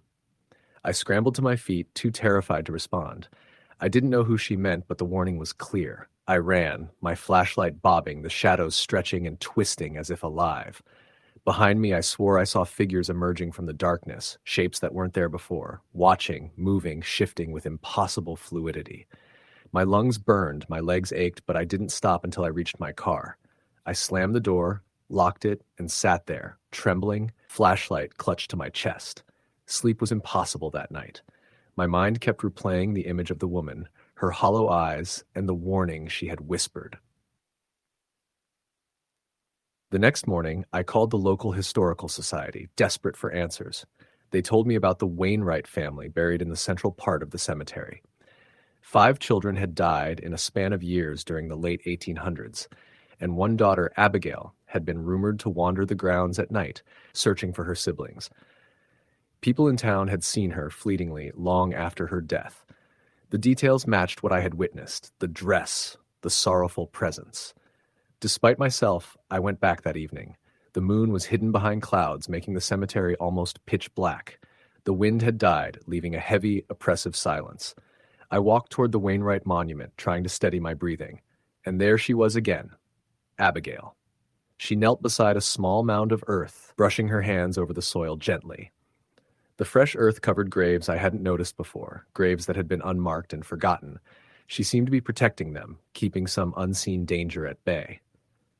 I watched, frozen, as shapes began to appear in the shadows beyond the trees. Figures in old-fashioned clothing, moving slowly, observing. Some were faint, almost like smoke, while others were more solid, their faces indistinct, but their intent unmistakable. I understood then that the cemetery was a place where the dead lingered, guarding against forces that still haunted the grounds. Abigail wasn't malicious. She was a sentinel, and the whispers of the lost children echoed faintly through the air. Not safe, not safe. I left quickly, not daring to look back, but the sense of being watched didn't fade. Over the following weeks, I returned several times, each visit confirming what I had felt the first night. Graves had been subtly disturbed, shapes moved in the darkness, and the figure of Abigail appeared intermittently, always tending to the resting places of the forgotten. Once, I even saw a figure of a man, a father perhaps, standing in the shadows as if mourning alongside her, though he never approached me. The place had an energy I couldn't rationalize, restless, sorrowful, protective. I wrote an article about the cemetery eventually, focusing on its historical significance and the stories of the Wainwright children, careful to leave out the supernatural elements. But the memory of those nights stayed with me. Sometimes, when I drive past the cemetery after dark, I catch a glimpse of a figure in the corner of my eye. Abigail, watching, guarding. Occasionally, I hear faint whispers in the wind, warning anyone foolish enough to wander too close. The cemetery is alive in ways most people cannot understand, a place where the past refuses to stay buried.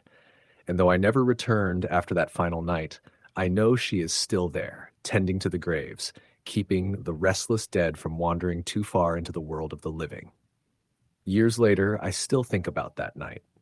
Some truths I've learned are too real to ignore, and some places are best left alone. I've warned friends not to go near the Wainwright Cemetery, though most dismiss my stories as overactive imagination. But every so often, when the wind carries a certain chill, I swear I can hear faint footsteps behind me, a soft brush against the wind, and the whispered warning, "Leave," before they come. Story the end. The first time I saw the cemetery behind the old Lutheran church in Ridgefield, Connecticut, I was 10 years old. My father had taken me there on a fall afternoon to visit the grave of an ancestor. I remember the way the wind hissed over the stones, how the leaves scuttled like brittle insects across the ground, and how the names on the markers looked older than anything I'd ever seen. Even then, something about that place tugged at me, something quiet and watchful. But nothing truly frightening happened until many years later, long after I'd moved away and returned again as an adult, carrying my own ghosts with me. I came back to Ridgefield after my mother died. My father had passed a few years earlier, and I was left with a house full of memories and the kind of silence that makes you talk to yourself just to feel human. I was 32, newly single, and living alone in the creaking colonial I'd grown up in. The cemetery sat only a short walk down the hill from the backyard, separated by a thin fringe of trees whose branches scraped against each other at night. The first week back, I didn't think much about the graveyard. I saw it through my kitchen window whenever the wind bent the tree line. But I kept my attention on cleaning the house and trying to figure out which parts of my mother's life I was ready to pack away. It wasn't until the third night, around midnight, that I heard something strange. It sounded like a woman crying. Not loud, not dramatic, just soft, broken sobbing drifting through the trees. At first, I thought it might be an animal. But as I stepped out onto the porch and listened harder, the sound grew clearer. Too human. Too close. The crying lasted maybe 20 seconds and then stopped abruptly. No footsteps. No movement. Just silence. I went back inside, convincing myself it must have been someone walking home late. maybe a neighbor's guest. But Ridgefield isn't the kind of town where people wander around at midnight behind old cemeteries. The next morning, curiosity pushed me to walk down the hill and check the cemetery. The air was crisp, the grass wet with dew, and the headstones stood crooked like tired teeth. Nothing looked disturbed. Everything was as I remembered. Quiet, cold, still. But when I turned to leave, I heard a faint whisper behind me. I spun around. No one. I told myself it was the wind and headed home. That night, the crying returned, longer, clearer, and this time it was followed by something worse. A voice whispered my name, not shouted, not moaned, whispered as if whoever said it stood just behind the trees. I froze. The porch light flickered as if something moved beneath it. My breath clouded in the air, though the night wasn't cold enough for that. I backed toward the door slowly, not wanting to turn my back. When I finally slipped inside and locked the door, I stood with my ear pressed against it, listening. No footsteps. No retreating voice. Only silence. The next day, I found myself drawn back to the cemetery again, partly out of fear, partly out of stubbornness. I wanted to know if someone was messing with me, or if maybe grief was playing tricks on my mind. My mother had only been gone a month. I wasn't sleeping well. Trauma can make you hear things. As I walked between the stones, I noticed something odd. One of the older markers, an 1800s headstone worn so smooth the name was barely readable, had fresh flowers placed in front of it. Not wilted. Not old.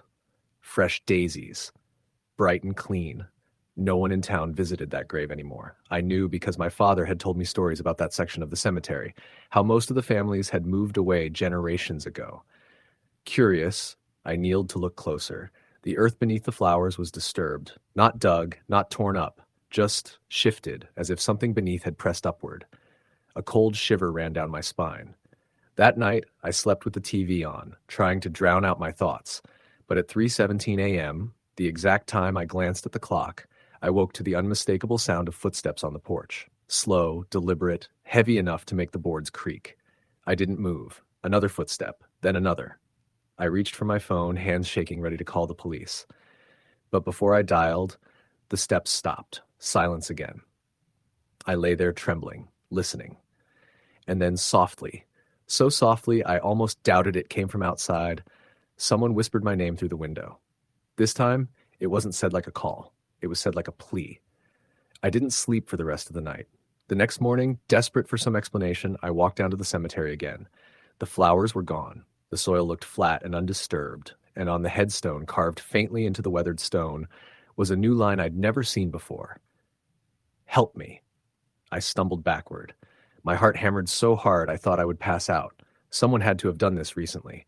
No way engraving just appeared. But I couldn't understand why anyone would carve something into a forgotten grave. And then I saw her, a woman, standing between two crooked stones near the far edge of the cemetery. Pale dress, dark hair hanging over her shoulders, bare feet. At first I thought she was just a person visiting a grave, but the way she stood completely still, arms at her sides, head tilted slightly, made every instinct in me scream to run. I took a hesitant step toward her. She didn't move. Hello? My voice cracked. No response. I stepped closer. She stood maybe 20 yards away. Something about her face looked wrong. Not that I could see it clearly, but even at a distance, it seemed too pale, too smooth, almost blurred. Then she lifted her head. Her face was nothing but shadow. I ran. I bolted up the hill, through the trees, stumbling on roots and scraping my knees. I didn't look back until I reached my yard. When I finally turned around, gasping and shaking, she was gone. For hours, I sat inside trying to calm down. I couldn't convince myself it was just a trick of the light. I had seen her. She had seen me. As night fell again, the fear became unbearable. I turned on every light in the house. I shut every curtain. And yet, the moment the clock hit midnight, the crying started again. Closer this time, as if it were just beyond the tree line. I covered my ears. It didn't help.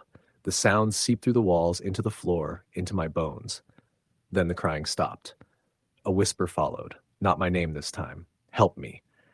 I squeezed my eyes shut and tried to steady my breathing. When I opened them, my bedroom door, which I had locked, was cracked open an inch. Something cold swept across the room, brushing against my skin like a faint touch. The light on my nightstand flickered. My phone screen lit on its own. In the faint glow, I saw her standing in the corner of the room. Same pale dress, same dark hair, but her face, now visible, was contorted with grief, so raw it looked inhuman. Eyes sunken, mouth quivering, skin gray like wet paper. I couldn't move, couldn't scream. She stepped toward me, feet silent on the hardwood floor. One hand reached out, not threateningly, but pleadingly. When her fingers nearly touched my arm, a gust of freezing wind blasted through the room. The lights died. My breath turned to fog. She whispered again, her voice trembling. "Help me." The air around her shimmered. Then she vanished. I sat there frozen, clutching the blanket like a terrified child. When the lights flickered back on, the room was empty. The door was fully open. I didn't sleep. The next morning, I did what I should have done from the beginning. I went to the town library and looked through the old archives. I searched for anything about the cemetery, that particular grave, or a woman matching the one I saw. It took hours, but I finally found something. The grave belonged to a woman named Margaret Hale, died in 1864, 28 years old. Cause of death, unknown. Her husband had died in the Civil War months earlier, and according to a handwritten note in the margin of an old register, she had been found near the cemetery the night she passed, crying hysterically, found with dirt under her nails as if she had been clawing at the ground. The note ended with a single line, "Some say she still cries for her husband." I left the library and drove straight to the cemetery. I didn't know what I planned to do. I only knew I had to try something. When I reached Margaret's grave, I knelt and placed my hand on the cold stone. "I don't know what you want," I whispered, "but I'm listening." The wind died. The air went still, and then I heard it, right beside me, as if someone knelt at my ear. "Thank you."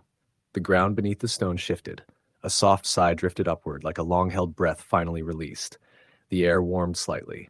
A feeling, gentle, sorrowful, grateful, washed over me. Then silence. Real silence.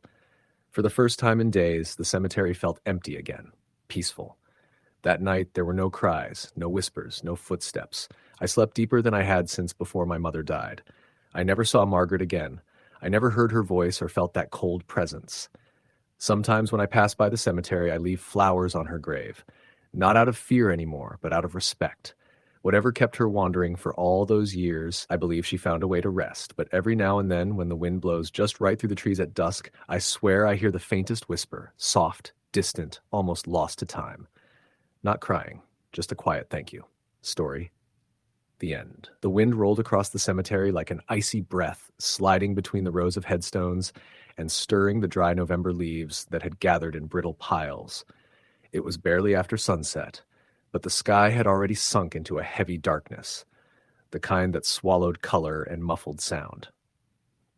I had driven past Pine Hollow Cemetery countless times while growing up in rural Pennsylvania, but I had rarely stepped inside its rusted iron gates, except for funerals.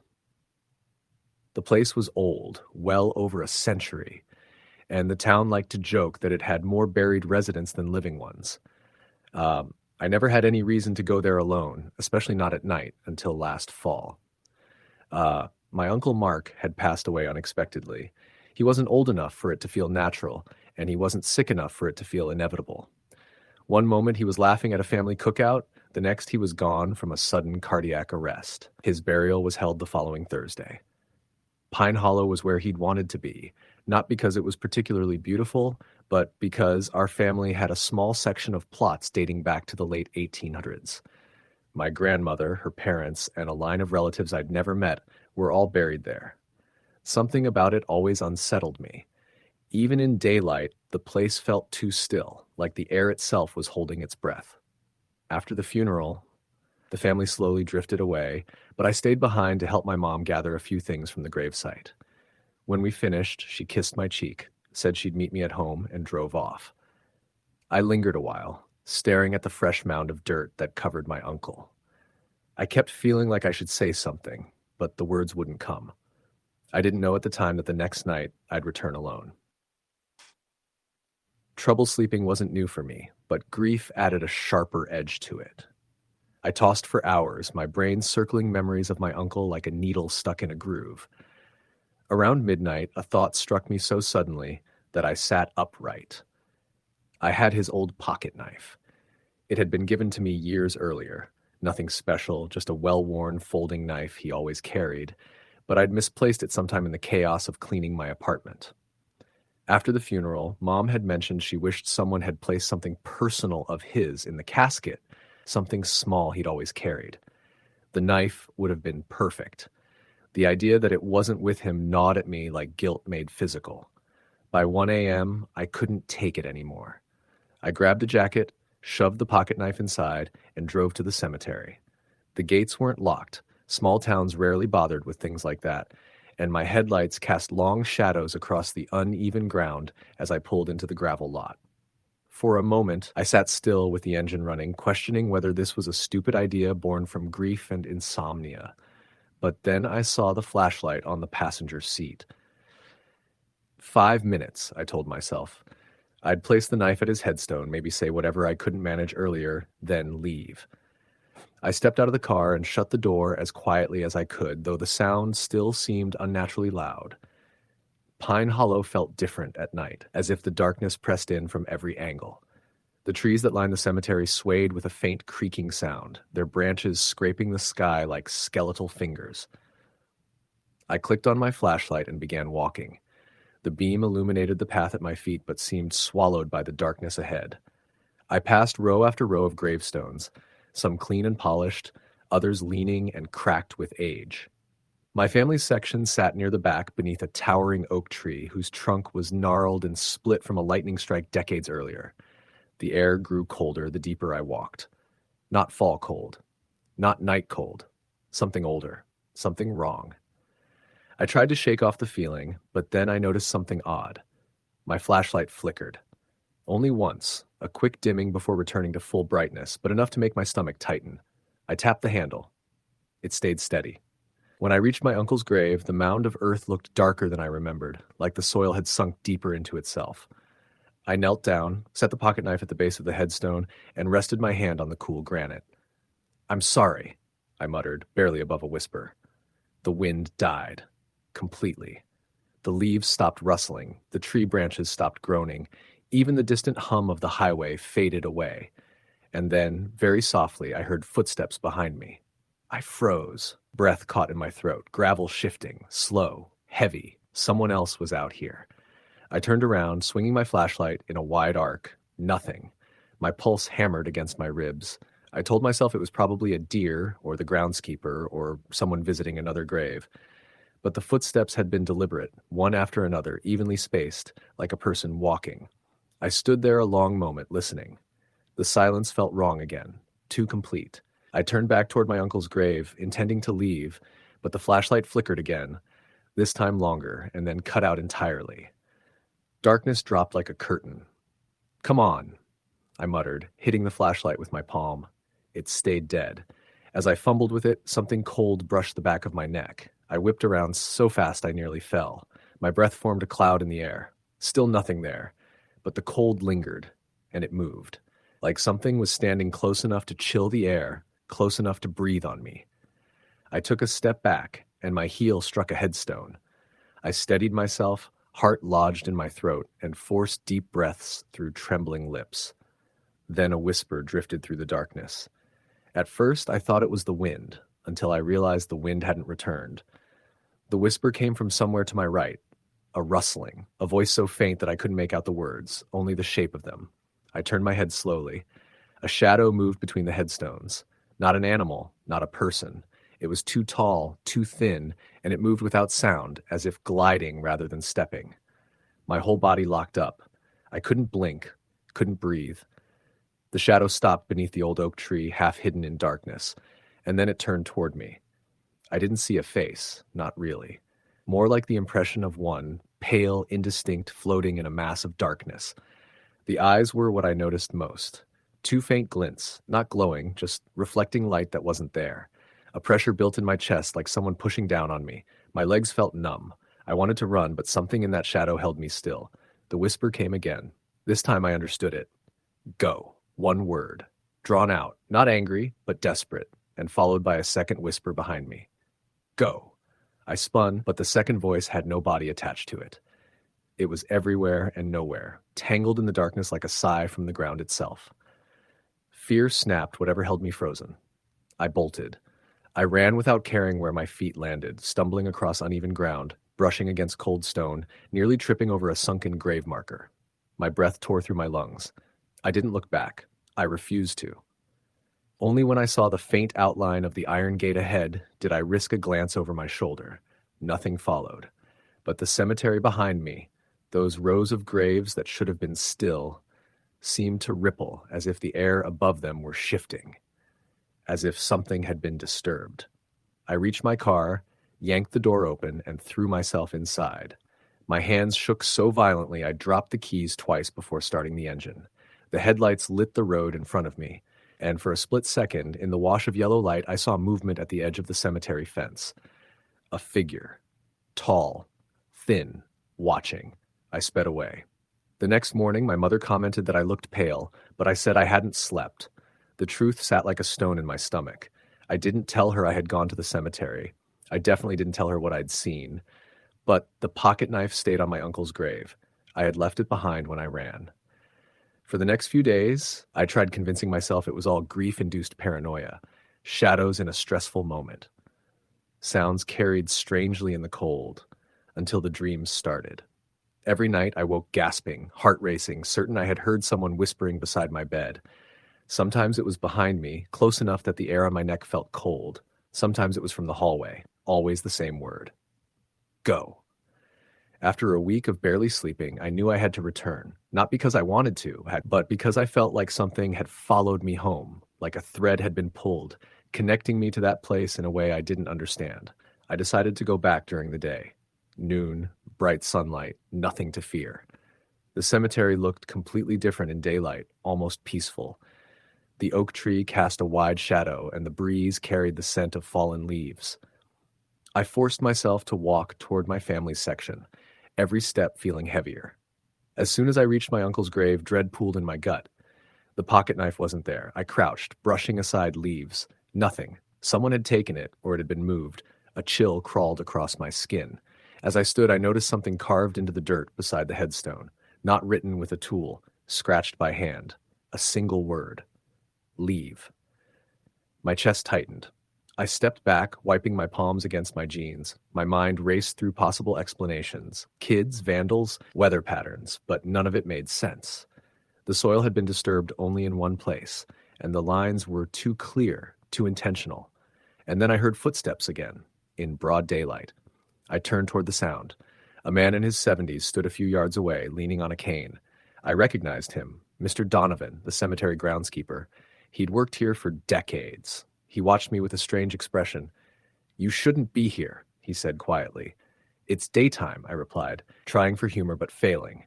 "That doesn't matter. Not back here. Not after dark, and not after what happened last week." My heart lurched. "What happened last week?" He hesitated, then glanced toward the oak tree. Some graves were disturbed, fresh ones, soil pushed around like something tried climbing out. I felt my blood run cold. "Animals?" I said. He shook his head. "No prints, no digging, just shifted." His voice dropped. "And you should know this. Old cemeteries like this one, they settle, but not all on their own. Sometimes people wander through at night. Sometimes they bring things they shouldn't. Some things left in the earth don't like being woken." I swallowed hard. "I was here last week," I admitted. "At night." He stared at me for a long moment, his expression growing darker. "Then you're the one it's following."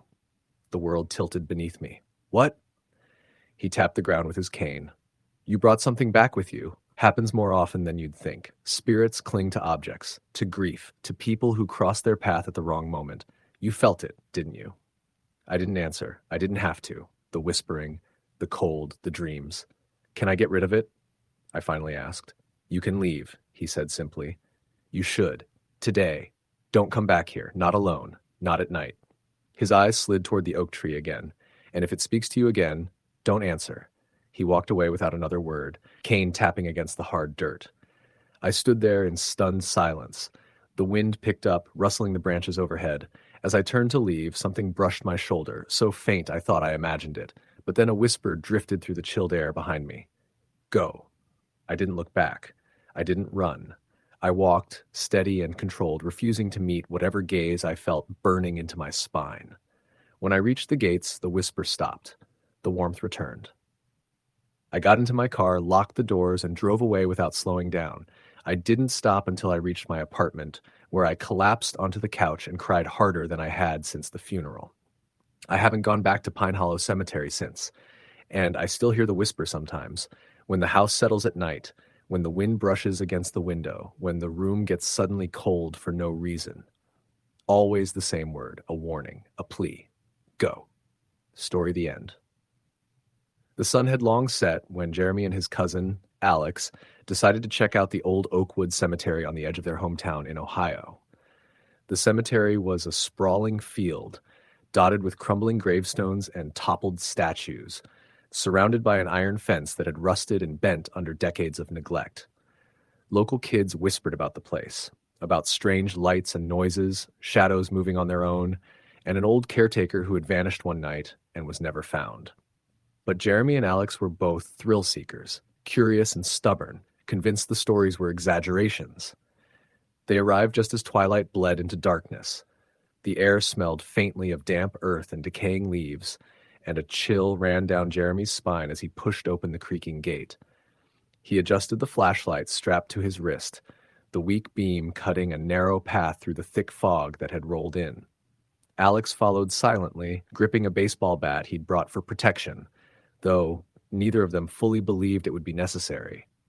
As they wandered between the rows of headstones, Jeremy couldn't shake the feeling that they were being watched. Every time he glanced over his shoulder, the shadows seemed to shift, stretching unnaturally between the gravestones. A crow cawed somewhere nearby, its call echoing through the stillness. "This place, it's way creepier than I thought," Alex muttered, his voice barely audible. "Don't chicken out now," Jeremy teased, though even he felt a knot of unease tighten in his stomach. They continued deeper into the cemetery, past graves dating back to the 1800s. Some stones were cracked and moss-covered, others had fallen completely over, leaving the names and dates illegible. At the center of the cemetery was a mausoleum, blackened with age and decay. Its doors were ajar, swinging slightly in the wind back, though the air was still. Jeremy approached it, flashlight in hand. "We should check this out," he said, trying to mask the tremor in his voice. Alex hesitated but followed. The interior of the mausoleum was dark and cold, the walls lined with niches holding marble plaques and urns. The air smelled faintly metallic, like blood. Jeremy's light caught on something at the far end, a shadowy figure standing perfectly still. "Did you see that?" Jeremy whispered, his voice trembling. Alex nodded, eyes wide. "Yeah, but it's probably..." Before he could finish, the figure vanished. Jeremy's heart pounded, and he realized they had been holding their breath. A cold gust of air swept past them, making the candles inside the mausoleum flicker to life, though they hadn't been there before. "That's not normal," Alex said, gripping the bat tighter. Jeremy nodded, feeling a deep unease he couldn't shake. They stepped outside and tried to convince themselves it had been a trick of the light or maybe their imaginations, but as they walked back toward the main path, the faint sound of footsteps followed them. Slow, deliberate, crunching over the gravel. When they turned around, there was no one there. "Maybe we should leave," Alex said, voice barely audible. Jeremy hesitated, reluctant to admit he felt the same, but before he could respond, a whisper reached them, soft at first, almost drowned by the wind, then growing clearer. "Get out!" They froze. The voice was hollow, childlike but distorted, echoing unnaturally through the night. Both of them glanced at each other, fear evident in their eyes. "Run," Jeremy finally said. They sprinted through the foggy cemetery, stumbling over roots and gravestones, the whispering following them.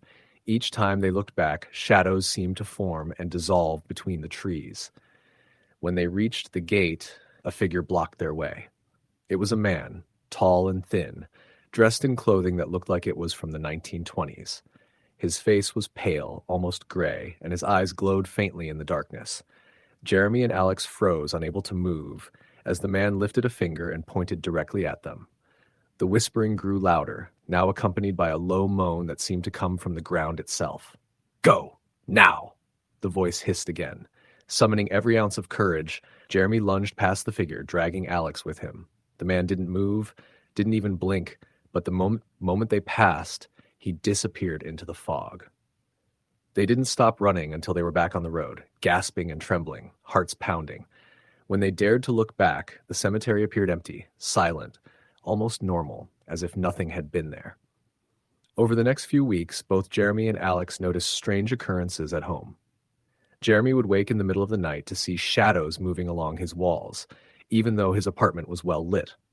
Objects were misplaced or disappeared entirely. He began to hear whispers outside his window, faint and disjointed, calling his name. Alex experienced similar things, though his were more physical. Cold spots in rooms, doors slamming shut, and the feeling of being watched, even when he was alone. One night, Jeremy received a package with no return address. Inside was a small, broken music box, its key rusted shut. When he tried to wind it, the box emitted a low, distorted melody, a song he remembered hearing faintly in the cemetery. He dropped it immediately, but later found it sitting on his desk, open, as if it had been placed there by unseen hands.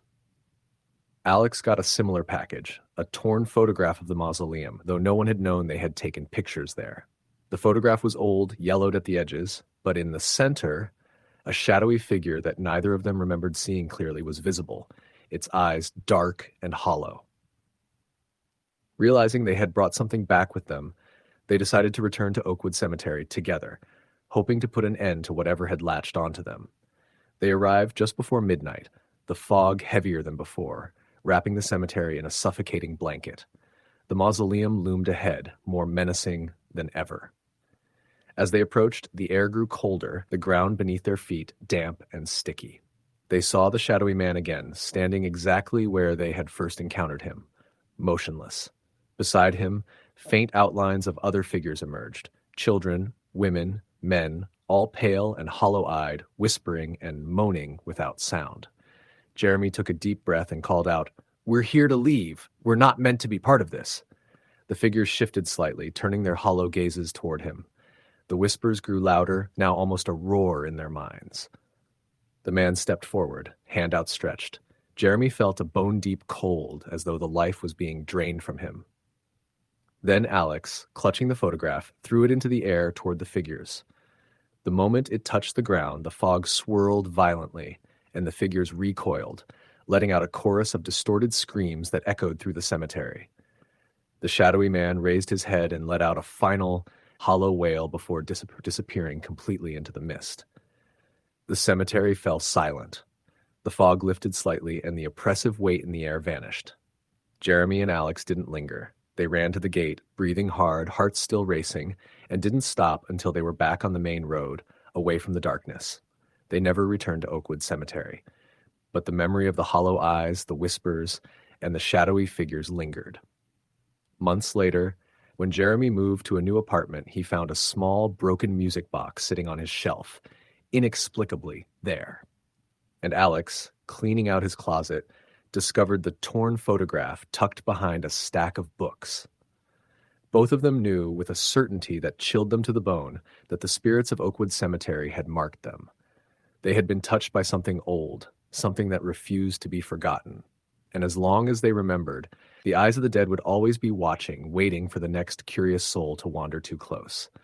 Story, the end. The first time I ever stepped into Green Hollow Cemetery after dark, it was only because my cousin Jeremy dared me. He'd grown up in our small Pennsylvania town and always talked a big game about the old graves on the ridge, the ones locals said were restless. I was 16 then, full of the kind of shaky confidence that collapses the second something truly strange happens. But I went with him anyway, telling myself it was just a cemetery, just stones and names and nothing else. The night was colder than it should have been for late September, and the air smelled damp like old leaves and rust. Jeremy carried a cheap flashlight that flickered even before we reached the crest of the hill. I remember brushing off the uneasy feeling crawling along my back, telling myself cemeteries were only scary because people wanted them to be. But at the same time, I kept noticing how the wind didn't seem to touch the trees once we stepped past the rusted front gates. Everything went still, unnaturally still, as if we'd walked into a room where everyone had just stopped talking. Jeremy kept walking, whistling some tune he'd made up, but I slowed down near a row of stones so weathered most names had faded. One name still showed through clearly. Margaret Holloway, 1832 to 1854. Someone recently had placed white lilies on her grave. Fresh lilies, dew still clung to the petals. No one had been buried here for decades. You seeing this? I asked. Jeremy pointed the dim light at the flowers. Probably some history nerd. People do that sometimes. Not at night. Well, maybe they wanted the full spooky experience, he said, but his tone was thinner now, not so smug. We walked deeper into the cemetery, toward the center where the oldest graves clustered together like crooked teeth. Some stones leaned as though they'd tried to pull themselves out of the earth before giving up. The moon hung low and orange, shining through twisted oak branches that looked like they'd been reaching for something a long time. Let's go to the mausoleum, Jeremy said, swinging the flashlight ahead. I didn't want to. Everyone in town talked about the old stone mausoleum, how something moved inside at night, how the air near it sometimes throbbed with noise like distant humming. Kids told stories about shadows that crawled across its doorway on nights when no one was around. But Jeremy was already heading that way, and pride kept me following. We reached the building, small, maybe 10 feet across, with a heavy iron door rusted around the hinges. The stone walls were cracked, green with moss. The flashlight fought to stay alive, flickering with every step. Jeremy pressed his hand to the door. Locked. Figures. Good, I said. We don't need to go inside. He laughed at me and yanked harder. The door didn't budge, but the metal groaned under his hand. He leaned in to try again. That's when I saw it. At first, I thought my eyes were playing tricks, but right over his shoulder, in the black seam between the door and the frame, I saw a sliver of white. Not the stone, not metal, skin, pale skin. The shape of a hand, thin fingers curling slowly inward, like they were beckoning through the gap. I grabbed his arm. Stop, something's inside. He jerked away and turned. There's nothing, man. You're freaking out. There's a hand, right there. The flashlight sputtered out completely. Suddenly, we were in full darkness. Jeremy cursed, smacking the flashlight against his palm. Nothing. A sound rose from behind the mausoleum door. Soft, slow, dragging. My throat closed. It was the unmistakable scrape of something moving across stone. We're leaving, I whispered. But another sound came, this one behind us. Leaves crunching. A footstep. Jeremy turned his head. Who's there? His voice cracked badly. The air grew colder. It pressed in on my ears, muffling everything except the sickening thud of my heartbeat. When I looked back toward the grave rows, I saw someone, or something, standing between two tall headstones. A woman. At least, she appeared to be a woman. Her dress was old-fashioned, long and torn at the hem. Her hair hung dark and stringy, covering most of her face. She wasn't walking. She wasn't gliding. She simply appeared closer each time I blinked, as if she didn't need to move to draw near. Jeremy? I see her. Run. We didn't stop to argue. We bolted across the cemetery, tripping over roots, scraping our hands on stone. I didn't dare look back, not until we reached the gate.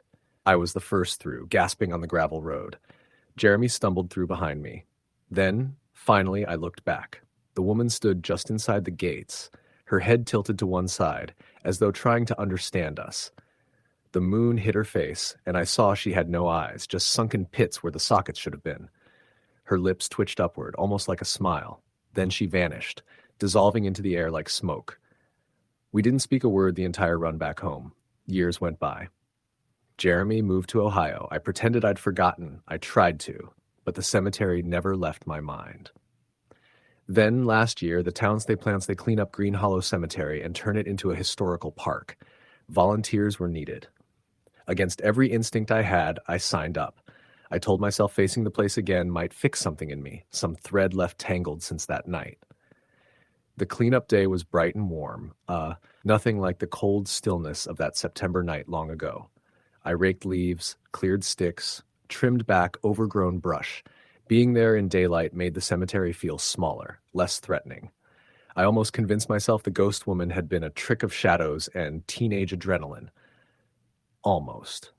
Around midday, another volunteer named Anna waved me over. Hey, think you can help me with something?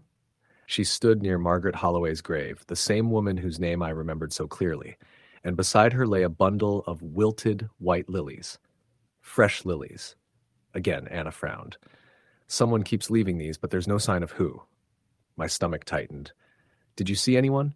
No, they weren't here earlier. I know that for sure. I cleaned this row myself.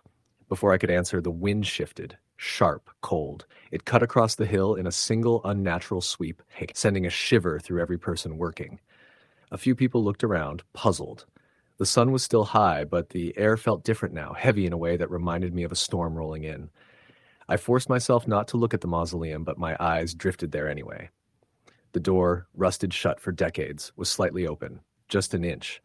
But it hadn't been open earlier. I froze. Anna, was that door open before? No. I don't think it's been opened in years. Something in me cracked. I walked toward it despite every part of my body screaming to stop. The closer I got, the more the air thickened, like I'd stepped underwater. The smell of damp stone and rot seeped out from the crack. I reached the mausoleum door and pressed my palm against the metal. It was ice cold. With one push, it swung inward with a loud groan. Inside was darkness, deep, suffocating. But something glimmered faintly on the floor. I stepped in, against all reason. The light through the doorway wasn't enough to see much, but I recognized the object lying directly on the stone. The flashlight. Jeremy's flashlight. The one he dropped that night. I staggered back. My breath caught in my throat. When I turned to leave, a shadow moved on the far wall, long, thin, too tall to be mine. It crawled upward, stretching toward the ceiling. I stepped backward through the doorway. Something grabbed my wrist. A hand. Cold.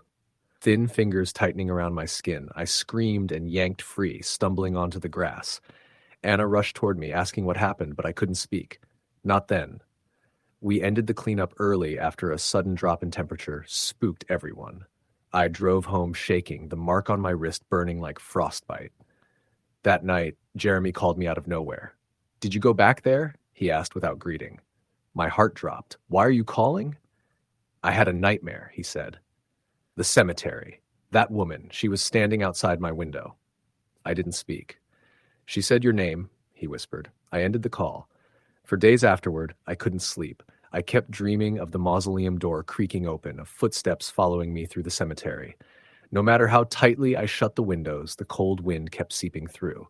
I heard soft tapping on the glass, 3 taps, slow and deliberate. Then, one night, I woke to find white lilies on my bedroom floor. Dew still clinging to the petals. I haven't gone back to Green Hollow Cemetery since. Jeremy won't return to Pennsylvania at all. But some nights when the house grows impossibly quiet and the air turns colder than it should be, I feel someone standing just outside my door. I don't open it. I don't move. I wait until the temperature warms again and the tapping finally stops. Because deep down I know she's waiting. Not in the cemetery anymore. Here, and she knows my name. Story the end. The earliest cold I can remember that year came late. The kind that settles into bone no matter how many times you rub your hands together or bury them in your pockets. I felt it the night everything started, though maybe started isn't the right word. Some things don't begin so much as drift toward you slowly, like a fog you don't notice until you're standing in the middle of it. I was working the evening shift for the small-town cemetery in Oak Bend, Illinois, a place where people like to say nothing bad ever really happened. Folks believed that about their towns, the way little kids believed closets were safe if the door was shut. It wasn't true, of course. You don't work at a cemetery for 6 years without learning that bad things thrive in the dark. Silence is just another way of screaming, and grief never properly dies. My job back then was mostly maintenance, trimming branches, fixing broken fence sections, chasing out teens who came to drink or dare each other to stay after midnight. The cemetery itself was old, older than the town by at least 2 decades.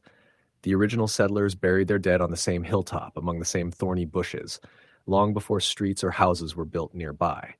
Rows of jagged slabs leaned at odd angles, their engravings half-worn by time. Newer sections sat lower on the hill, more orderly, more modern, but somehow colder. That night, I was working late because of the storm cleanup. A nasty wind had torn through 2 days prior, sending branches and debris everywhere. My supervisor, Carl, told me to stay as long as I needed to get Section C cleared. "But don't stay past 11, he'd added, patting the doorframe like someone knocking wood to ward off a curse. He said that every time, and I always laughed it off. I didn't laugh that night. The first strange thing happened around 9:40. I'd been hauling broken twigs and dead leaves into a wheelbarrow when I heard something metallic clatter near the north fence. Not loud, just enough to make me look up. The air was still, not a hint of wind. But I heard it again, a quick, sharp clink, like someone brushing against the rusted fence with a ring. "Anyone out there?" I called. No answer. The sound stopped. I shrugged it off as a raccoon or maybe a stray dog. Animals wandered through often enough. But when I pushed the wheelbarrow down the narrow gravel path toward the maintenance shed, I couldn't shake the feeling that someone was following behind me. Not footsteps, just the sense of weight on the air. Like the pressure of another body in a room you thought was empty. I reached the shed, dumped the debris, and decided to take a short break. My coffee thermos sat on the steps outside the office building at the bottom of the hill. Every part of me wanted to get it, just to warm my hands and convince myself I was being dramatic. But as I headed toward the steps, I saw a figure standing between two old headstones in Section A. A man, tall, thin, wearing what looked like a dark coat. He wasn't moving, wasn't walking, wasn't bending over a grave like visitors sometimes did after hours. He was just standing there staring at nothing. The early moonlight caught on something pale. His face, I guessed. It was too far to see details, but I could tell he wasn't someone I recognized. "Sir?" I called out. "Cemetery's closed. You okay?" He didn't respond. I started walking toward him, boots crunching the gravel. But halfway there, as I passed a cluster of white oak trees, I blinked. And he was gone. Not walking away, not fading into shadows, just gone. I felt a small jump in my chest, like my heart skipped a beat. I turned in a circle, scanning the area, waiting for him to appear again between the stones. Nothing. Only the wind pushing dead leaves across the grass. "Probably went around the trees," I muttered. "Don't be an idiot." Still, I checked the area. No footprints in the frost, no disturbance on the grass, and something else, no warmth in the air where he'd been standing. Sometimes when a person walks by, even when it's cold, you feel the subtle displacement of air, a ghost of body heat. But around that spot, the air felt colder than anywhere else in the cemetery. I left quickly after that. I told myself I was just behind schedule, but the truth was I wanted distance between me and that space. By 10:30, fog was starting to creep up from the river. It rolled low over the ground in the newest section, slipping between markers like something with intention. My radio crackled. It was Carl checking in. He didn't usually call. "Everything okay up there?" he asked. "Yeah," I lied. "Just finishing up." "Good. Just don't stay late. Seriously." "You say that all the time?" "Yeah," he said quietly. "But tonight, I mean it." Before I could ask why, the radio crackled again and went silent. I walked toward the storage shed to put away the last few tools. That's when I heard the voice. It wasn't loud, it wasn't screaming, it was a whisper, carried softly like wind through a pipe. "Help!" I froze. The voice came again, clearer this time. "Help me!" I looked around fast. My flashlight beam cut across the rows of headstones, catching on dew-frosted grass, tree trunks, and fog swirling like breath. No one was there. The cemetery was utterly empty. "Hello?" I called. "Who's there?" The whisper came from somewhere near the old Pauper's Field, the section of unmarked graves from the 1800s, the place I hated most, relics of people buried without names, forgotten by family, forgotten by history. Sometimes, when I walked past that patch of grass during the day, I felt something like a shudder run up my spine, as if the earth was remembering things I shouldn't know. Against every instinct I had, I walked toward the sound. It grew louder. Not closer. Louder. As if more voices were joining in. "Help me, please. Cold. Why won't you see me?" They weren't cries exactly. More like last breaths. Broken, faded, desperate. I turned in a slow circle, heart thudding in my chest. "If someone's hurt, keep talking. Tell me where you are." Silence. Then a new sound. Something scraping behind me. A slow drag like fingers across stone. I whipped around. The tall, thin man was standing 20 feet away between the unmarked graves. Only now I could see him more clearly in the beam of my flashlight. His coat wasn't a coat. It was a burial shroud. Old, tattered, stained with earth. His face was pale gray, stretched tight over bones, as if the skin had been drained of life years ago and refilled with something colder.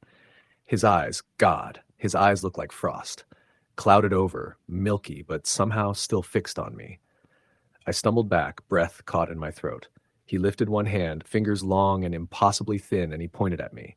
not beckoning, accusing. I tried to speak, but only managed a hoarse whisper. "What do you want?" His mouth opened, not wide, just enough that I saw darkness behind his cracked lips. "You left me," he said. My blood turned to ice. "I don't know you," I choked out. "You left me," he repeated. Suddenly the ground felt wrong under my feet, soft, shifting.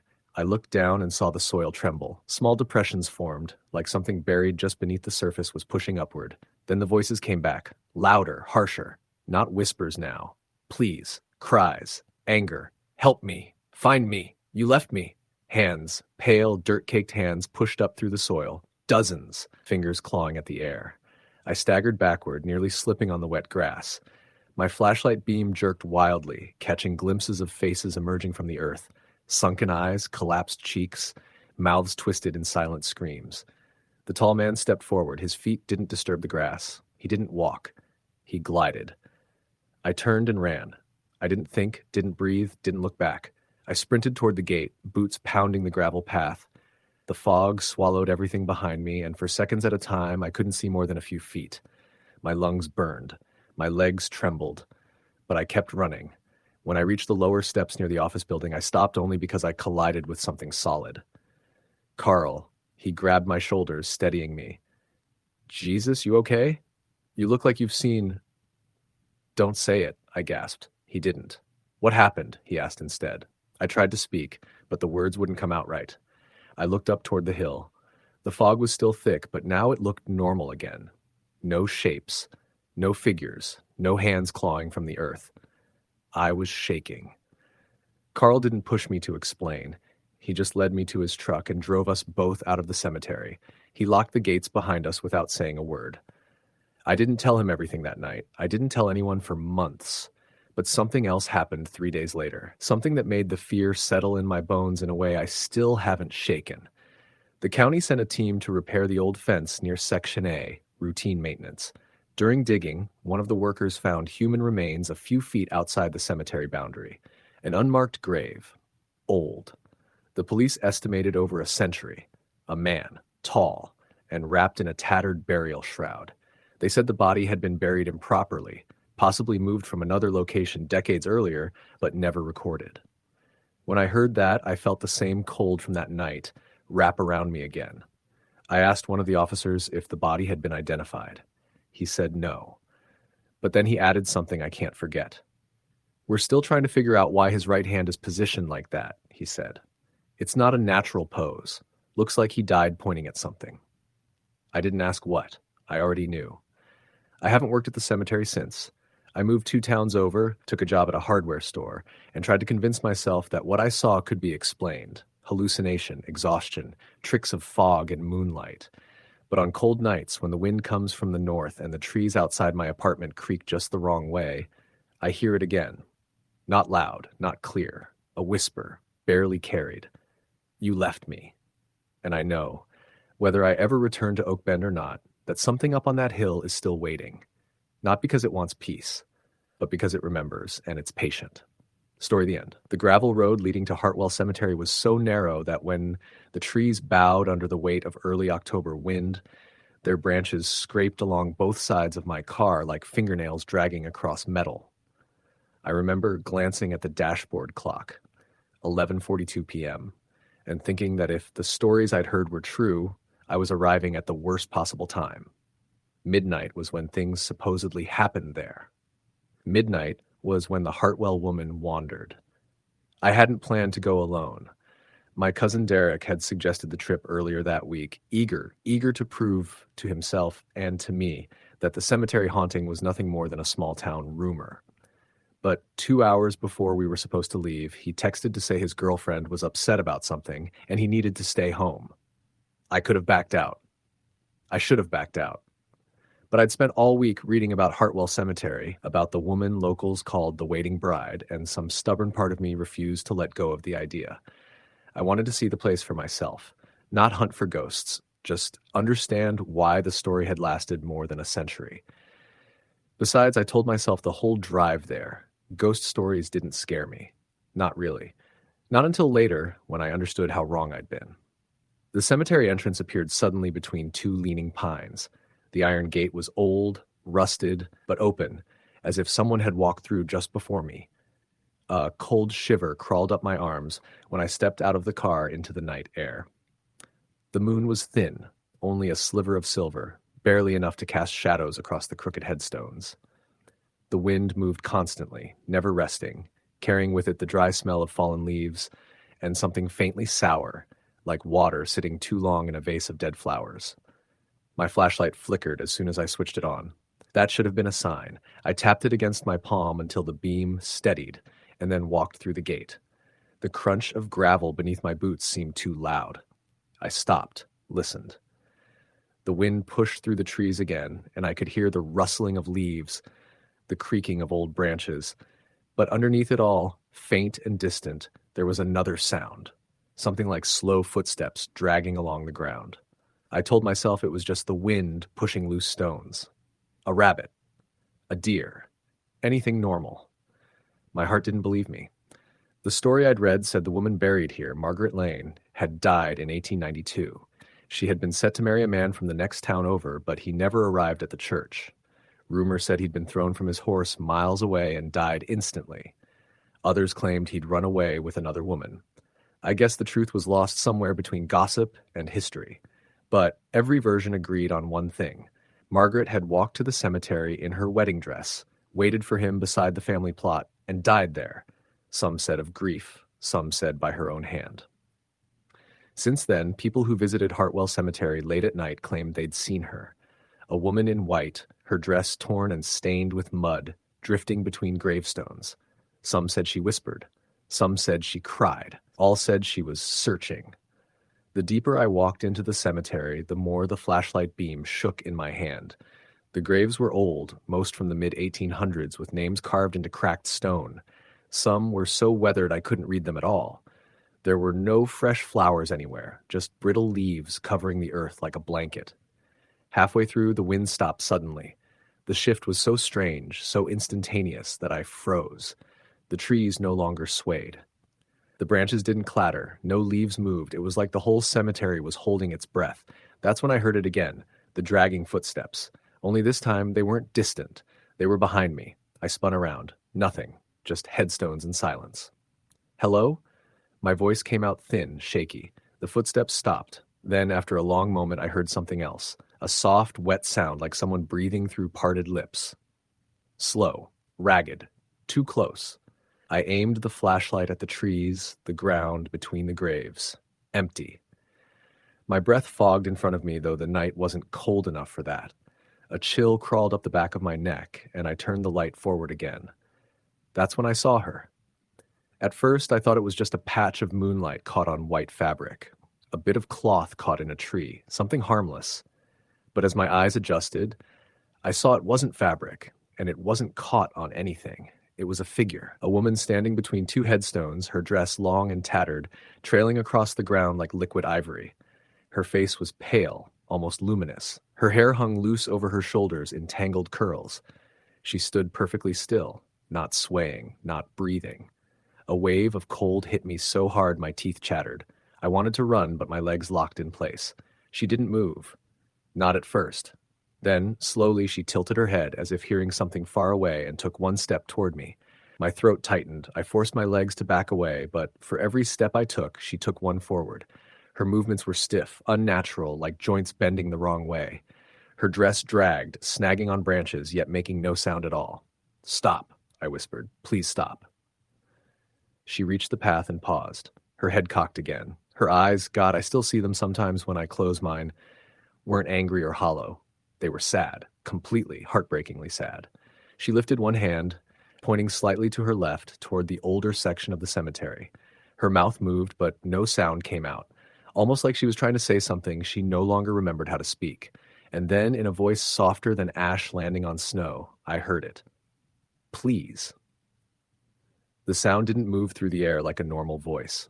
It moved through me, straight into my bones. "I can't help you," I whispered. Her expression twisted, grief sharpening into something like panic. She looked past me suddenly, as if expecting someone to appear. Her breathing grew louder, ragged, desperate. Then she screamed. It wasn't loud. It wasn't sharp. It was the most broken sound I'd ever heard, like a woman crying out after realizing something precious had been stolen. The sound wasn't around me, it was inside me, vibrating through my ribs. The flashlight went out. Total darkness swallowed everything. I ran. Branches tore at my arms as I sprinted between graves, stumbling over uneven ground. The wind returned suddenly, howling through the trees. I could hear her behind me. Not footsteps, not breathing, but something like fabric sweeping over leaves and dragging across stone. I didn't dare look back. I reached the gate, slammed into it hard enough to bruise my shoulder, and shoved it open. I didn't stop running until I was in the car. My hands shook so badly I dropped the keys twice before managing to shove them into the ignition.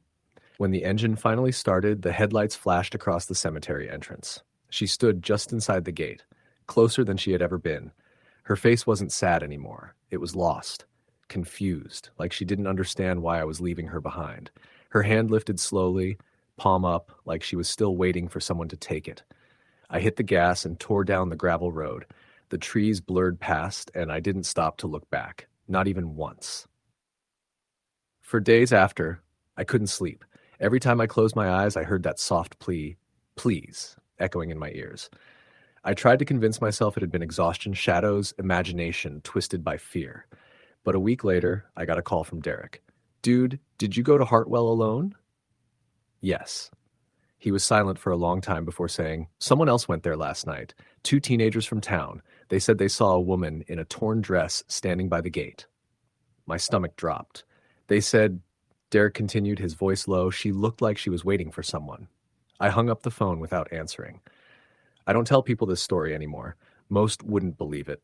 Those who might believe it would ask why I didn't try to talk to her, ask what she wanted, ask why she singled me out, ask what she wanted, ask why she singled me out.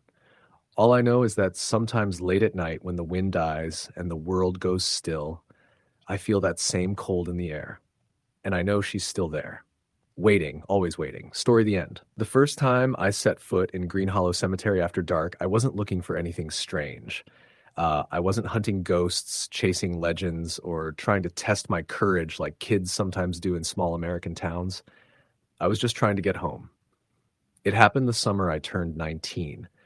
The year everything in my life felt like it was falling apart in quiet, ordinary ways. Nothing dramatic, just the slow crumble that comes from not knowing what to do with yourself. My car had died outside town, and after waiting 2 hours for a tow truck that never showed, I decided to walk. The cemetery was the only shortcut, a wide stretch of land bordered by old oak trees and a rusted iron fence that leaned like it had been exhausted for decades. I knew plenty of people who refused to walk through Green Hollow even during the day, but I wasn't the superstitious type.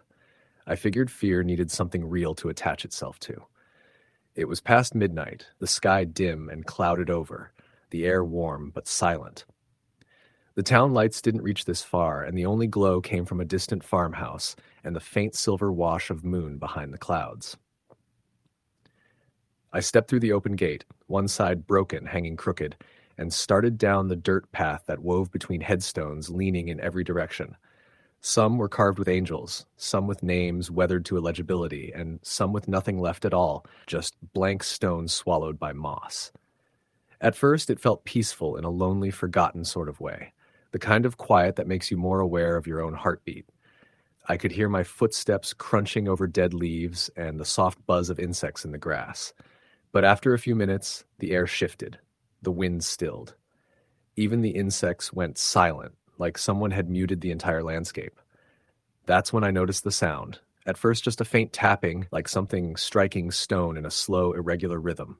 Tap, tap, tap. I froze, listening. It didn't sound like an animal. It didn't sound like a branch falling or a metal gate rattling. It sounded deliberate, human. I told myself it was just someone visiting a grave late at night, maybe leaving flowers or arranging something on a marker. People grieved in strange ways. It wasn't my business. I kept walking, a little faster now, keeping my eyes ahead. The tapping grew louder. Tap, tap, tap. Then it stopped altogether. I forced myself not to turn around. The dark plays tricks on you, and I didn't want to feed my imagination. But as I walked deeper into the cemetery, something else replaced the tapping. A soft, circular scrape, like something heavy being dragged through grass. I felt the back of my neck prickle, my legs tense without my permission. I could hear my heartbeat louder than my footsteps. I told myself again that someone else must be there. Green Hollow may have been old and mostly forgotten, but it wasn't abandoned. Families still buried their dead there. Groundskeepers still mowed the grass, badly, but enough to keep it from turning into a forest. It wasn't impossible someone else was just as unlucky as me and stuck wandering through at night. But then the dragging sound came closer. Too close. I turned. There was nothing behind me. Not a shadow, not a person, not a shape. Just rows and rows of gravestones dissolving into the dark. "Hello?" I called out. My voice sounded small. No answer, not even an echo. I should have run, but I didn't. I wish I had. Instead, I took a few steps backward, just trying to reassure myself there was nothing there. That's when I saw it, off to the left, near the oldest section of the cemetery. A figure standing between two trees. It was faint, almost transparent, but unmistakably human-shaped. Tall, thin, unmoving. Too white against the darkness, like it was lit by a light that didn't exist. I blinked and it disappeared. Just gone.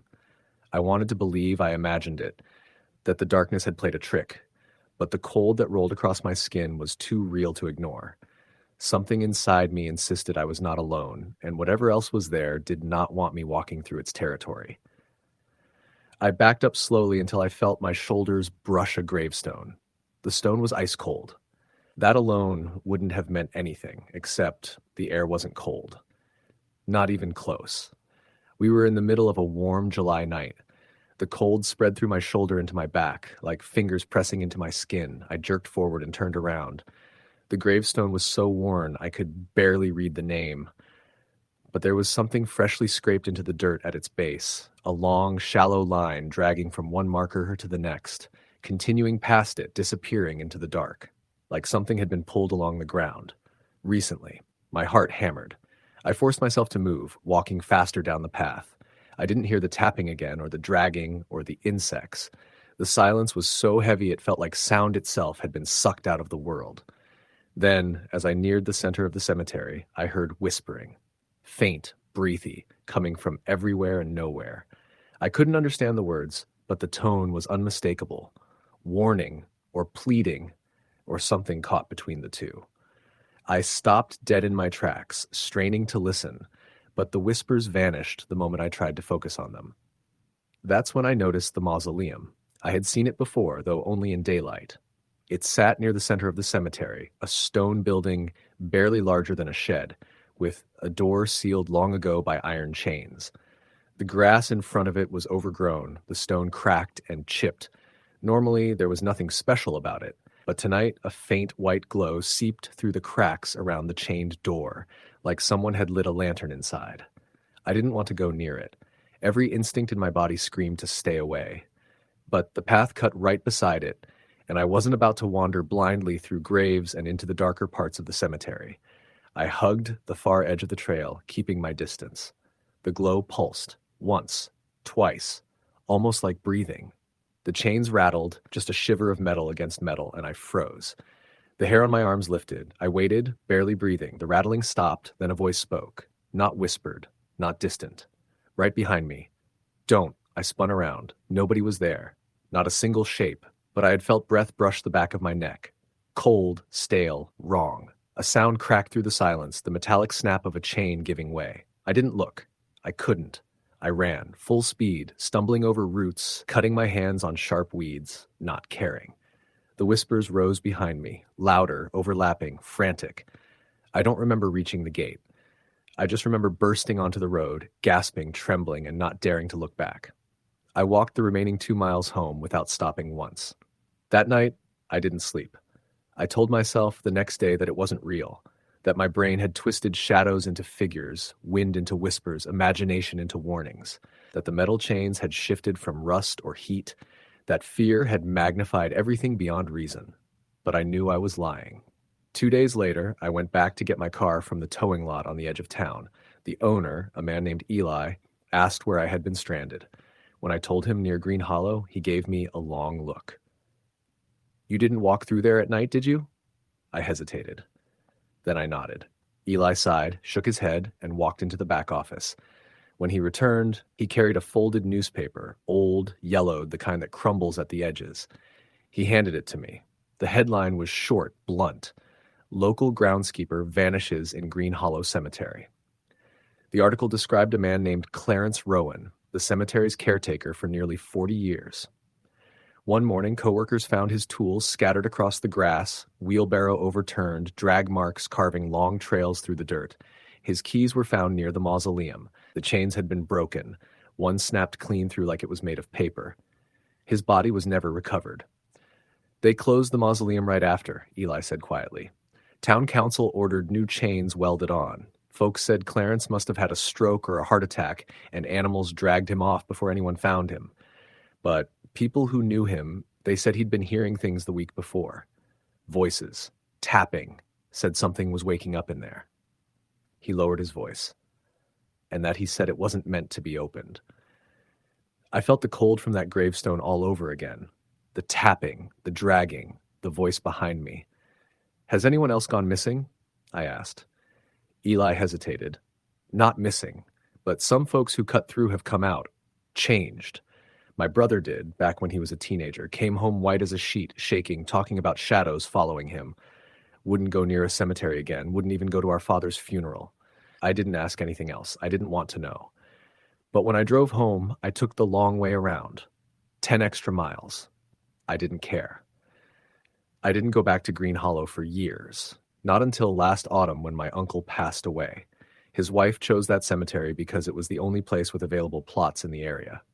I tried to convince her otherwise, gently, but grief makes people stubborn. The funeral was during the day, the sun shining gently through the trees. There were maybe 20 of us there. It looked peaceful, normal, almost safe, until I saw it. Near the tree line, in the shade of a tall oak, stood a figure. Tall, thin, still, pale in a way that wasn't quite natural, watching the funeral, watching us. I blinked, and it was gone. But when everyone walked to their cars, I lagged behind, pretending to look at the flowers placed on the fresh grave.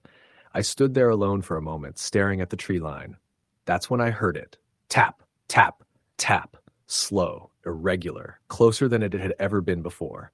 I didn't turn toward it. I didn't need to. I could feel it watching me, waiting. I walked away without looking back. I haven't set foot in Green Hollow since. But sometimes late at night, when I'm trying to fall asleep, I hear something faint outside my window. Tap, tap, tap. I tell myself it's just a branch, just the house settling, just my imagination. But deep down, I know the truth. Some doors, once open, never fully close. Some things that follow you home never really leave. And some graves should stay forgotten. Story the end.